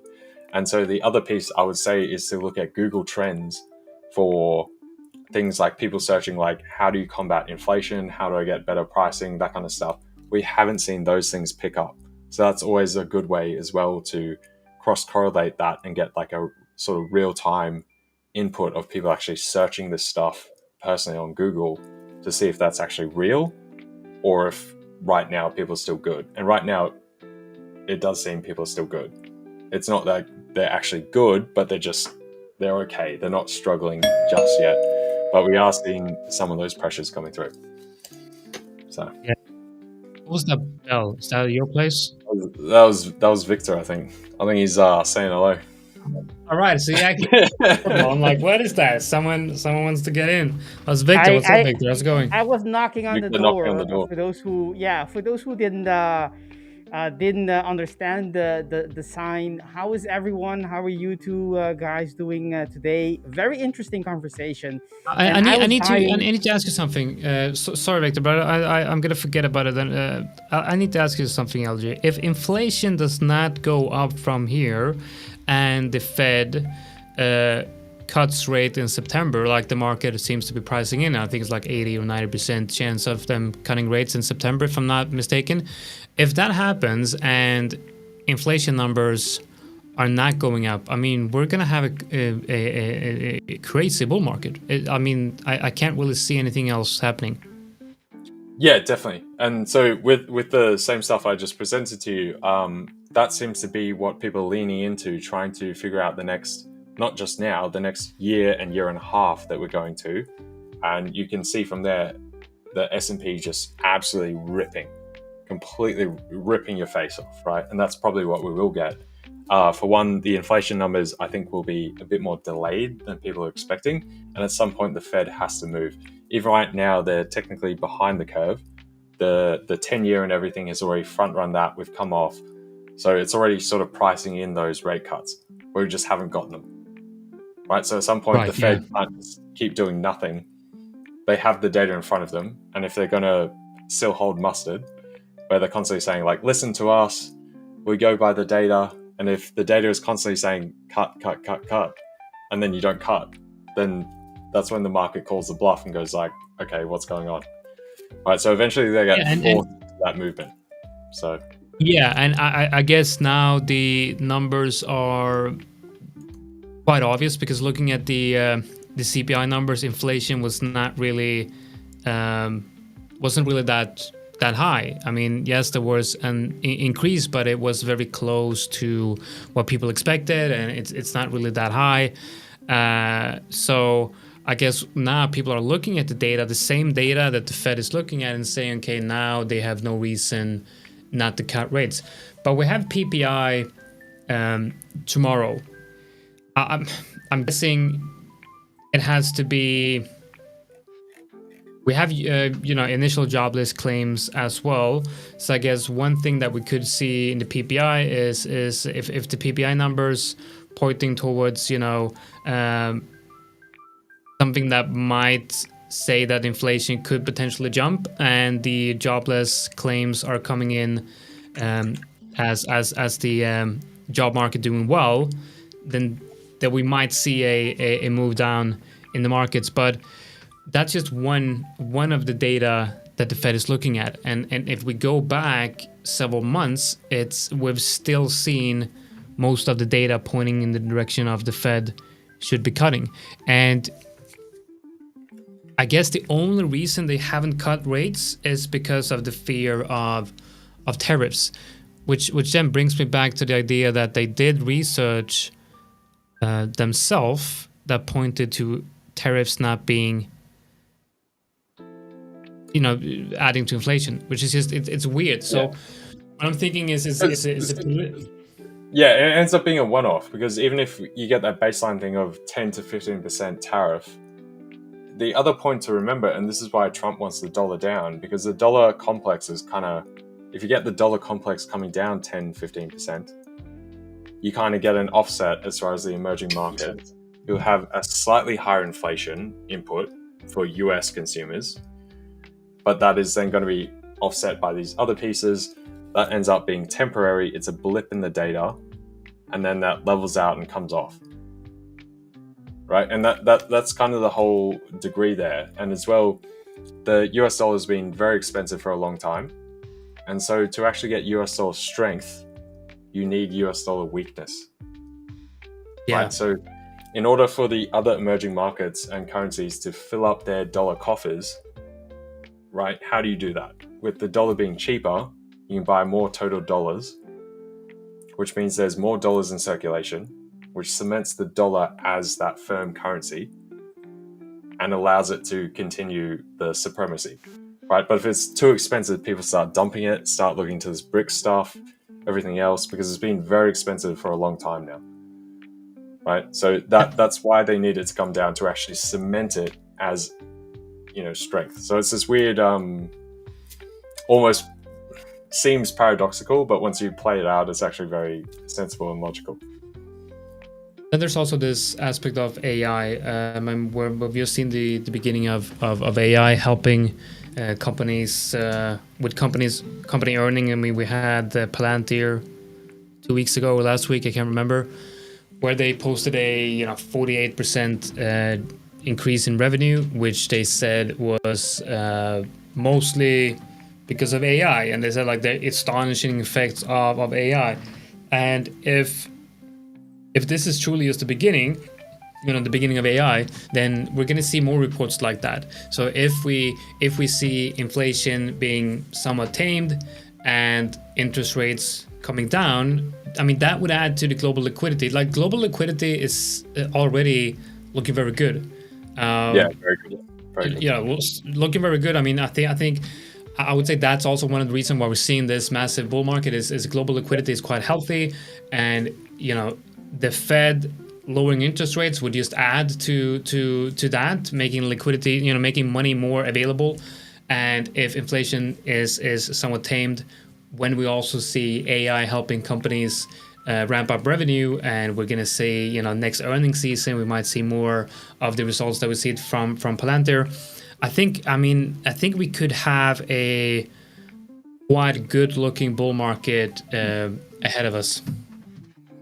Definitely, because the rates coming down is massive. You get rates coming down means the dollar comes down. All these other countries still have to pay their debts in dollars. So if dollar comes down, it means it's cheaper for them to pay their debts. So they got more money. If rates come down, the US has a massive amount of debt, which means the interest rate they're paying on the debt is less. So the US has more money. So that's why both of these things need to come down. All the emerging markets and other secondary and third world countries and whatever have more money. The US itself has more money. And then you've got more money in the total system, and you rock it. And that's basically Trump's idea, that you basically juice everyone up. The question is whether it's going to be an adrenaline shot and it's short term and ends up in a crash, or it ends up becoming something sustaining and you can build off it. So that's what's still in question, why some people think it's too much, too aggressive, too quick. But there's also the other side of the cards that we've been ticking along for a while now. We're overdue for it, arguably, right? So you could also see it as the exact thing that keeps us afloat and actually helps us build into that longer term sustainable run for the global economy as a whole. So that's kind of where we are. I've got one question for you, LJ, Yeah. and I think you are, from the whole Go for it. team of ours here at the 5ers, you are the most adequate person, the indicated person to answer this question, and it is the following. We have been born and raised in dollar supremacy, right? Dollar is king. I mean, if you haven't noticed this, not you, LJ, I mean everyone watching, if you haven't noticed what I'm going to say, then you probably you were in a in a cave somewhere, because what I'm referring to is that there is a movement, right? The BRICS, right? They are there as an alternative, and they want to bring down that supremacy.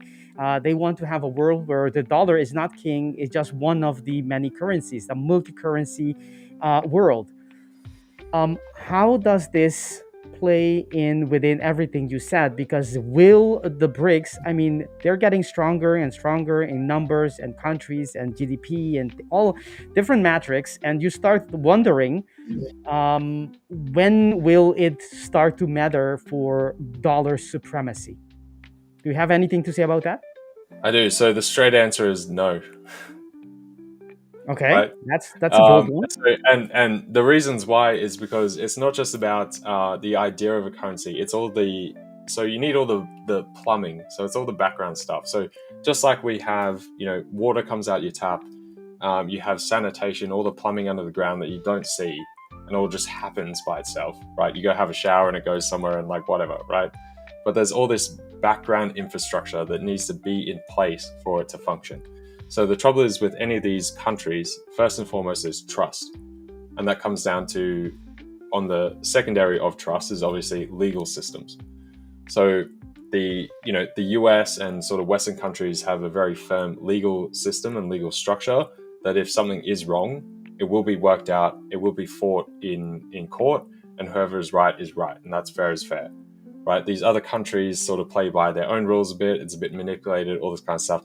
No one's going to put massive amounts of money at risk doing that, taking the chance on that stuff. So until they have that worked out, you're not going to have it. The second portion that people underestimate is the financial plumbing as well, just as far as the systems. Like we have SWIFT, right? For most of the Western world, all that kind of stuff. This stuff is actually incredibly hard to figure out and get it to work properly and fluently and have all the books balanced every single day across banks, across bonds, across markets, across this, across that. It's honestly insane how it all functions every single day and works smoothly. So that's the next part. And then beyond that, you also have to have a current account balance. Per the individual countries, have to have a current account balance holding multiple different currencies so that it sort of balances the books. So whoever's shifting this or that around, you're not getting overweighted in one currency versus another. So these other smaller countries can't buy up that much stuff.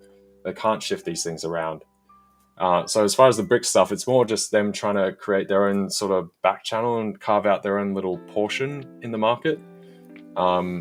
It's the same thing when we talk about Russia and their power and stuff. They have general power because of, nukes and their resources and their position in the world and the land. But I mean, their GDP is 2.6 trillion or something, right? You think about the state of California alone is 4.1 trillion. So like the US has a single state that is almost double that of Russia. And then you combine all the other BRICS, obviously the exceptions being China. But again, their systems is not at all merged with a larger, greater involvement of other countries. So unless China somehow changes and becomes like the US, it would not happen. If China somehow became like the US, adopted their entire system, you could see a shift, almost like how we used to have Britain being the center of the world, and then we shifted over to the US. But without that happening, it just doesn't functionally work, right? So that's basically how that goes.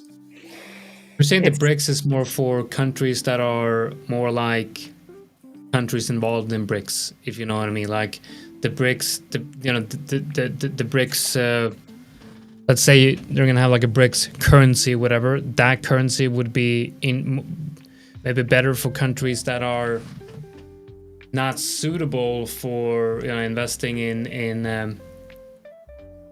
the US or countries like that. Because if you look at like you said, you look at the legal systems in China or Russia, they're not really the same as in in the US, and I think trust is a big factor there.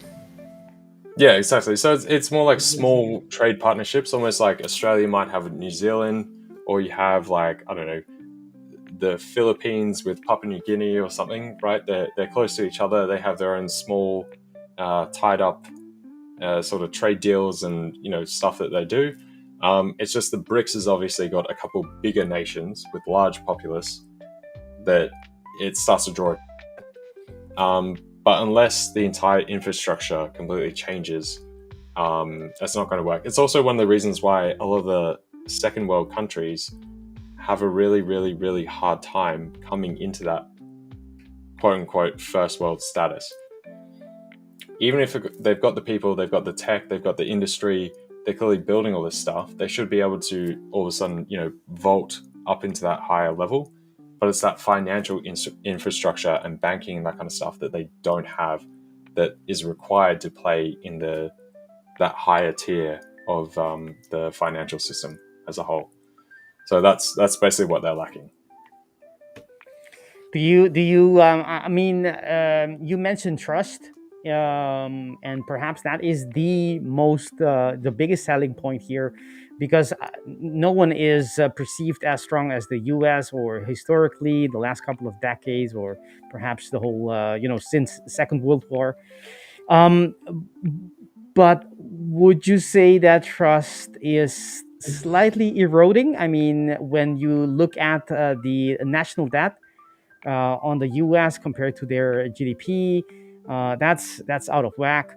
And you think about Social Security. There's a lot of criticism about they're gonna be out of funding in 10 years. Others say less. Others say, that's all concerning for trust. You don't want for trust. You need stability, and those headlines are not increasing trust. If anything, they're eroding the trust. Are you seeing anything? Are you of the opinion that the trust is just one chip? It doesn't matter, or do you think there has been some significant drops in the trust, even though it's still higher than everyone else? It did take some hit in the last couple of, I don't know, decade or so. Yeah, I think it definitely has taken a hit. Obviously, we've had a bit of the US political system has been a bit chaotic and a bit erratic, that kind of thing. We're definitely having a bit of a teething phase going to this new sort of regime, new spectrum of how the political campaign is run. Obviously with the maturity of the internet and now coming to social media, it's an entirely new game. And obviously Trump has been one of the main, probably the biggest player, definitely, that has been able to master that to his benefit. And so people are going to model that after. People talk about Trump as being absolutely, complete nutcase, and the craziest person ever. We've had the same crazy people in the past, same in the US, right? Presidents in the past, but we didn't have the interconnectivity of social media and the internet and that kind of stuff, where things get very hyperbolic, they get blown out, right? If you actually went back and studied history, not just of the US, of other countries, you'd see some absolutely insane stuff, right? I mean, it wasn't that long ago we had, world wars and stuff about multiple crazy things, right? So it's not like this hasn't happened before and at a way worse scale and all this kind of stuff, but today it's definitely bloviated far more than it was. So there's a perception of lack of trust, I would say, but the same way that people sort of forgot about, I mean, even if you go back to 9/11, Afghanistan, Iraq in the US, no one talks about that anymore. It's gone. It's in the background.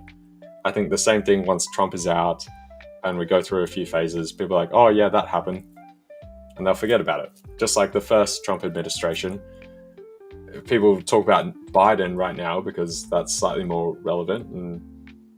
But if you went and tried to ask what happened during the first Trump administration, people are like, I don't really know. We had a tariff thing for a bit on China and he won, which no one expected.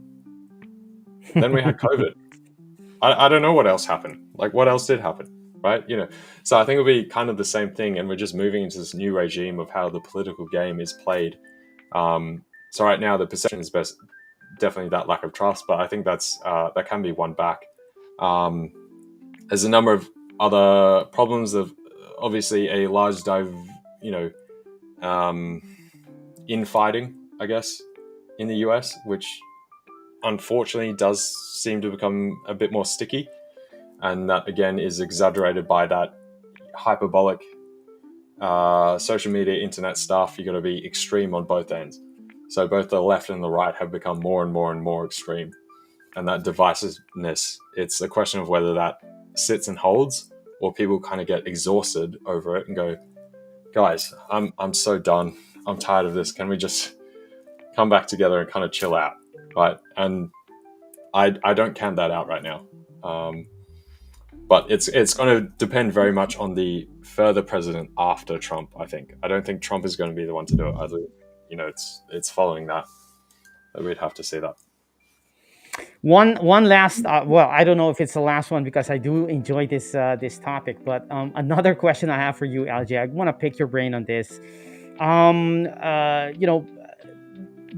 Financially, the U.S. economy has been the biggest for, as I said, since Second World War, and that still is the case. However, China is catching up, and quite quickly. Not only economically, they're no longer a land of farmers. They're a middle class, huge population. That's one thing. So they have purchasing power that is, if you look at the growth they have been through, a very formidable growth they have had, and and given the numbers they have, massive numbers in terms of population. That turns out to be something they're you can't avoid them. That's one thing. Two, they with that purchasing power, with the that middle class, the new middle class, with the new company, with new GDP and all of that, they have not only economically but also militarily increased, grown a lot. In terms of perhaps not as in technology, right? From what we read, but in terms of numbers and just firepower and all the influence that comes with that, they are formidable. Do you think they're only on military power? They could force their way onto the stage and perhaps be a not a threat but have a chance at challenge the supremacy of the dollar because of that military power? I don't think so. In terms of, so as far as China goes, like they don't really want to upset the apple cart at all. They're very neutral. They're very, very Buddhist, like per se, right? And in as far as some of their war games right now, there is a bunch of sort of the art of war type stuff. They very much lean into that Sun Tzu type situation, but I don't think they really want to do that. They know as well, for them logistically, if they did actually get into something full-fledged, it'd be very difficult, and they're very vulnerable. They do have a massive population. They can put that to work. At the same time, because of that, a couple bombs, bang, that wipes out so many people and causes so much chaos for them. So they're definitely very much more vulnerable overall.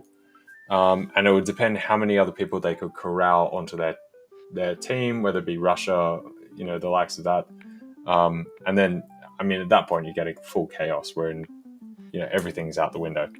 And then hence, they would never go there because that would be, again, that mutually assured destruction type situation. So I don't think so at all. I think they just want to build up their economy basically the same as the US, but they want to have it in their own way. And they somewhat are willing to go to the world and say, this is how we're doing it. That's how the US did it. They're really big, we're really big. And then let the rest of the world kind of decide. And go, either you pick that way or pick our way. So militarily, they would be competitive with the US.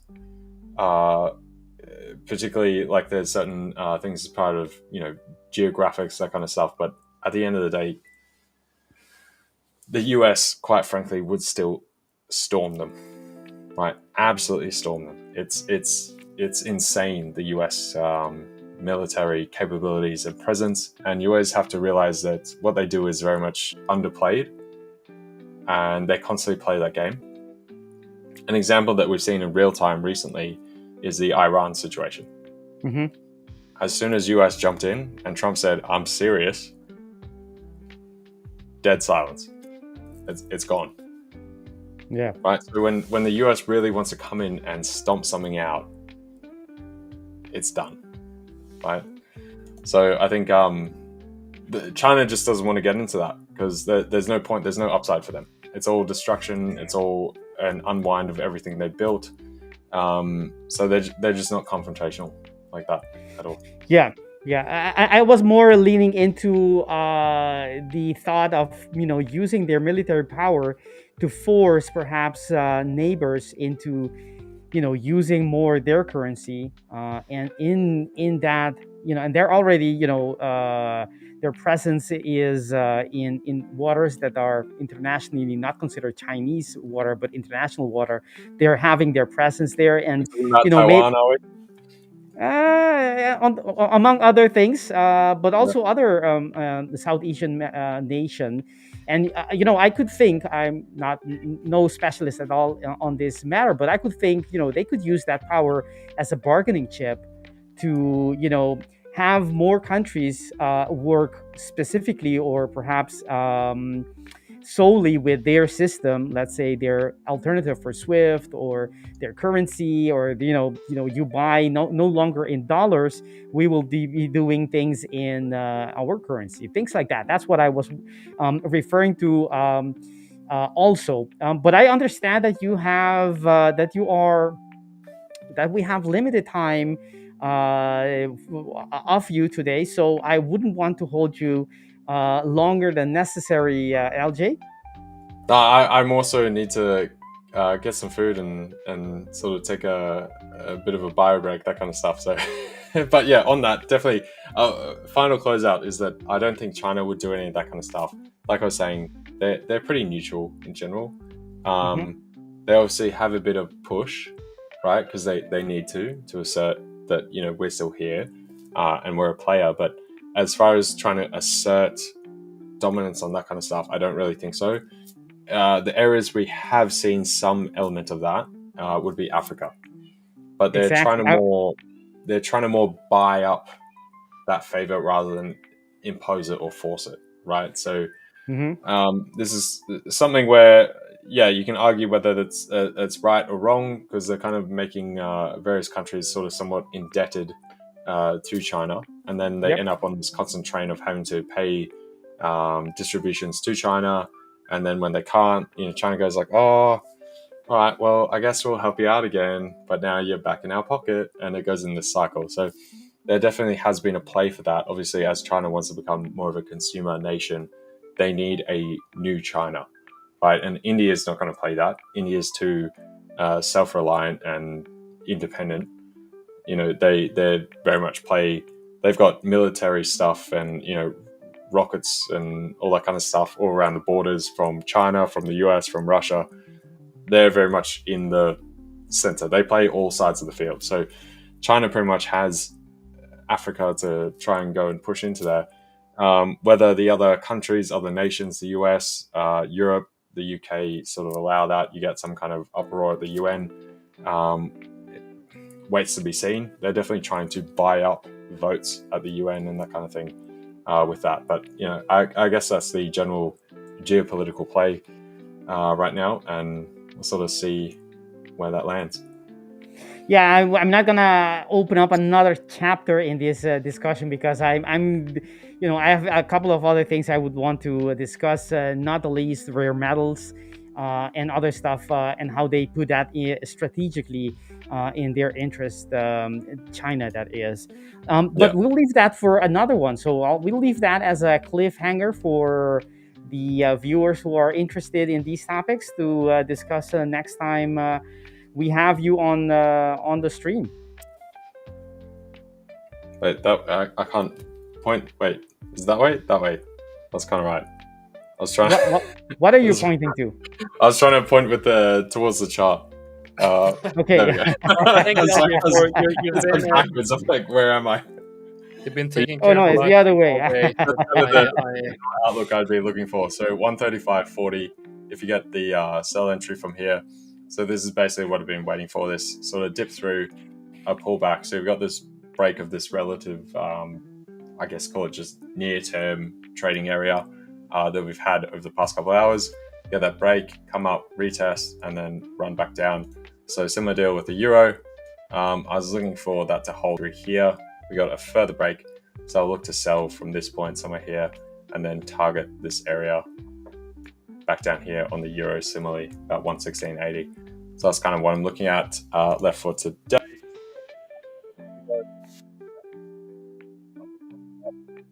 We don't hear you.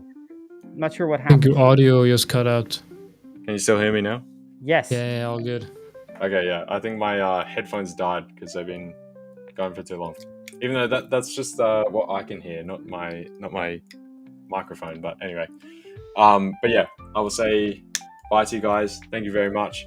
I'll see you again tomorrow, and peace out. Leave you guys in the capable Awesome. hands. Thank you, LJ. Take care. All right, see you guys. Bye bye, SJ. Thank you. So, All right. how is So that's just me, how's you- everything, you and Jonatan? me. What do you mean? Sorry, what? How is everything? How is everything on your side? I'm all good, man. How are you? Great as well. Enjoying life and all the good stuff trading has brought to us. What can I say? Good stuff. Good to hear. Good to hear. So I wanted to dive into Euro USD. I know a lot of people are looking at Euro USD, and I've been doing some analysis here while we were discussing the fundamentals here with LJ. So what we have here is Euro USD. I think I have a good looking level right here.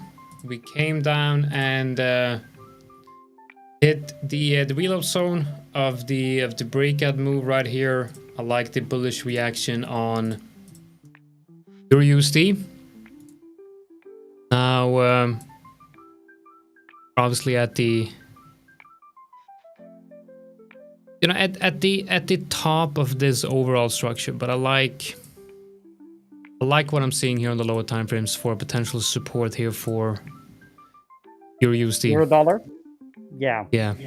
I see that too, not because of the same things that you're marking the charts with, but I see that too, obviously using order blocks. But I see where we're, I'm not going to show my chart yet, but I see a break and basically a break and retest. We have had these highs broken today, very aggressively. We went straight just shy of a weekly order block that has been already retested, but it's still there. That's why I leave them there as well. I don't trade them on my main system, but I do know that even though they have been retested before, price tend to react to them. We had a reaction and we came back. All of that is just very, very bullish. So I'm asking myself, where is price going to come back to get support? And what I see is on the daily time frame, we have basically a squeezed order block, which seems to no longer be relevant, meaning it can now be considered quite likely to be a demand area. And that's exactly where we are, a little bit lower. The level starts at 117. I'm going to switch over to you, so you can show me Yes. what you're talking about there. Yes, I truly so. On the higher time frames, we don't have anything except the reaction we had previously on the monthly entry order block on the quasi, a much bigger quasi that spans all the way to 2017 and so on, right? So we had that reaction, and that's a very interesting reaction. beautiful to see how on all time frame, even on the monthly time frame, you can see this reaction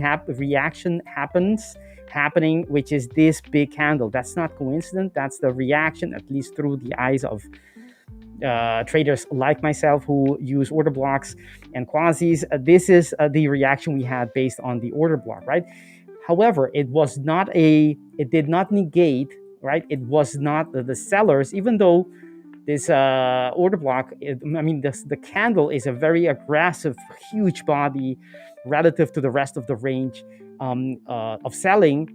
It did not negate or exceed the buying power that we saw in the previous candle, that candle. So to me, it's just a retracement in an upwards or bullish market. It had to, engulf this open of that candle. It did not do that. So when we want to have clarity as to what is likely to happen, the best thing to do is zoom out and look at, the price. Look at price. So that's on the monthly time frame. So I expect, based on what the price action is showing you so far, that can change in the future. But currently, I expect price to eventually, in the coming months, to continue to go higher, right? And keep retesting and challenging this order block. We will see. We'll have to wait for when it gets there to see how it reacts. But so far, it hasn't triggered. The sellers on the monthly in the higher time frames haven't taken control yet. And if we zoom out, we do have some sell bearish order block that was formed on the weekly. I'll be back in just a minute, Victor. Perfect, no problem. And then on the daily time frame, what we have is, let me adjust my the size of my face so it doesn't fall out of the frame. There you go, something like that. Okay, so what I'm talking about is that we did see, right, with the reaction we had on the monthly time frame, the selling pressure did leave behind a couple of bearish weekly order block that were nicely, this is the first one, was nicely retested, moved away from it, formed another one in the same process, but it reacted on a bullish structure. So while we hit a monthly bearish structure, it is still responding to a weekly bullish one, at least so far. So as long as this is being respected, and we have a couple of structures on the weekly below us, as long as one of them and the highest is being respected, that speaks of still power, strength. So, and that's what we're seeing. We're seeing price coming back, retesting that weekly order block, and we should expect a move based on this order block, a continued move, right? We don't know if that's going to be just to the next order block or perhaps to the next one. That's difficult to know, but we should expect some kind of a drop from price based on this structure. That's the weekly. Even though on the higher time frame, the monthly, we expect a push to eventually continue higher. And on the daily time frame, we have a quasi, a very beautiful one. Let's take a look at it. Don't forget to hit the like button. In the meantime, as I'm going through the analysis of price on EU, that is, price left was in an uptrend, break the neckline, and is very close in getting to that single order block, which is an entry order block on this quasi. So I'm very interested to see if price is going to react in give a signal in the relevant time frame for me to get a short. Yes, it's a short on the daily that has support of the weekly, and we can expect this to move, at least to this order block. If it were to happen, we don't know that, and if and perhaps even to the next one, who knows, right? We'll have to see. So the FTA and this time frame will be at least to that weekly order block, and possibly to the one below that as well. While we, at some point in the future, maybe a month, maybe 2 months, maybe this month, who knows, we could see, buyers coming back and pushing and breaking this quasi. But in the meantime, this scenario is a very attractive one, I need to say. I'm really, waiting for price to see if it is holding up, reacting to this and giving us a great opportunity. If we go to the to me, what we are trying to do, what the intention of the market is to reach this order block.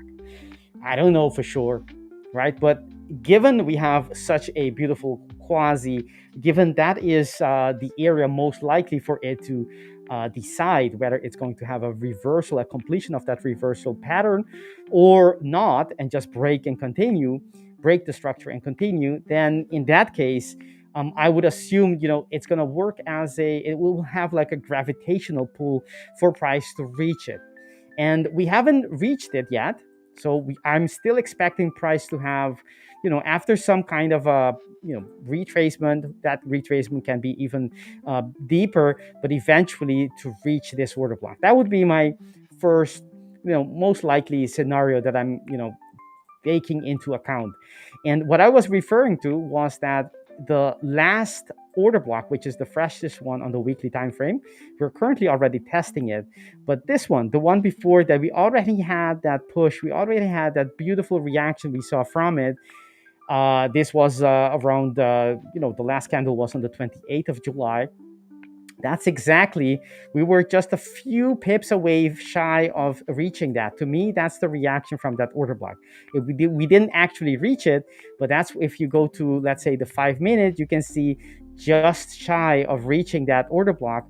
Let me see if I can find it. Yes, just shy of reaching that weekly, we see the market responding to that, right? Responding to that makes a lot of sense to me to have this reaction, since we are, it's quite extended. That's the breakout, right? The order block on the daily, this line is the, let me mark it with and we have Jonatan back. Let me mark it with back, yes. I saw you with the corner of my eye.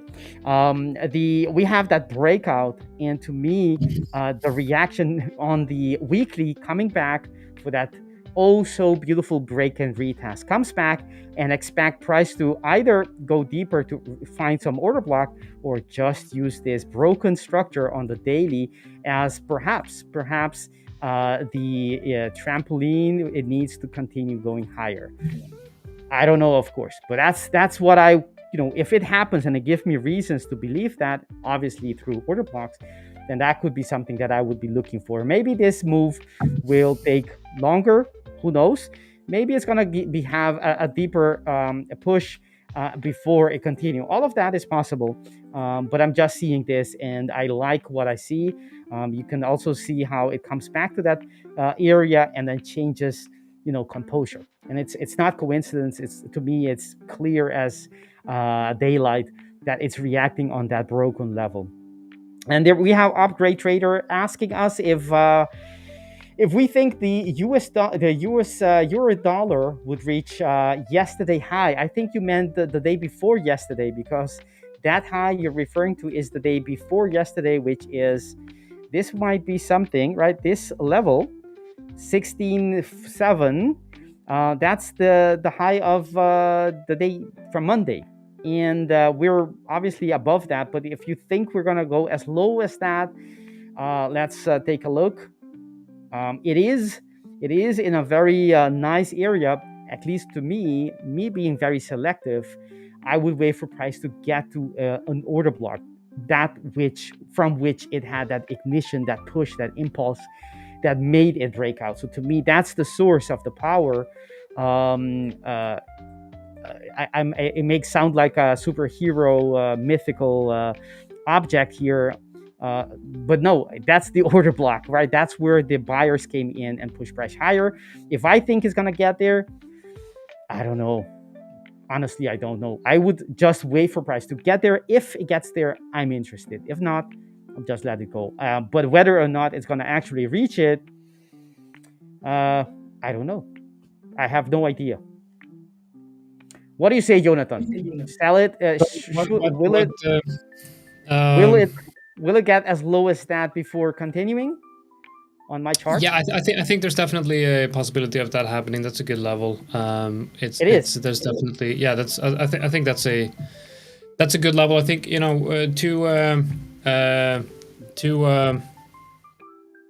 the two scenarios that I have in mind is if the market is strong, if we see.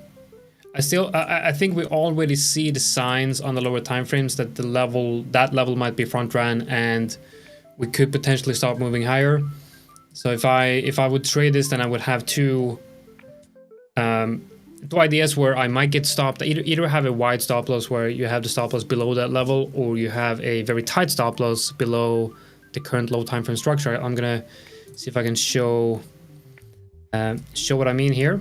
Let me. Okay. In the meantime that you're looking for that chart, I have a question that I, depending on how fast you are, I will answer now or perhaps later. Oh, go ahead. Oh, okay. All right, perfect. No problem. Well, someone asking here, Cabanez FX. Nice name, by the way. Nice profile pic. Well, not really. The thing is, let me take any pair. Let's take I don't know. You name it. I'm gonna take just a random one. FX, one price feed that I never use, and let's go to some time frame. Doesn't matter, and let's make it out, right? Let's try to bring out the point. If I see this for your question, Cabanez, you could, if you zoom in, and if you don't have rules, you can find multiple quasis on both sides all the time, right? But the trick is to find the better one, the one more visible. So that is. Wait, I have to bring this up. This question. Sorry to interrupt you. Is this so? Either this is a weird question, isn't it? I mean, I feel weird when I read it. I feel like I come home and I'm gonna surprise my fiance with a new haircut, and this is the question I get. You know, I feel like that's like. Are you sure you want to do this? It's like, oh, what do you think about my new hairstyle? It's like, is that what you're gonna be looking like? Is that permanent? Well, my trader, no, it's not permanent because my hair actually grows. But I'm glad you like it. I think it's a compliment disguised as a critical question. Probably. Yeah, I think it is. Yeah. But yes, coming back to the question, our good friend asked us about the quasi and if it is subjective or not, how you see it. Well, there are a couple of things you can do to minimize the subjectivity, because with patterns, if you don't have rules, and I do have rules, and I'll show a couple of them with you, it's going to be, you can find, as I said, multiple patterns within any given chart. So you have to have rules. What is a head?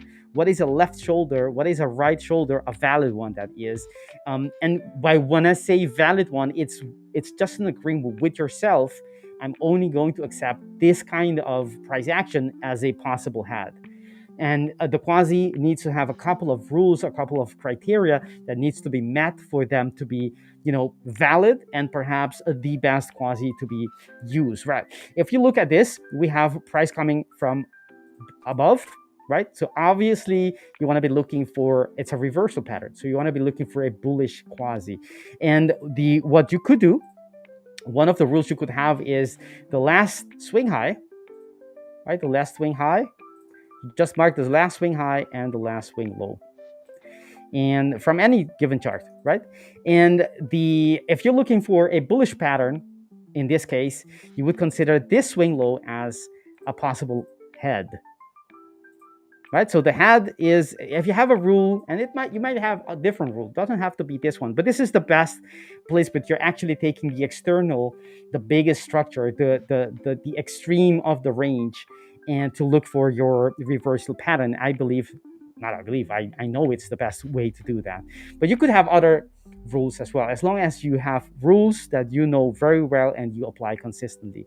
By using this, that means that on the daily time frame, you would consider this as the head, and you go back, and depending on your rules, which may or may not be similar to mine, you would consider this the left shoulder, right? And maybe your rules tells you, no, that is the left shoulder, or perhaps that's up to you. I'm not going to tell you, how to do it exactly. I'm just going to give you the template to use.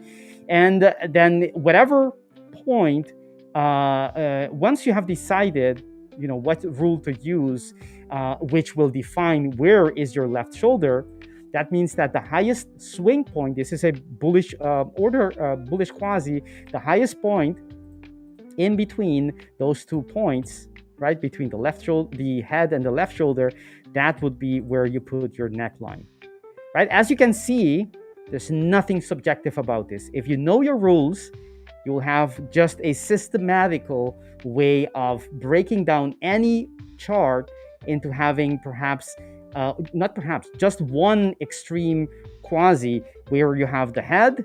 No doubt about this is the head because there's only one, which is the lowest point, the lowest swing point. You go back, you have that being the left shoulder because it met your rules. And then automatically, objectively, this is the neckline. You understand? I'm not going to continue with this because our stream is almost over, and this is not a quasi 101. However, I will do that one day. Once you have the neckline, you can, it's the template. It's the way the pattern is approached.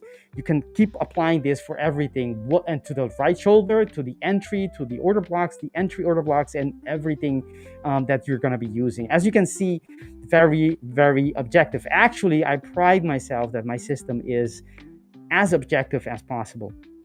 And once you have that, there's virtually no doubt that the pattern is valid, is your pattern, and you're supposed to click the button when it finishes the whole flow chart of things you need to do. But thank you for the question, because that allowed me to explain this, which I don't think I have in the past. All right, so I'm going to switch over to my screen here. We're going to look at, before we end the live stream here. By the way, I went long on, or my EA went long on US 30 this morning, which obviously looks quite good. But we have I saw that trade. Very beautiful breakout. I think I saw yeah, that. but let's look at your USD here first. What we see here is when you were talking about you were talking about LJ, and I was looking at your USD here, and I was thinking, okay, this is a good level, and we now see that we've established somewhat of a base here. I like what we're seeing on your USD. I think, and we also, not only did we break this downtrend, we had a, now it feels weird to use terms as accumulation because we're looking at the 1 minute. So is it really accumulation in 1 minute? I don't really think so. For me to have a proper accumulation range, would need to be across multiple days for the market to really accumulate. But this is the same type of characteristics and the same type of principle, which would be like you have that low time frame accumulation, breakout, and then you see you hit a resistance area where you kind of have somewhat of this pattern. But now we're breaking above that area, which shows us we have strength here, strength on the retest, and then strength on the breakout right here. So there's multiple confirmations here on your USD.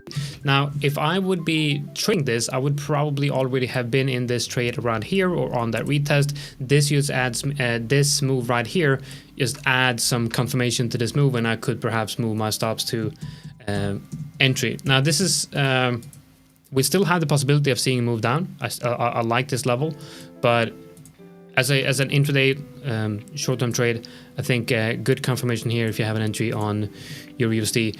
The other market I want to talk about or I want to show quickly was gold. Now this is something that also looked at recently. Didn't have the time to really show you when the move was happening, but looking at this, I see a similar type of pattern where you have a move to the downside, hit a overall support area, accumulation, get a break, get a retest of that accumulation range, and really good break and retest setup on both gold and Euro USD during the live stream here today. If you look at Euro USD, you saw that we hit the 0.618 of the breakout move, and I would expect we have something similar happening on gold as well. So where is the breakout move? Well, I would say that this breakout, and then this is the real breakout. So if we add fibs here, you'll see that the bottom or the overall structure of the retest came in at around reload zone right here. So two very good, very textbook setups here. I would believe you have both. You have an opportunity to enter with a very tight stop. You could have entered inside this area with stops below that low. You could even have target the local highs right here for 2 hours. So very good, very clean break and retest setup here on the lower time frames. I would say look at this example. This is not perfect, but it's good enough. And I would say look at this example, try to emulate this and replicate this in the replay tool in TradingView, and get some statistics, get some examples of this, because I have studied technical analysis for a very long time. I have gone through many trading courses. I've spent probably 10K on different trading courses. And yes, I've gone through them all. I've done the testing. I've done the work.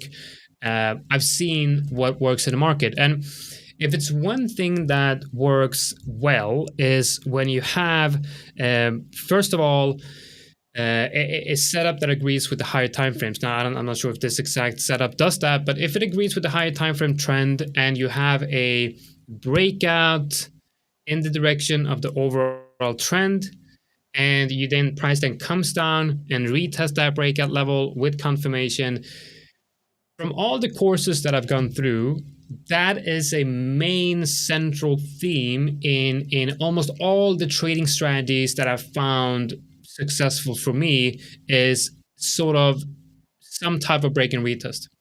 And this is fairly easy to replicate and actually test. You can create very clear rules on this. So you can just pull on a pen and paper and make some rules. You got rule number 1. In the overall trend, right? And rule number 2, break and retest, and it also has to be first retest, right?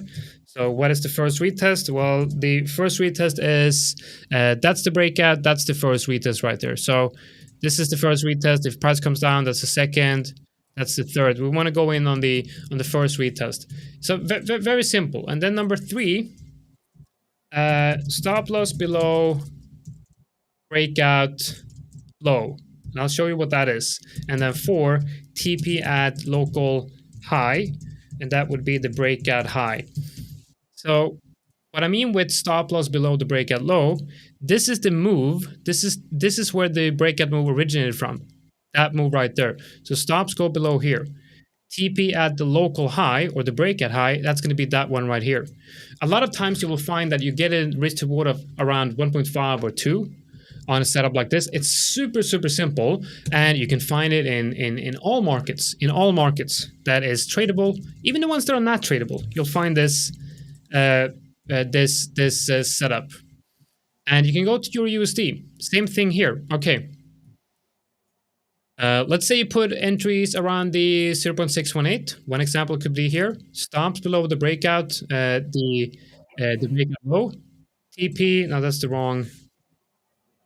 So entry here, stops below the breakout low, and then TP at the local high or the breakout high. Very simple. Break, retest, first retest. Extremely simple. Easy to find in the market, and easy to get a statistics. A very rule-based systematic way of trading, and highly recommend you try this out. But you have to put in the work. Okay, you have to find hundreds of examples and look at the statistics of those trades and understand why they work or why they don't work. But try this out. I think many of you will find it highly successful if you make it work. Thank you for those great advice, Jonatan. I saw in the chat and I couldn't help myself but do the following. I saw Van Alven posting long since 3,352, and then not long afterwards, Annie was saying, bought at 3,335, and I found myself, I couldn't hold myself, to as competitive as I am, to just say I bought it at 3,000. Oh yeah, I mean I bought. I mean I got gold as a when I was born I got a I got a certificate in my parents invested in CFDs on IG when I was born. That's 35 years ago. Now, what was the price 35 years ago? Around 1990. Yeah, so I bought gold at around $300. Yep. Man, that's the competitive in traders. Yeah. All right, so we are at the end of our stream. I couldn't believe it myself when I saw the clock. I said, "How is this possible? When did this happen?" It slipped through our fingers. Time that is before we knew it. It was the end. I have a workshop on Discord for everyone who's interested. It's gonna be fun. It's gonna be hopefully educational. But you'll have a good time. I'll have for sure a good time. You're all invited on the Discord community from The5ers. Don't forget to hit the like button on this stream and all the other streams as well while you're watching them. And don't forget to subscribe as well, because this channel, we're only starting. This channel has still huge plans ahead and milestones to achieve, and you can support us in our journey reaching those milestones. Any last words, Jonatan? No, no last words. Make sure that you like and subscribe, and I would like to thank you all for joining here today. And a special thanks to LJ, if you're watching, that you covered so many hours in today's live stream. I think it was live almost 4 or even 5 hours today. So hats off to him. I'm very grateful for that. Guys, see you all tomorrow. Take care and have a wonderful rest of your day. Same here. I'm wishing you all the best, and till tomorrow. Bye-bye.